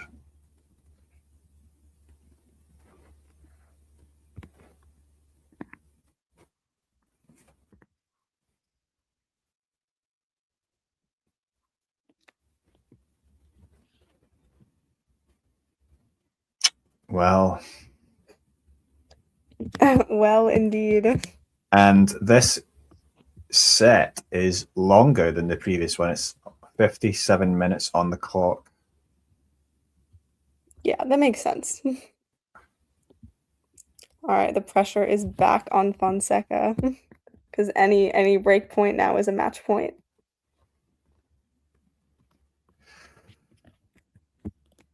But yeah, I mean, we had that before. It looked like he might be getting broken before, and then but he held on. So let's see. He's got that serve, which he's hit some brave serves as well earlier. That's kept him in it. Yeah, definitely needs that now.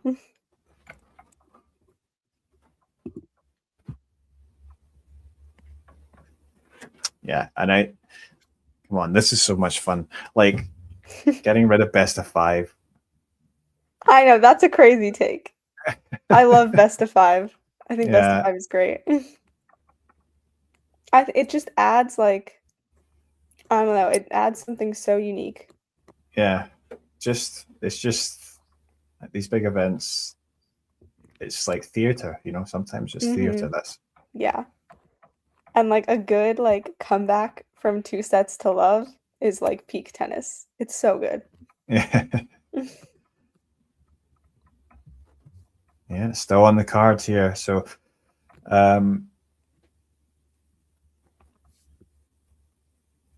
what's happening? Oh, De Jong's close. That'd be a great win for him. And he's a lucky loser, right? Oh, is he? I thought he was. I could be wrong about that. You might be right. I just haven't been paying attention to his part of the draw, but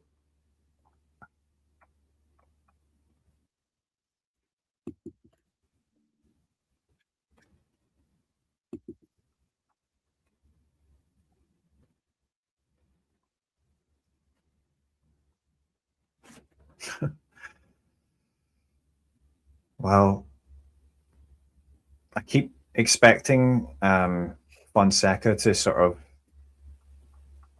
like wilt or like just crumble, but he doesn't seem to be. He's just still going. Like I just like there's going to be a dip or something, but it's pretty impressive. Yeah, that was good composure in that point. I feel like sometimes if like you're in control of the point and then you get some really good defense in return, like you might overcompensate, but that was really good. Yeah, 100%, and composure under pressure.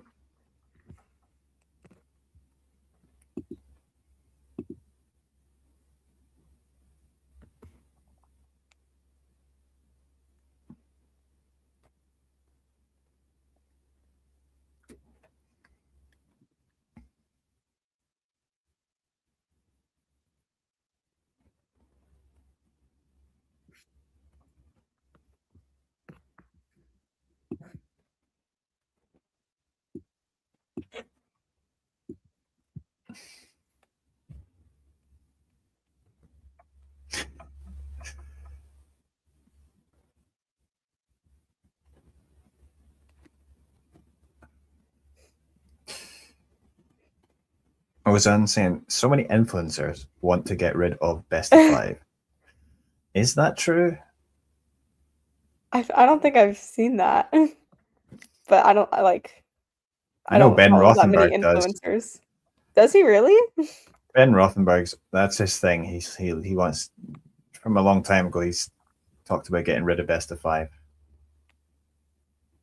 But yeah.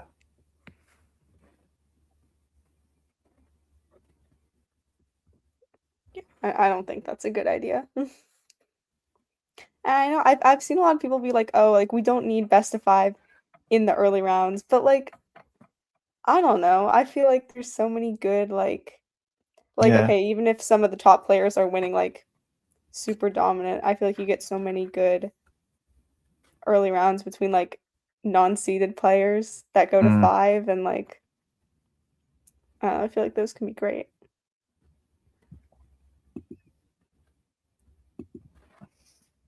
Big point here.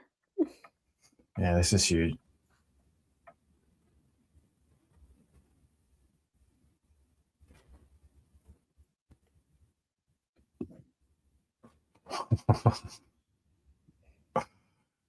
Sorry.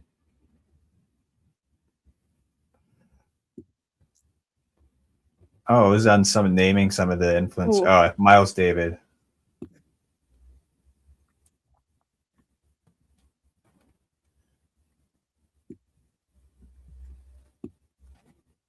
Yeah, I mean, I understand I do understand the argument though, like with how the conditions are at slams nowadays. Like I Yeah. understand that argument.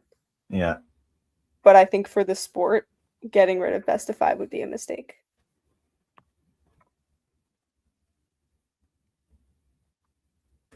Oh my God.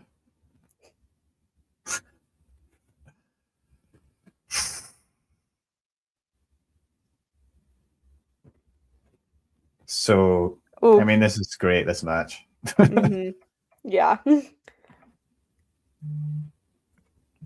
Again, just such great defense from Novak. Like that one shot, it just barely lands on the baseline, but he got it in play and that was what mattered.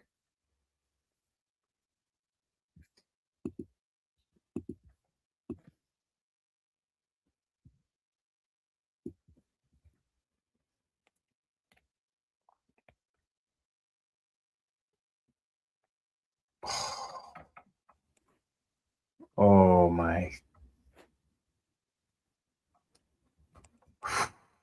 This is just so close. Oof. Oh, Djokovic looks frustrated with that point.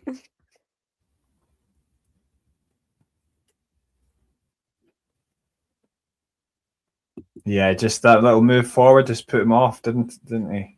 Mhm. Wow.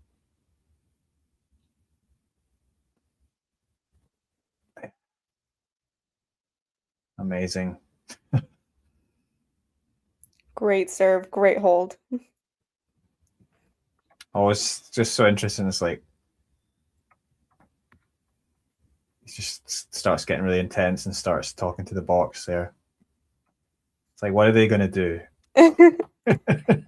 Right, like I don't know, I feel like being his coach would be the most stressful job ever. Yeah. Because like you're always getting yelled at and like he like what can you say to him at this point in his career, And of course, Andy Murray used to be a bit like that as well. And then Andy Murray was his coach for a bit. And Yeah. you could just tell that he was just, it was so awkward actually sometimes. It was awkward. I remember when they announced that though, it was shocking.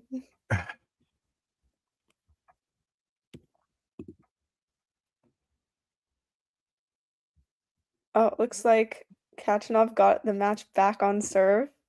So that one Oh, not over yet. young choke. So now we Maybe. to see. I predicted that one was going to 5, so I'll be happy if Oh, the good comeback call. happens. It looks like Menchik might have Demon on the ropes there. Mm-hmm.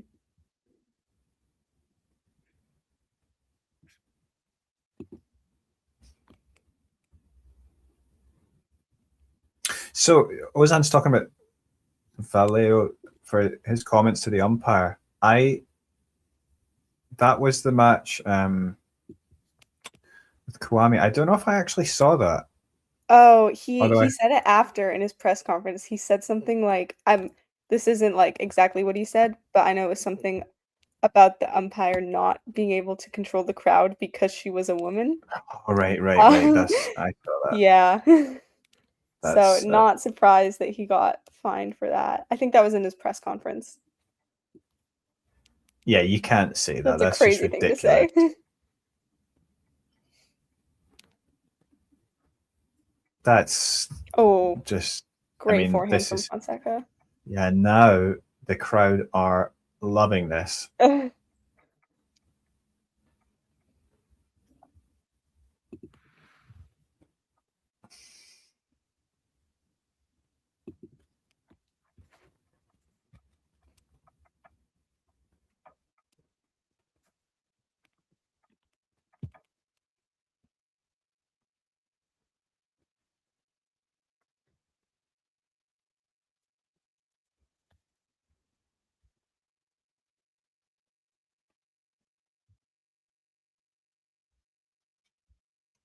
This is just so.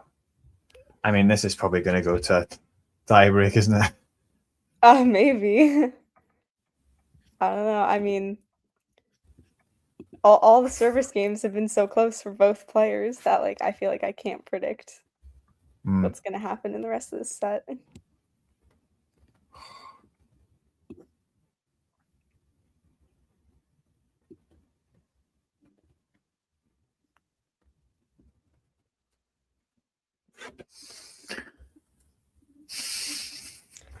Okay. This is Game it. point. Can he? I Can he hold with... I wouldn't be surprised if we were into another juice. Yeah, I wouldn't either.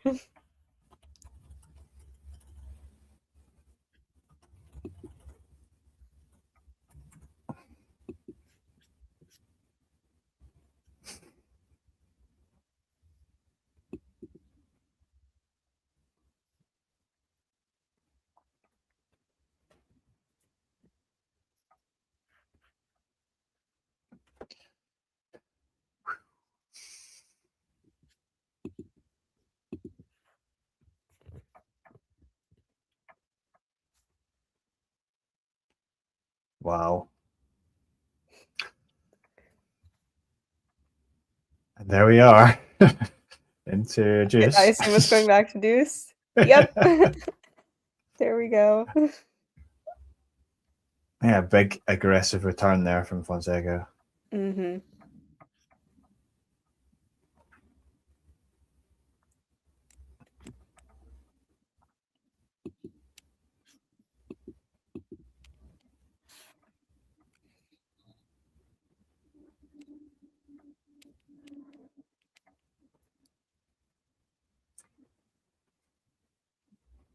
Oh, wow.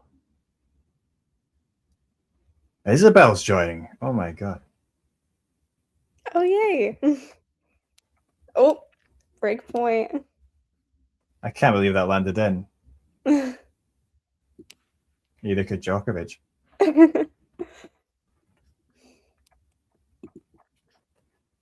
That's why he's box office, so that's just that forehand's ridiculous. Yeah. Hello. Hey. Hello. You Is been anyone watching? as tense as I am? Yeah. Yeah, this is. Oh my god. Wow. Okay. Wow. Oh. Oh. Okay. He breaks. Incredible. Oh, This is Those- absolute. Those Box forehands office. in the last few points. Out of this world. yeah. I actually put money on this match. Oh, Wow. did you? Yeah, I did. In favor of who? Fonseca, which I don't normally do. Hmm. I don't normally bet on him. But I was watching the third set and I don't know. I just was like, I'm just gonna put like $20 on this. I'm just gonna, you know what? Like, I have nothing to lose except $20. So like, let's try it. And it's been extra tense for me because like watching prediction markets are really like terrifying. But yeah. Yeah, this set has been so close. So I mean, it's been tight. almost an hour. Yeah. Or over an hour. It's way over now. I think it's like Yeah. 72 minutes now on the clock. Oh my god. Yeah. That's. It's actually crazy how much this match has sort of changed from the first set and how, like, Fonseca's just gradually become. It feels like he's the dominant player right now, but just. I don't know. In this set, it's so like it's seesaws, right? And I think that's the reason I don't normally bet on Fonseca to win anything, really. Not to be mean to him, but like you know, his tennis is so high risk. Yeah. And he's not, you know, he's not Alcaraz, so that risk doesn't work all the time. And like, you know, he had a couple of chances in this set that he messed up. So like I'm iffy on his dominance right now. Yeah, he could easily not hold here. Yep. Djokovic is going to do his best to disrupt him.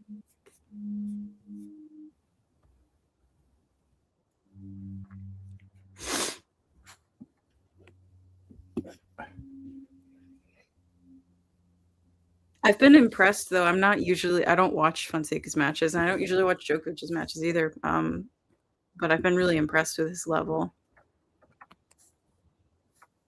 Yeah, this is definitely high quality from both of them. Yes. Oh my god, was that in? Yeah, it was in. Wow. Amazing. Wow. So last 4 games, That Fonseca forehand. forehand quality 9.6. I mean, when it works, it works. It's Absolutely.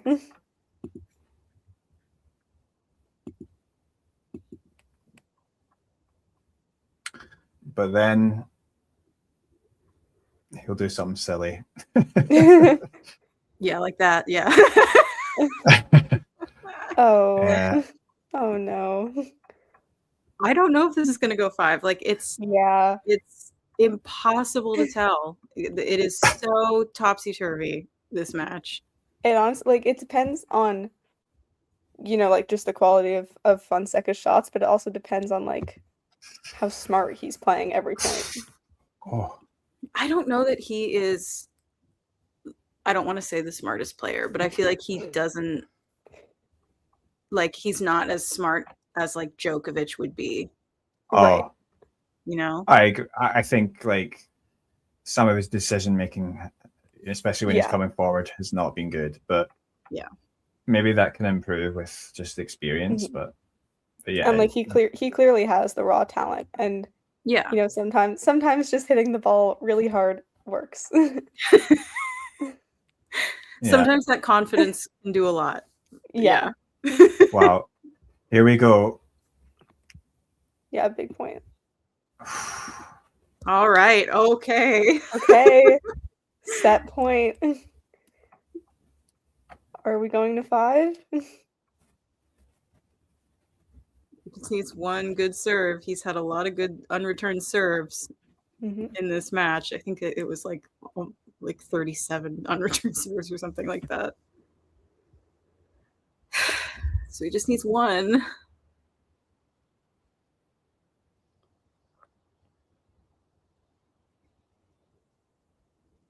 Now he went for the safe. Oh my god. We are going 5. Oh my Oh my god. Wow, that was that was an incredible set.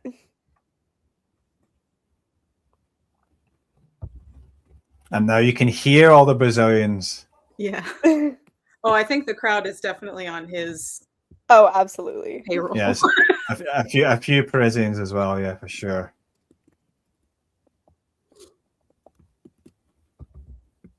And then there's all the people that just want to have 5 sets. They just want the chaos. Well, this tournament has had plenty of chaos, that's for sure. Well, yeah, there's Ozan asking, has there ever been a more chaotic slam in recent memory? Oh. In recent memory? I feel like no. I mean, on the men's side, we've had, you know. I guess 2024 US Open was kind of chaotic, but like Sinner still won. So it wasn't. What was chaotic about it? Well, Alcaraz lost in the second round, and like. Who did he? Was it Greece? That's right. Did he lose to Greek Spore or something? No, it was Van de Zandschulp, yeah, in the second round. That's right. Yeah, I remember that. I think 2020 US Open was also chaotic, but for different reasons. Yeah. I think that was the last time it was like this open. Yeah, on the men's side especially, because you've always had just such dominant players at the top that it's really rare. For two of the, obviously one through injury, but then the other clear favorite just to be out, and then potentially arguably the third favorite maybe going to go out. Well, we'll see, but that would be insane. Mm-hmm. Yeah, I can't even really pick finalists right now. Yeah, I mean, especially not from the top half. No, yeah, not at all. I mean, But like, yeah, even from the bottom half, it's like, who knows? what? There's a few other matches on right now. What else is happening? Let's see. Casper Ruud's De down Minaur is set. pretty set to Yeah. lose. That's It's looking a little dire for him. Yeah, match point though for De Jong. Oh, yeah. And Tommy Paul is up a set, even in the second. God, yeah, Ruud needs to win that set for. Mm-hmm. Ruud needs to win the tournament. You want Ruud to win? I just really don't want Zverev to win. Anyone but Yeah. Zverev. I think that's been the sentiment here. Okay. That's fair enough. But I would, yeah. I mean, I think I always think with Ruud, like, it's not my favorite player to watch, but he seems okay. Like, I'd be happy if Ruud won. I think. Yeah. He's made 2 finals here before. He's had a lot of success, come very close. I feel like it'd be a nice story if he won. Yeah, I think it would. It could also, like, it could be, I don't know, it could be Lerner Tien. You never know. no one would have picked that up. Lerner Tien versus Casper Ruud in the final. But it's possible. That would be quite the Grand Slam final. Yeah. Honestly, you know what? That'd be so fun. Whatever the final is, I just hope it's fun, you know? Yeah, we just want it to be. We just want to see a good match. Yeah. Yeah. Which it might not have been if Sinner was in the final. Poor guy. Unless it was really hot out. Oh, apparently Kachanov saved 3 match points. Oh yeah. Dijon. Now it's in a tiebreak in the 4th set.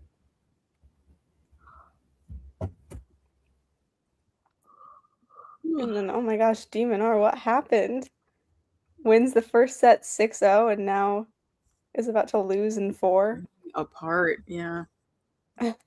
I don't really consider him like a strong clay court player. I don't generally bet on him. Yeah, I mean, he just hasn't been that good this season. Like, I know he won, Rotterdam? But then ever since then, I don't know, I just feel like he hasn't had any good runs or good wins. Yeah. Where did he go out in Australia? I want to say quarterfinals, but I don't really remember. But I feel like it's always quarterfinals. So, safe pick. Yeah, he went out in the quarters to Alcaraz. Yeah, makes sense. That was probably his best run of the season so far.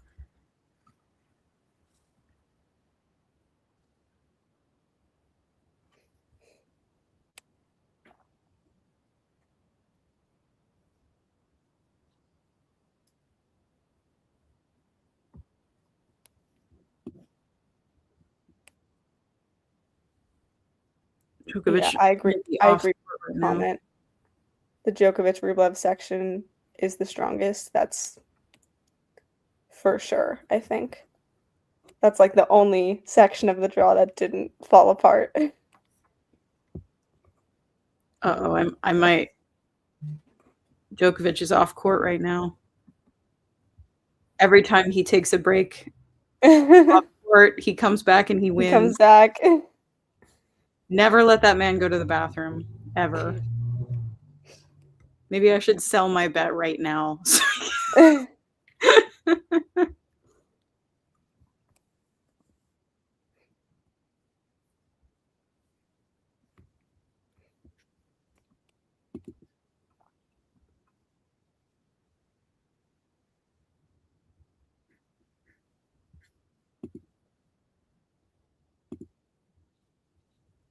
Here he comes, back on court. Oh, so De Jong and Khachanov in a tiebreak. Yeah, there were 3 match points for De Jong at that last game. Djokovic is 289-1 when leading 2-0. So the odds are not looking good for Fonseca, but he could also be the second person to come back from 2-0 against Djokovic. That's an insane stat. Wait, so he's I don't know what the one was. So when he's 2-0 up, he always wins. Yeah, except one time apparently. Except one time. It could be the second time, you know? Was that like really early in his career or something? I don't know, they didn't show it.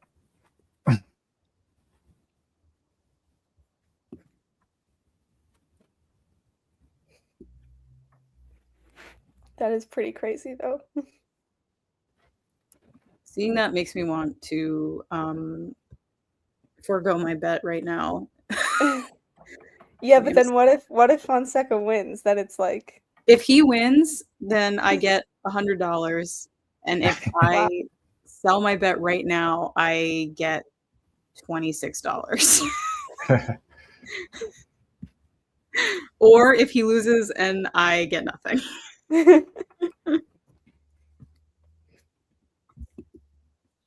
See how this game goes.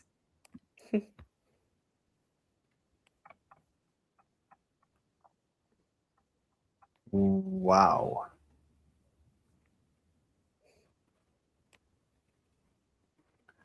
Damn. Oh my God. Oh. That was I mean, quite a miss. Ooh. When he hit that drop shot, I was sure he was going to hit the win the point, but that was miles away.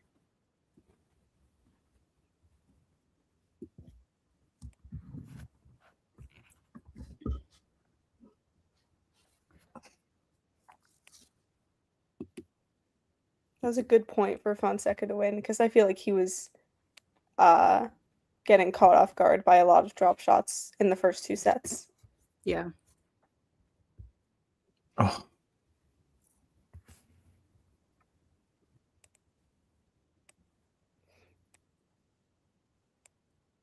Oh my God. Oh, come on.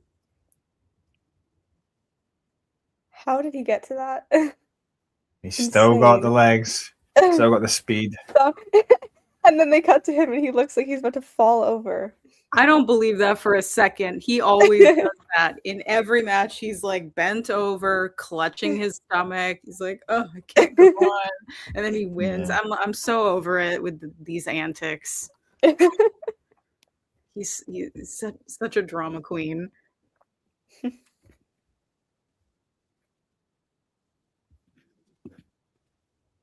So Hudar pushed a ball go? I didn't see that, but I saw the video. It's I think it's kind of inconclusive because of the angle of the camera. He like tossed a towel into the crowd, and as he's walking, this ball girl crosses in front of him, and he kind of like moves his hand, and it looks like he's talking to somebody in the stands because he's looking up and going like this, and then the girl tripped. So it kind of it looks like he pushed her, but like it's a little inconclusive. I see. I'm not sure. Oh, Kachanov won the tiebreak. It is in Wow. fact going to 5. Had a lot of 5-setters in this tournament so far. Yeah, there have been so many. Only the 3rd round. Well, Zverev will be happy to have them have 5-setters, although, well, he's going to be playing pretty late, though. Mm-hmm.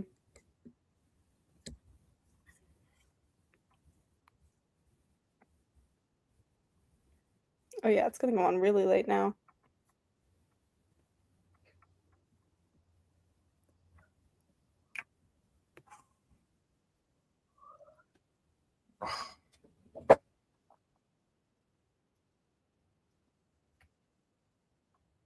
Oof.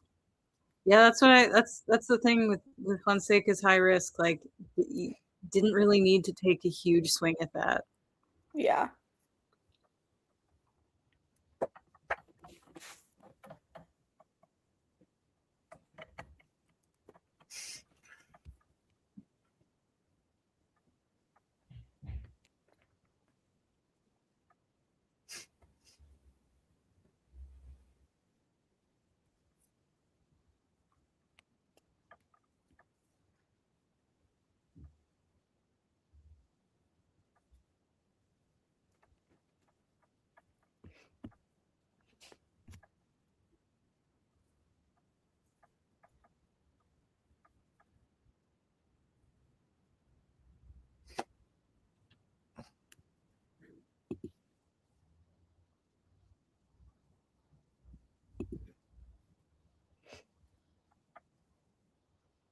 Oh.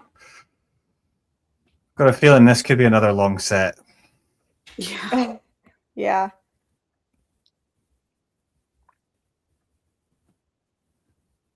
It's still crazy, though, that regardless of the result here, you know, like Djokovic is still able to do this. Yeah, it's pretty incredible. And especially if he does win, like, just, like, how can he still, you know, keep up and, like, play at this level in these super long matches? It's incredible.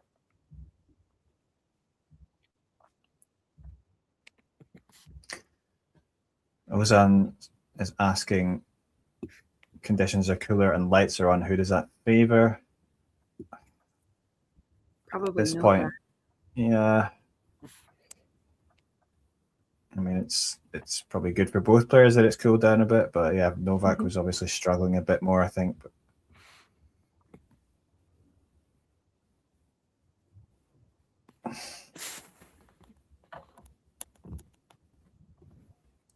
I think when the conditions are like this at any tournament, it always kind of makes me laugh that there becomes like such a huge difference between like the European players and the North and South American players.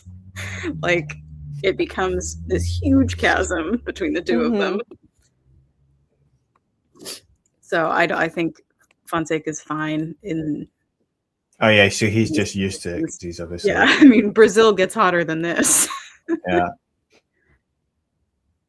Yeah, I know Coco Gauff was saying that, like, you know, she's trained her whole life in Florida and, like, this felt like nothing to her. Yeah. Yeah, because it's not even humid, right? That's what I mean. I think It probably is a little humid. When I looked it up when Sinner was playing, I don't think it was that humid. It was like pretty somewhat dry. So, I mean, although, you know, what's his face? Kwame, he got through in 5 sets around the same time and he was fine, apparently. Yeah. 17-year-old. Came back from a breakdown in the 5th, too. Actually amazing, because you would think maybe be cramping a bit, but Yeah, I'm curious to see his next match. Yeah, who does he play? He plays to be low.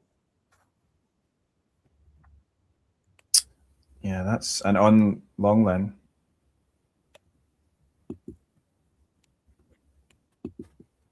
It's me a test. I mean, you can't expect too much, but I was quite impressed with his win. Mm-hmm. But can't expect too much consistency from a 17-year-old. Yeah, pretty impressive what he's doing, though. Mm.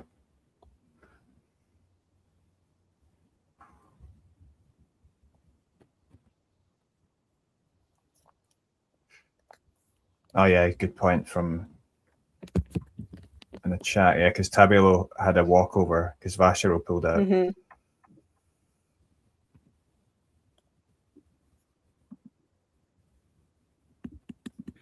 Definitely polar opposite second rounds going into that match.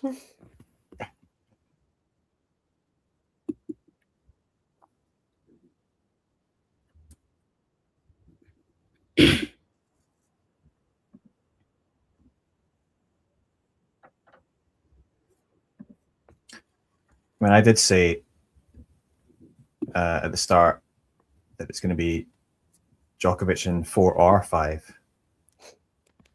So Yeah, I mean, at this point, I think either player could win. Yeah, I'm really unsure. Yeah, it just comes down to can Fonseca. I mean, you see it a lot though, like players go up 2 sets, lose the next 2, and then quite a lot of the time it's the player that won the first 2 goes on to win. Mm-hmm. Coming back from 2 sets to down is, I feel like that's a bit less common. And especially against Novak. Yeah.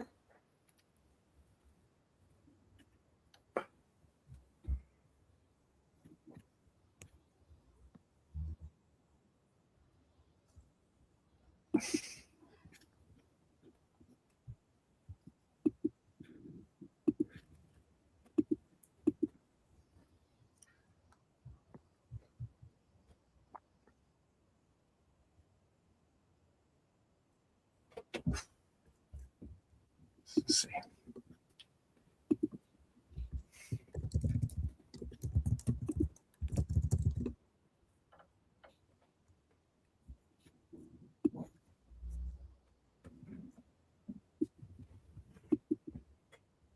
That was a loose forehand there from Fonseca.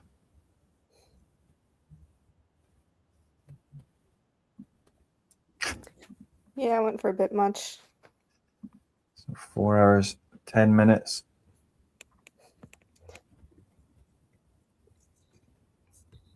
If Djokovic wins, he's going to be so annoyed that it went this long. Yeah.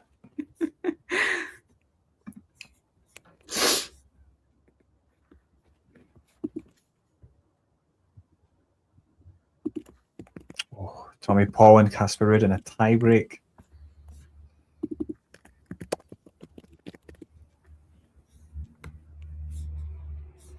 And Menchik 1 game away from victory.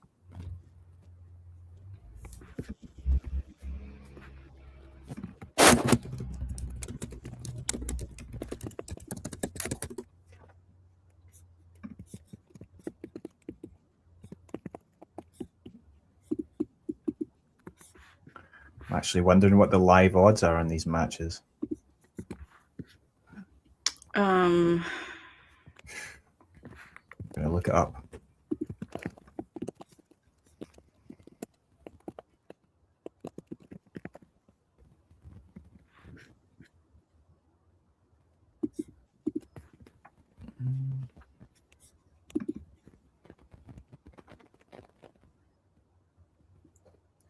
De Jong Djokovic gets up a break at the start of the 5th. Oh. So many twists and turns.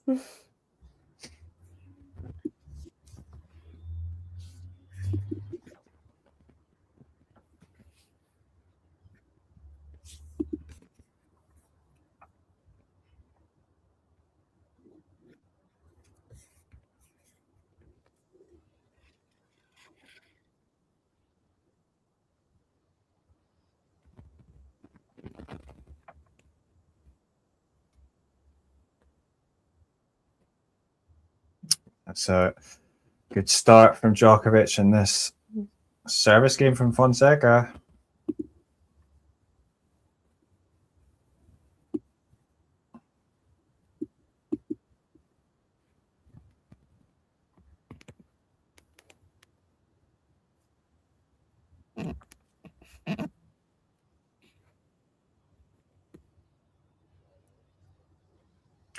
Oh.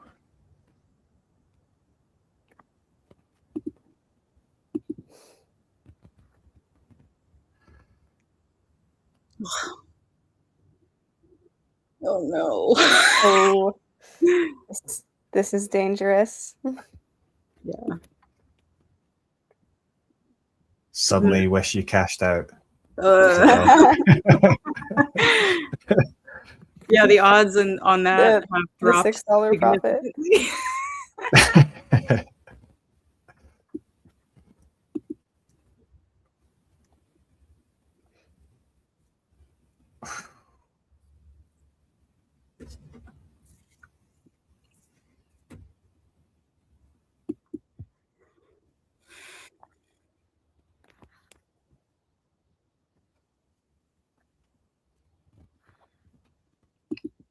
Oh. And I think you're ahead. Yeah, he's been in the future the whole time. oh yeah. Sorry, I'm in the future. Yeah. Oh, was that out? Oh my god. Oh no. Yeah, it was out. I thought I might have landed in as well, but this is it. Good with the lines today. 3 break points for Djokovic. Now, what's Fonseca going to do now?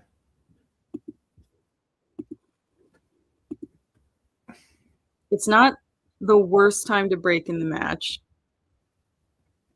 but it's not good. Yeah.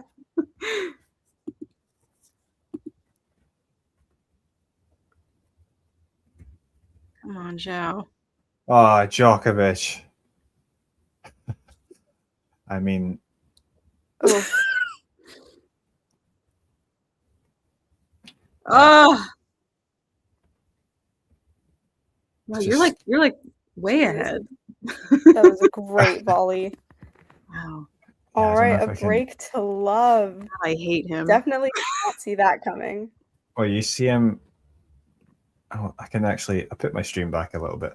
The Djokovic looking, like he's struggling physically after that, but.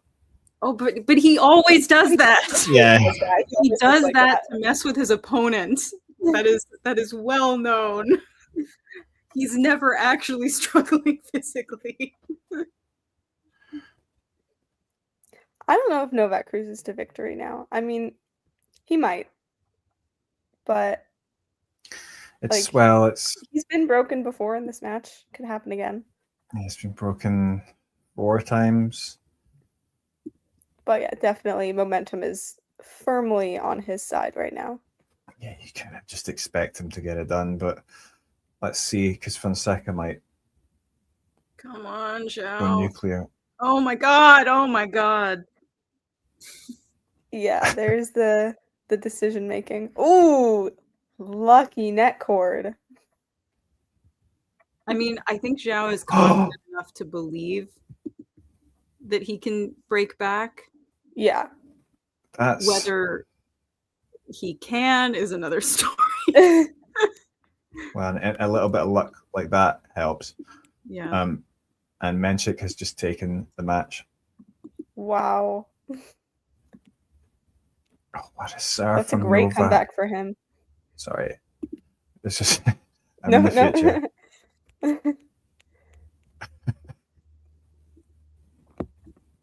Yeah, I mean, yeah, what can he do? Oof. Yeah.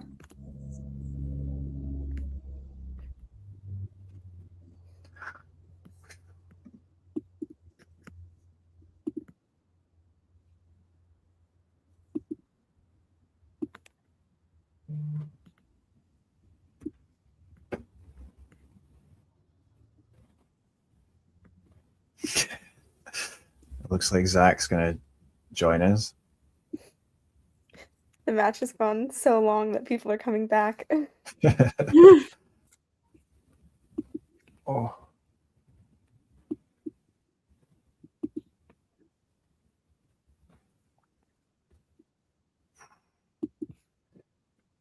Yeah, don't forget to hit like and subscribe.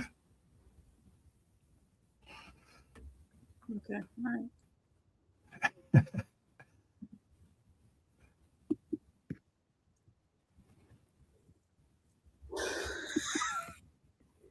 Well, 15:30. This is a crucial point.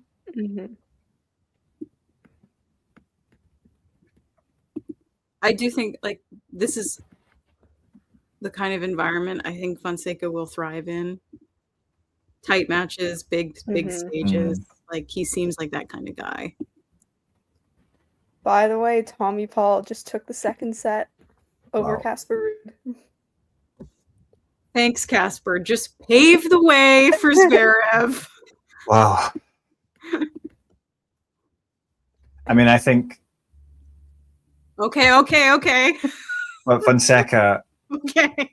He has to take this, though. Like, I think he has to take this. Yeah, he has to break back right now.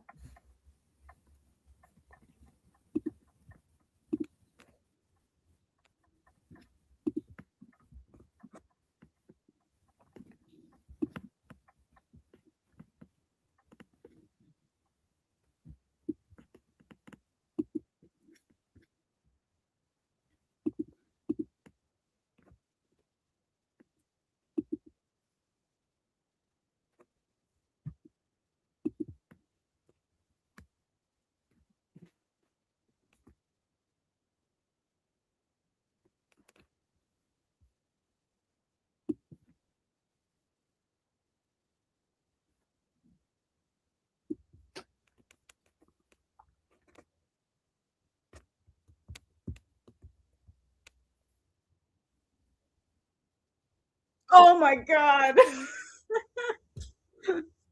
Keep going. Oh my god. That didn't last very long. We're back on serve. What's going on here? Oh, yeah, Zach's desperate. Okay. Here we Zach go. is confused, but in on the stream, and holy word I can't say on YouTube, what a match. Yeah. Yeah. I would say, what did I miss? But I've been watching this while I've been doing work stuff the whole time. And wow. Yeah, pretty good one. Yeah, this has been great.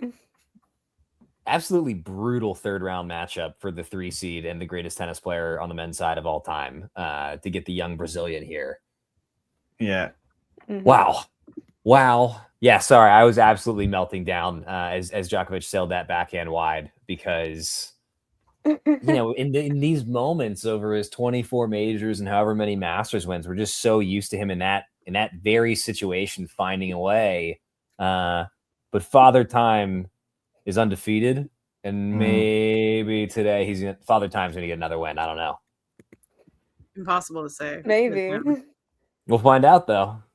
Yeah. I mean, I feel like Djokovic must be pretty frustrated right now because he's in the part of the draw where like everything has held up and like everything else has fallen apart. Totally. Like he has a shot at a major without Sinner, without knowing he won't play Sinner or Alcaraz after, you know, for the past 6 majors. I feel like every time I've been on a stream, and most people have been on the stream, like, oh, well, you know, you'll obviously now have to beat Sinner or Alcaraz or both to win another major from here on out. Nope, not this one. It might be too late for him, you know. I didn't expect him to get past the 4th round of this tournament, and even with Sinner and Alcaraz not here, I don't expect him to reach the final. Yeah, I mean, now I would be really surprised if he come through this in straight sets. Then it's a different story. And I already tweeted earlier yesterday or today of like that. I think Djokovic is going to win the tournament. I mean, that's what we're saying before the match. Well, there we go. Shows how much on this very stream, 17 hours ago, seemingly, I think I said a similar thing of like, at this point, he has to be the favorite, right? Yeah. I think I made a bad joke about Lerner Tien being the actual favorite, and then I was like, but Djokovic is the real favorite. I mean, at this point, Lerner Tien just might be the favorite. Who knows? It's wide open, and that other half is just a 250. That's what it is. Pretty much just a 250. Yeah, I mean, the top half, there's like maybe 3 seeded players left, something like that. It's crazy. That's so wild. All right, Ozan wants to know Menchik or Rublev. In what context? Are we talking about like against each other? Or are we talking about to go for? No, they're gonna play, right? Oh, okay, yeah. I guess I'm gonna go Menchik, who I think is a player on the ascent. And while Rublev's coach Murat Safin is one of my favorite players of all time, I just think the younger player in this weather who's on the ascent is going to get it done. I think this tournament is about the young players, right? On the men's side, at least. I mean, we haven't seen 3 19-year-olds or younger make it this far in a tournament since Djokovic, Nadal, and the third one I'm forgetting in 2006. So the youth movement has arrived. True. Yeah. Yeah, I agree. I don't see Rublev coming through that one. How many times do you think he'll say "bueh" over the course of that match? It's impossible to count. Too high of a number. We need a supercomputer. Question is Rublev ginger? But that's think about that one. I don't think he is. I think he is. He is ginger. He's Auburn. I never considered him ginger, really. Can we say ginger adjacent? Is that an acceptable answer? My wife is a redhead, so I feel like I am a literal authority on this topic. This is saying I asked my friend's girlfriend. She's ginger. Just everybody text every redhead in your life. Is Rublev? Do you count him? Djokovic looking unhappy. Here. Yeah. Mm-hmm. Well, Djokovic finding something to be pissy about. This sounds like shock. Is there a precedent for that? I think perhaps. Just a little bit. What is he mad about exactly, other than the fact that Fonseca has an absolute rocket of a forehand? This is how I think he psychs himself up, right? Is by getting mad, finding something to be pissed about. Like, that person in the crowd is being mean to me. Like, how dare you give me a time violation when I ran out the serve clock on purpose? That's how he hypes himself. As I get older, I find myself thinking about the world a little bit differently. And so when I see that and when I hear that, I think you're exactly right. But I'm also like, that's got to be terrible for his blood pressure to let himself be in that mindset all the time. But I think in tennis that works for you. I mean, playing playing angry sometimes really helps. Sometimes I've played really well when I'm really mad about something. And I'm like, I don't know how I can't replicate that. Yeah. But I'm just fired up, and it's easy to, it's almost easier to stay loose, I think, because you're just mad. It's weird. I don't know. It's a weird sport. It's a silly, weird sport. And boy, is it wonderful. And now it is 30-all. Great serve there from Djokovic. I want to bring up to the three of y'all Sean Powers' comment. How can we measure Djokovic's decline when he only plays once a month? What do you think about that question? It's not even once a month. Less than that. We haven't seen him since Australia. I mean, I think it's just about his consistency at slams because, last year he made the semifinals of all of them, right? Last year, and just that consistency. So I feel like now it's if he loses this match, then you're like, okay, you can call it a bit of a decline because he's not making that consistent run. Did it hit? It hit a line, but it did not hit the line. Oh boy. I think what makes it harder to measure his decline is not just like the fact that he plays so infrequently, is that he gets more lucky than anyone I've ever seen in draws. Like, I mean, he would not have made the final in Australia. He was 2 sets down to Lorenzo Musetti. Like, he was on his way out. He was in a cab. Like, and he gets like easy draws where he doesn't have to meet some of the worst people until the very end. He gets walkovers. Like, he's just lucky. He's just one of God's favorites. To be fair, this is a pretty unlucky draw. Yeah, I was going to say that's ironic you're saying that. Well, this is one of the first in a long time, I think, where I'm like, there are a few people ahead of him who could take him out before he reaches the 4th or 5th round of 16. You know, second serve here. Let's see if Fonseca attacks. Djokovic really working in the backhand. Try to stay away from that monster forehand. Takes it cross court to that forehand immediately after I said that. wow. I'm in the future, but that was nice. This is a wonderful extended rally. And he should have stayed away from that forehand because that was a rocket from the young Brazilian. That's what I want more from him, though, is that patience. He's like, I'm not going to go for it right away, because sometimes he does that and it doesn't work. Yeah. So just give yourself the time and then use it. Gang, I just need to run and grab a quick package that was delivered. I will be right back.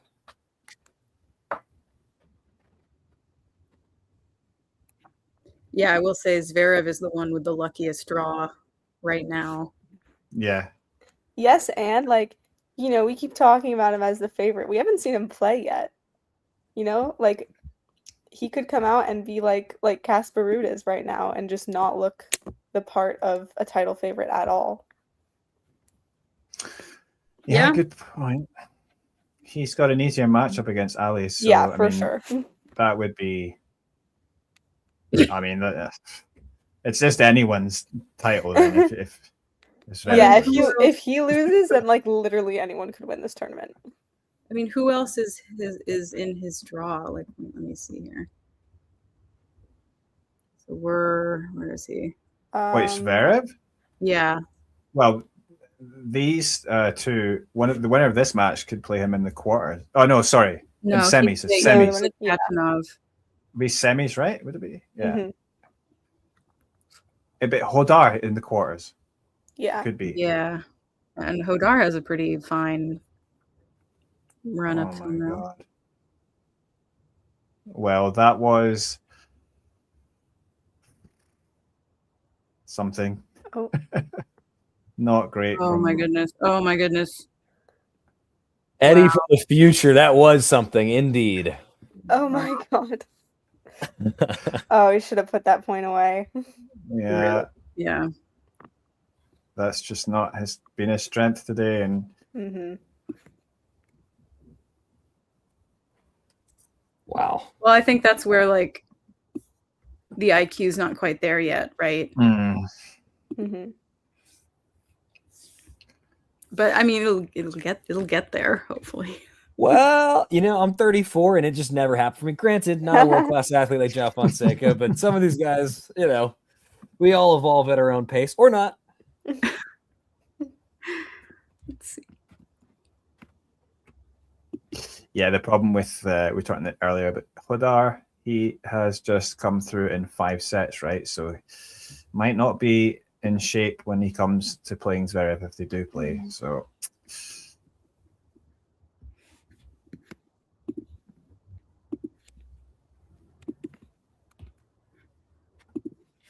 yeah.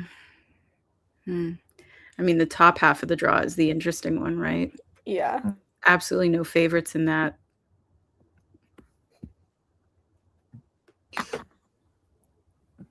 Shannon Kabali, that's it's a tough one. That could be another 5-setter. Yeah. Oh, I feel like whoever comes out of that match has a pretty good chance to go far. Yeah. Sean Power says, do we think that power players lack IQ early on because they're used to blasting you off the court? No, I think that they lack IQ because their brains aren't done developing. Like their coconut isn't cooked all the way. Yeah, like he's a teenager. Yeah. Like, let's all just think back to when we were 19 years old and the choices we were making. And now let's add a couple $1 million into that, like every single year. Like, yeah. I think we got so spoiled by teenagers for so long, right? With like Nadal and Alcaraz. Yeah. People don't realize that is such an anomaly in the grand scheme of things. Like most 19-year-old tennis players are not as smart on court as Alcaraz was at 19. Yeah. And he also kind of got in at like a slight break in like the sort of changing of the guard, right? I guess I would argue though that part of what makes Alcaraz so fun is that like he kind of does play like a teenager. He just happens to be so good that he can get away with it. Whereas Nadal, Nadal had like an adult like game and mentality and play style from like, and it wasn't like when he was 19. It was from when he was like 16 years old. And that's I think one of the things that is under discussed and what makes Nadal such a freak as a compliment. Ozan says that he was in the Mexican jail in Cancun when he was 19. And I would like to know more about that as Fonseca is up 40 love here. I don't think that Alcaraz is, I mean, especially like when he was like 19 or 20, I think there was a lot more IQ going on behind the scenes. I think having Juan Carlos on his team, that was the brains behind Carlos's success. Mm-hmm. I think that really helped. Yeah. Yeah, and like something we've talked about today is just the decision making from Fonseca, and I feel like with Alcaraz, his shot selection is one of his biggest strengths. So he definitely like had that strength of his decisions for what shot to hit, like from when he was 19. Just to respectfully push back on that a little bit though, like he hits more inside out like drop shots than any player I've ever seen. There's not a coach in the world that would say that that's a good idea, right? Like he's got the courage and the creativity to go for these shots. Mm-hmm. And there's plenty of people at every level of tennis with the creativity and the courage to go for them. They just don't make them. Like I think he is exceptional because he just simply can do things that other humans cannot. Like you look at Jannik Sinner. Jannik Sinner has a better rally ball than Carlos Alcaraz. What he doesn't have is the vision and the courage and the shot making panache. And some of that is like allowing yourself to do stuff that is kind of conventionally dumb on a tennis court. I do think that what makes a really successful coach, though, and why their coaching relationship was so successful is because a good coach will see what the player is really good at and be like, how can we make that your weapon?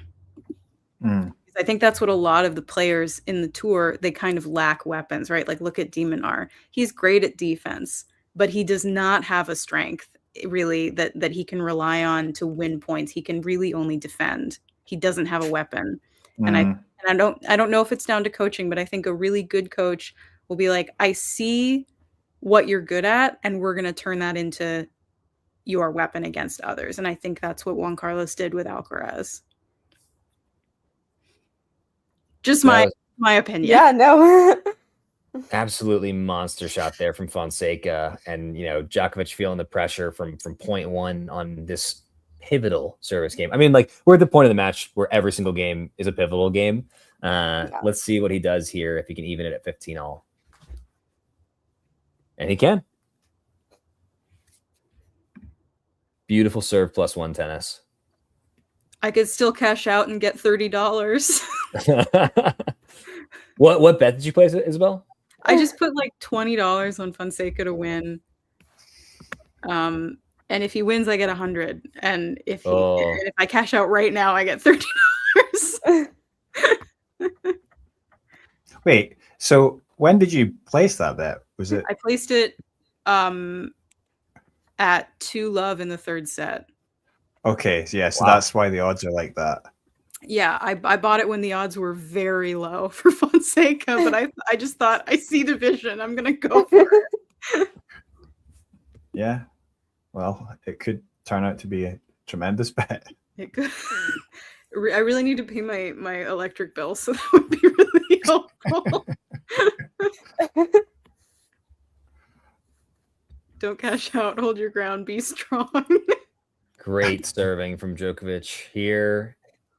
3 huge serves, 2 unreturnable, 40-15. I don't know if Fonseca is playing well enough to actually get it done here. I think it. Can't tell. I'm so tense. How's Fonseca doing physically? He looked a little bit wobbly on his legs, and like, of course, this stream's been going on for 5 hours and 11 minutes. Wow, wait for this one. Is that good or bad? It's good. Oh my god. Wasn't bad. Wow. Oh my god. Good that gravy. forehand has been firing. 113 miles an hour. Wow. That is harder than basically everybody alive will hit a tennis ball ever. And he did it with a ground stroke. Yeah.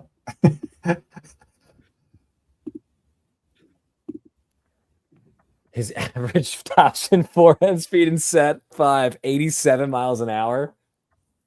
Sheesh. That being the average speed is crazy.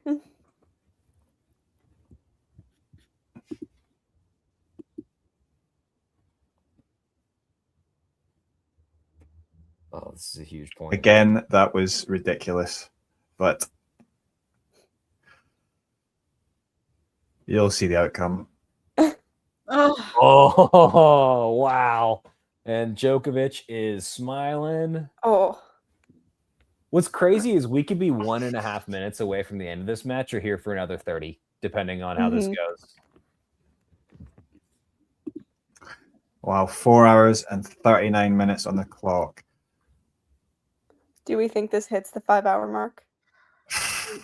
I don't know. I think the Djokovic breaks right here. Do we have odds on that, Isabel? Is that a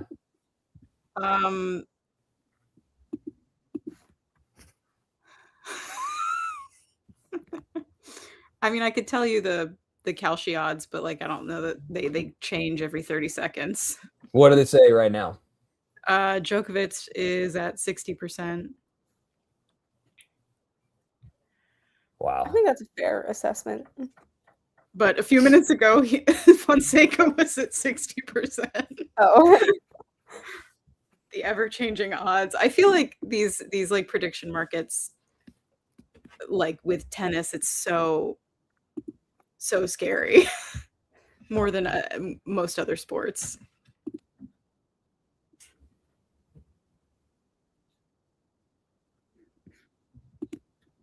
Can't believe it. Oh, De Jong has another match point. Oh, he's got double match point. Oh. I mean, I've been super impressed. Not only Fonseca's held up mentally, but like physically, he looks okay. And I mean, I guess a 19-year-old should be doing okay against a 39-year-old. It would be really upsetting if he didn't. Oh, De Jong won. Wow, this could be it. Could be future French Open champ Jesper De Jong. This weird year that it is. The first lucky loser to win a Grand Slam.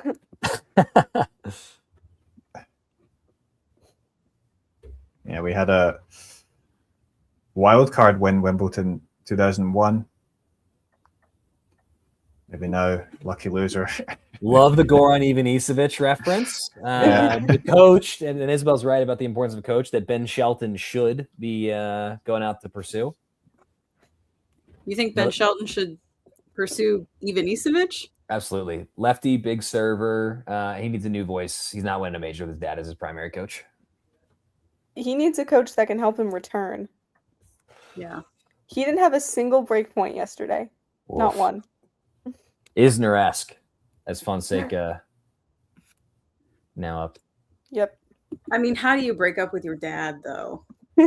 I think you gotta hire like a consultant. Just like hire someone like additionally. Yeah. Like I mean, I do think Brian Shelton is smart enough to know if he can no longer offer anything to his kid.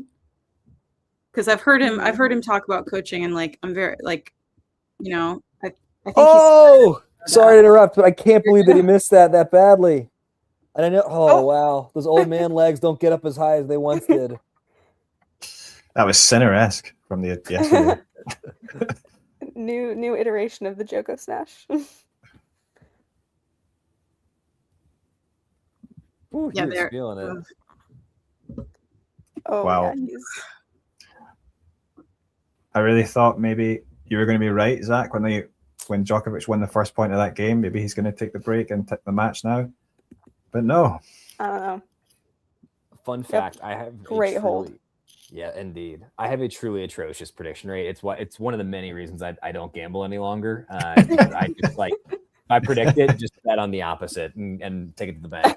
It's funny you say that because I did have a little period when I did bet, and one of my favorites was to do the in-play betting when they're going to break, because obviously you get good odds. It's always with the server, but then you can kind of just follow the match and then see when things are about to switch. But I got quite successful with it, but then you have a bad spell and you're like, I'm not going to do this anymore.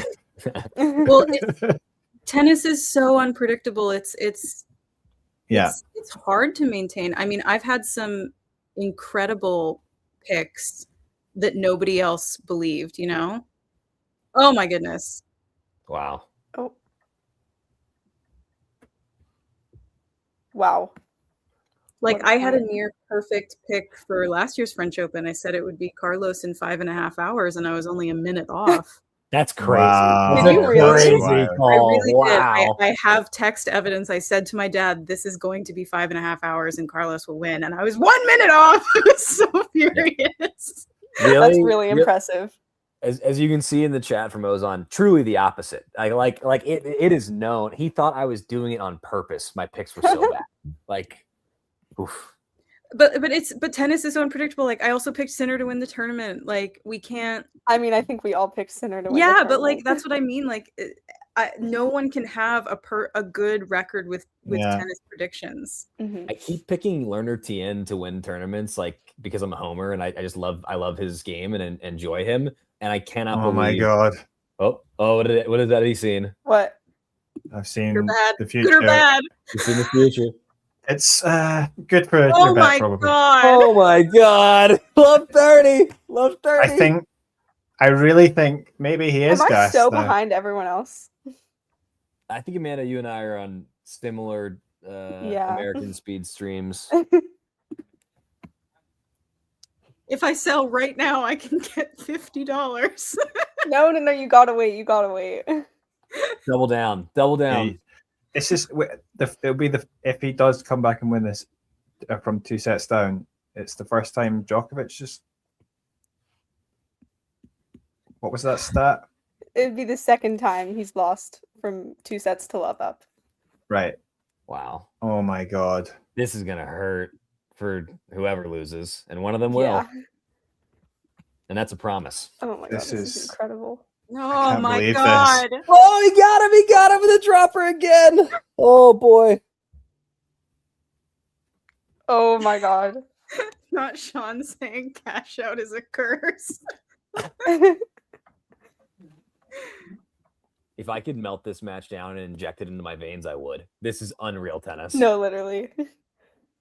This is incredible. Triple break. I can't believe this. God.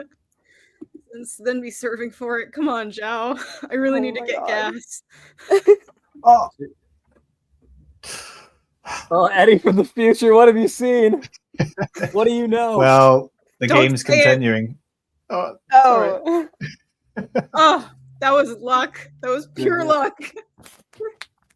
Just give me more of this tennis. Can we do Are you 3 kidding? more That sets? was good. I mean, this match I just heard Jim Courier say, "Are we in a dream?" Yeah, this it's just grown and grown, hasn't it? This is match? incredible. So I'm supposed to get on the tennis courts with a good buddy of mine in 11 minutes, and Oh, no we're way. obviously not gonna do that until Yeah. so Yeah, now is not the time. yeah. He can Another wait. break point for opportunity for Fonseca. Come on, man. Oh my god. This is unbelievable. Oh, that was You know. That's bullying. wrong-footed him. To do that Oh. to a teenager is full on bullying. Wow.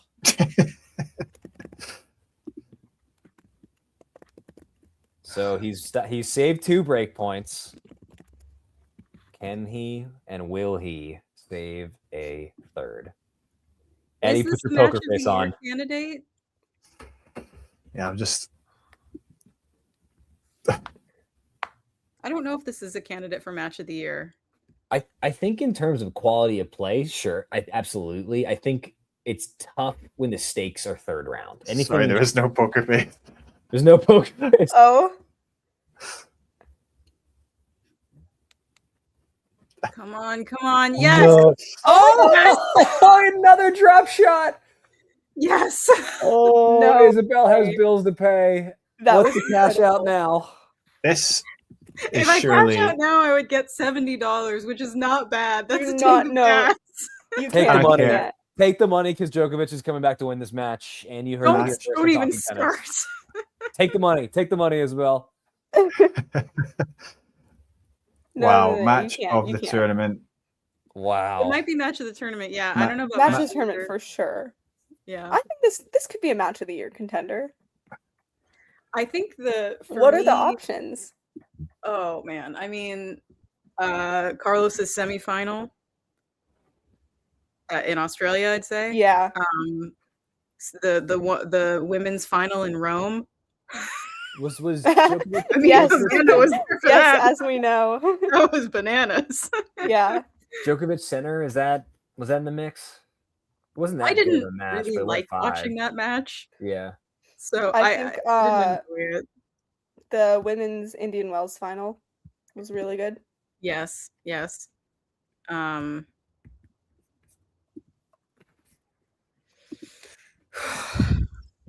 Well, that was a good one. Fonseca has We've also well, got I mean, more slams. You know, this- we can't be talking match of the year until the end of the year. That's true. yeah, and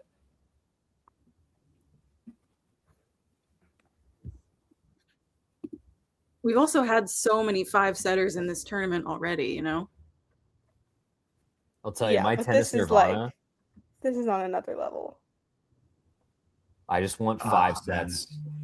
Ugo Humbert versus Ugo Gaston. Oh, just tennis heroin. Fonseca great up start. 15 love, 3 points away from winning in 5. no, he needs to calm down, Fonseca. And if you're Focus. watching this stream and you haven't subscribed, what is wrong with you? Just press the button. All you do is click something, and you're going to get great tennis content like this. Am I alone in thinking that Djokovic is coming back to win this match at this point? I mean, it's possible. It's possible. But Nothing's like, impossible with him, but I think just Fonseca needs can 3 serve it points. out. How hard is 3 points? About to find out. I mean, That was tremendous. Yeah, that Eddie, was what in? time is it? Oh, It's way too late. It's almost 4, but whatever. I can't believe. I AM? mean, It's Friday night. Yeah. Yeah, Saturday, almost 4 a.m. oh my this god. is so much better than a night out on the town. AI Eddie, that forehand. I'm not drinking now, so Have a glass of port. Treat yourself, man. I've got whiskey in the fridge though. There we go. 2 points away for Fonseca. 2 points. Oh my god. Successful. He's Woo! killing me. He He's is trying swinging. to kill me. I Oh. think he should have swung a little harder there. I think he really got tight on that ball. I'm being a little silly. That was a massive swing, like reckless teenage size swing. Timing was just off. Oh my god. No. What? What? No. Don't say that. I can't believe that. Okay. Did that miss for Fonseca or did that miss for Djokovic? Oh, miss for Fonseca! We got another break Yeah. point. Oh my god. Isabel, did you cash out? Did you cash No, out? You got penalty. You got to cash out. I haven't. I know. I'm like yelling in my office, and my wife's office is directly above mine, and I gotta like keep it down because she is like doing like a job, but holy word, I can't say on YouTube. Break point. Oh my Oh god. my god. No. What has Eddie seen? Oh my goodness Okay. gracious me. Okay. Okay. Okay. Wow. Massive. What Massive a serve. 137 miles an hour. God damn. I mean, yeah, like tennis Nirvana. No. Oh. Oh my god. No, he did it again. One more. Just Oh one my god. more. Match point. Right, poker face. Yeah, poker face. No future spoilers. You have Deep breath, Joao. Come Oh on, man. my god. Shut up! Shut up! Oh that was my god! what a Oh badass. my What god. a badass. What a way to finish it off like that. Oh my god. Oh my god, that was amazing. 3 I can't- aces. And they That was each, I think each hit a incredible. line. I mean, that's Do you crazy. think maybe people will stop saying like he's overhyped? Yeah. Yeah. Yeah, I I've think been so. one of the people who has said he is overhyped, but I said I was saying that in terms of like he has not proven himself yet, Yeah. but I I feel like think that he's was now it. proving himself. I mean, look, he's no Learner Tien, but he's clearly a very talented young man. Wow. Oh my god. Yep, 3 aces in a row. What an absolute stud. I mean, Wow. I wonder how he is going to, well, he'll know tomorrow how he feels physically. Djokovic obviously upset, Mm-hmm. and he claps though and gives him I'm- a little, That's He 2 thought- matches in a row. had time for the Came little back love from- heart. So good. I mean, can he sustain it though? Because he's played some long matches now. It's where young legs, I think, presumably should be an advantage. And if anybody's able Well- to sustain it, it's going to be one of the youngsters. But that's a great question. And I don't know. Those are 2 brutal matches back to back physically. Yeah, and who's next then? Is it possible to get the draw? Tommy Paul or Casper Ruud, whoever wins that match. Oh, well, I guess you'll be hoping it's going to go 5. That's a tough one. Because either player, Tommy Paul, is physical, I think. So, Wow. So Hodar is going to beat Carreno Busta. And I mean, we could have a situation in which Fonseca is playing Hodar in the. Would that be the Semifinal. semis? Yeah. That's crazy. This tournament. My This phone, I don't know, tournament my is phone is insane. blowing up. People I didn't even know really watch tennis are like, oh, like you watch the match. No, I we have watch- so many notifications right now. now Wow. all we need is Quentin Alice to win. Yes. It's a lot That of all would caps just- messages too. I have some friends who also bet on this match, and we all just said, "Congrats!" And as Oh yeah, producer congrats. John, yeah, pay the bill, pay those bills. Good thing. See, I told you to cash out. You didn't listen. You made more money. Proof. don't listen to Uncle Zach. Talking Tennis Community. LBD with Mert is gonna be a blast later. I think we'll have some things to talk about this match and others.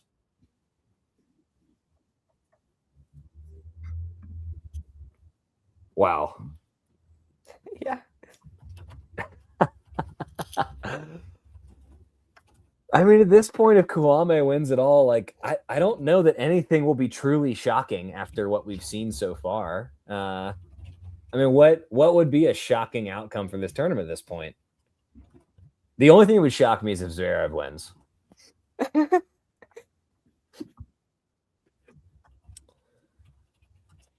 And as Jane points out, I totally agree. Damian would have loved this match, and I think the whole talking tennis community continues to miss him and hope to further his legacy and make sure that his memory lives on. Because he would have absolutely loved this match, and I think any tennis fan and any fan of Damian's would have loved this match too.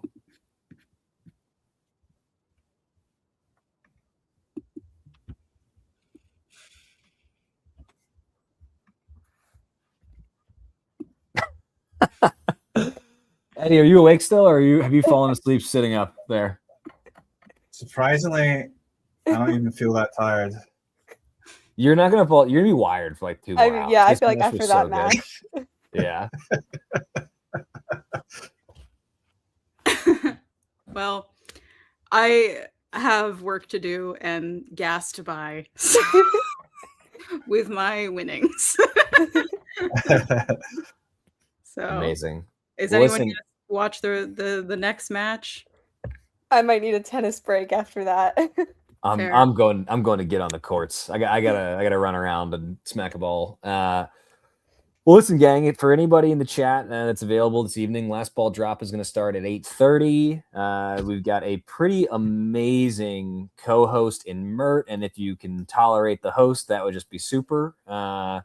Isabel, Eddie, Amanda, anything else? Any closing thoughts, ruminations, predictions that you want to leave the folks with? I don't think so. Sorry. I'm distracted here by Fonseca speaking. He seems to be able to speak very calmly after that match. Maybe he's in shock. Yeah. You got to do something about that facial hair situation. Not a good look. I don't know how much further he can go in the tournament after expending all that energy, but Yeah. I think this is a good moment to say he has arrived. And I will Yes. stop Yes. with my he is overhyped rhetoric. This is the moment he became president. Joao Fonseca, indeed. Wow. Yeah. And, well, what do you think about his chances on grass, though? He's got the serve at least. It takes a little longer to get. I He don't needs to be know. improved with some of that forecourt play, though. Yeah. I mean, he I doesn't mean, need to you think can't about just- that yet. Yeah. I don't think you can just power hit through grass. So Mhm. No. it we'll see. What? Well- Oh, it's his world. mom's birthday. Oh. Said happy birthday, Mom. Oh. Happy birthday. Well, Well, gang, great match, great stream, Yeah. fun times. perfect. Thanks everyone for watching. Remember to like and subscribe. Yeah. hmm Oh, bye, Zach. He's just, I'm out of here. So Okay. he's got a match to All get right. to. All right. Yeah. Bye, everyone. Great Bye. stream, guys.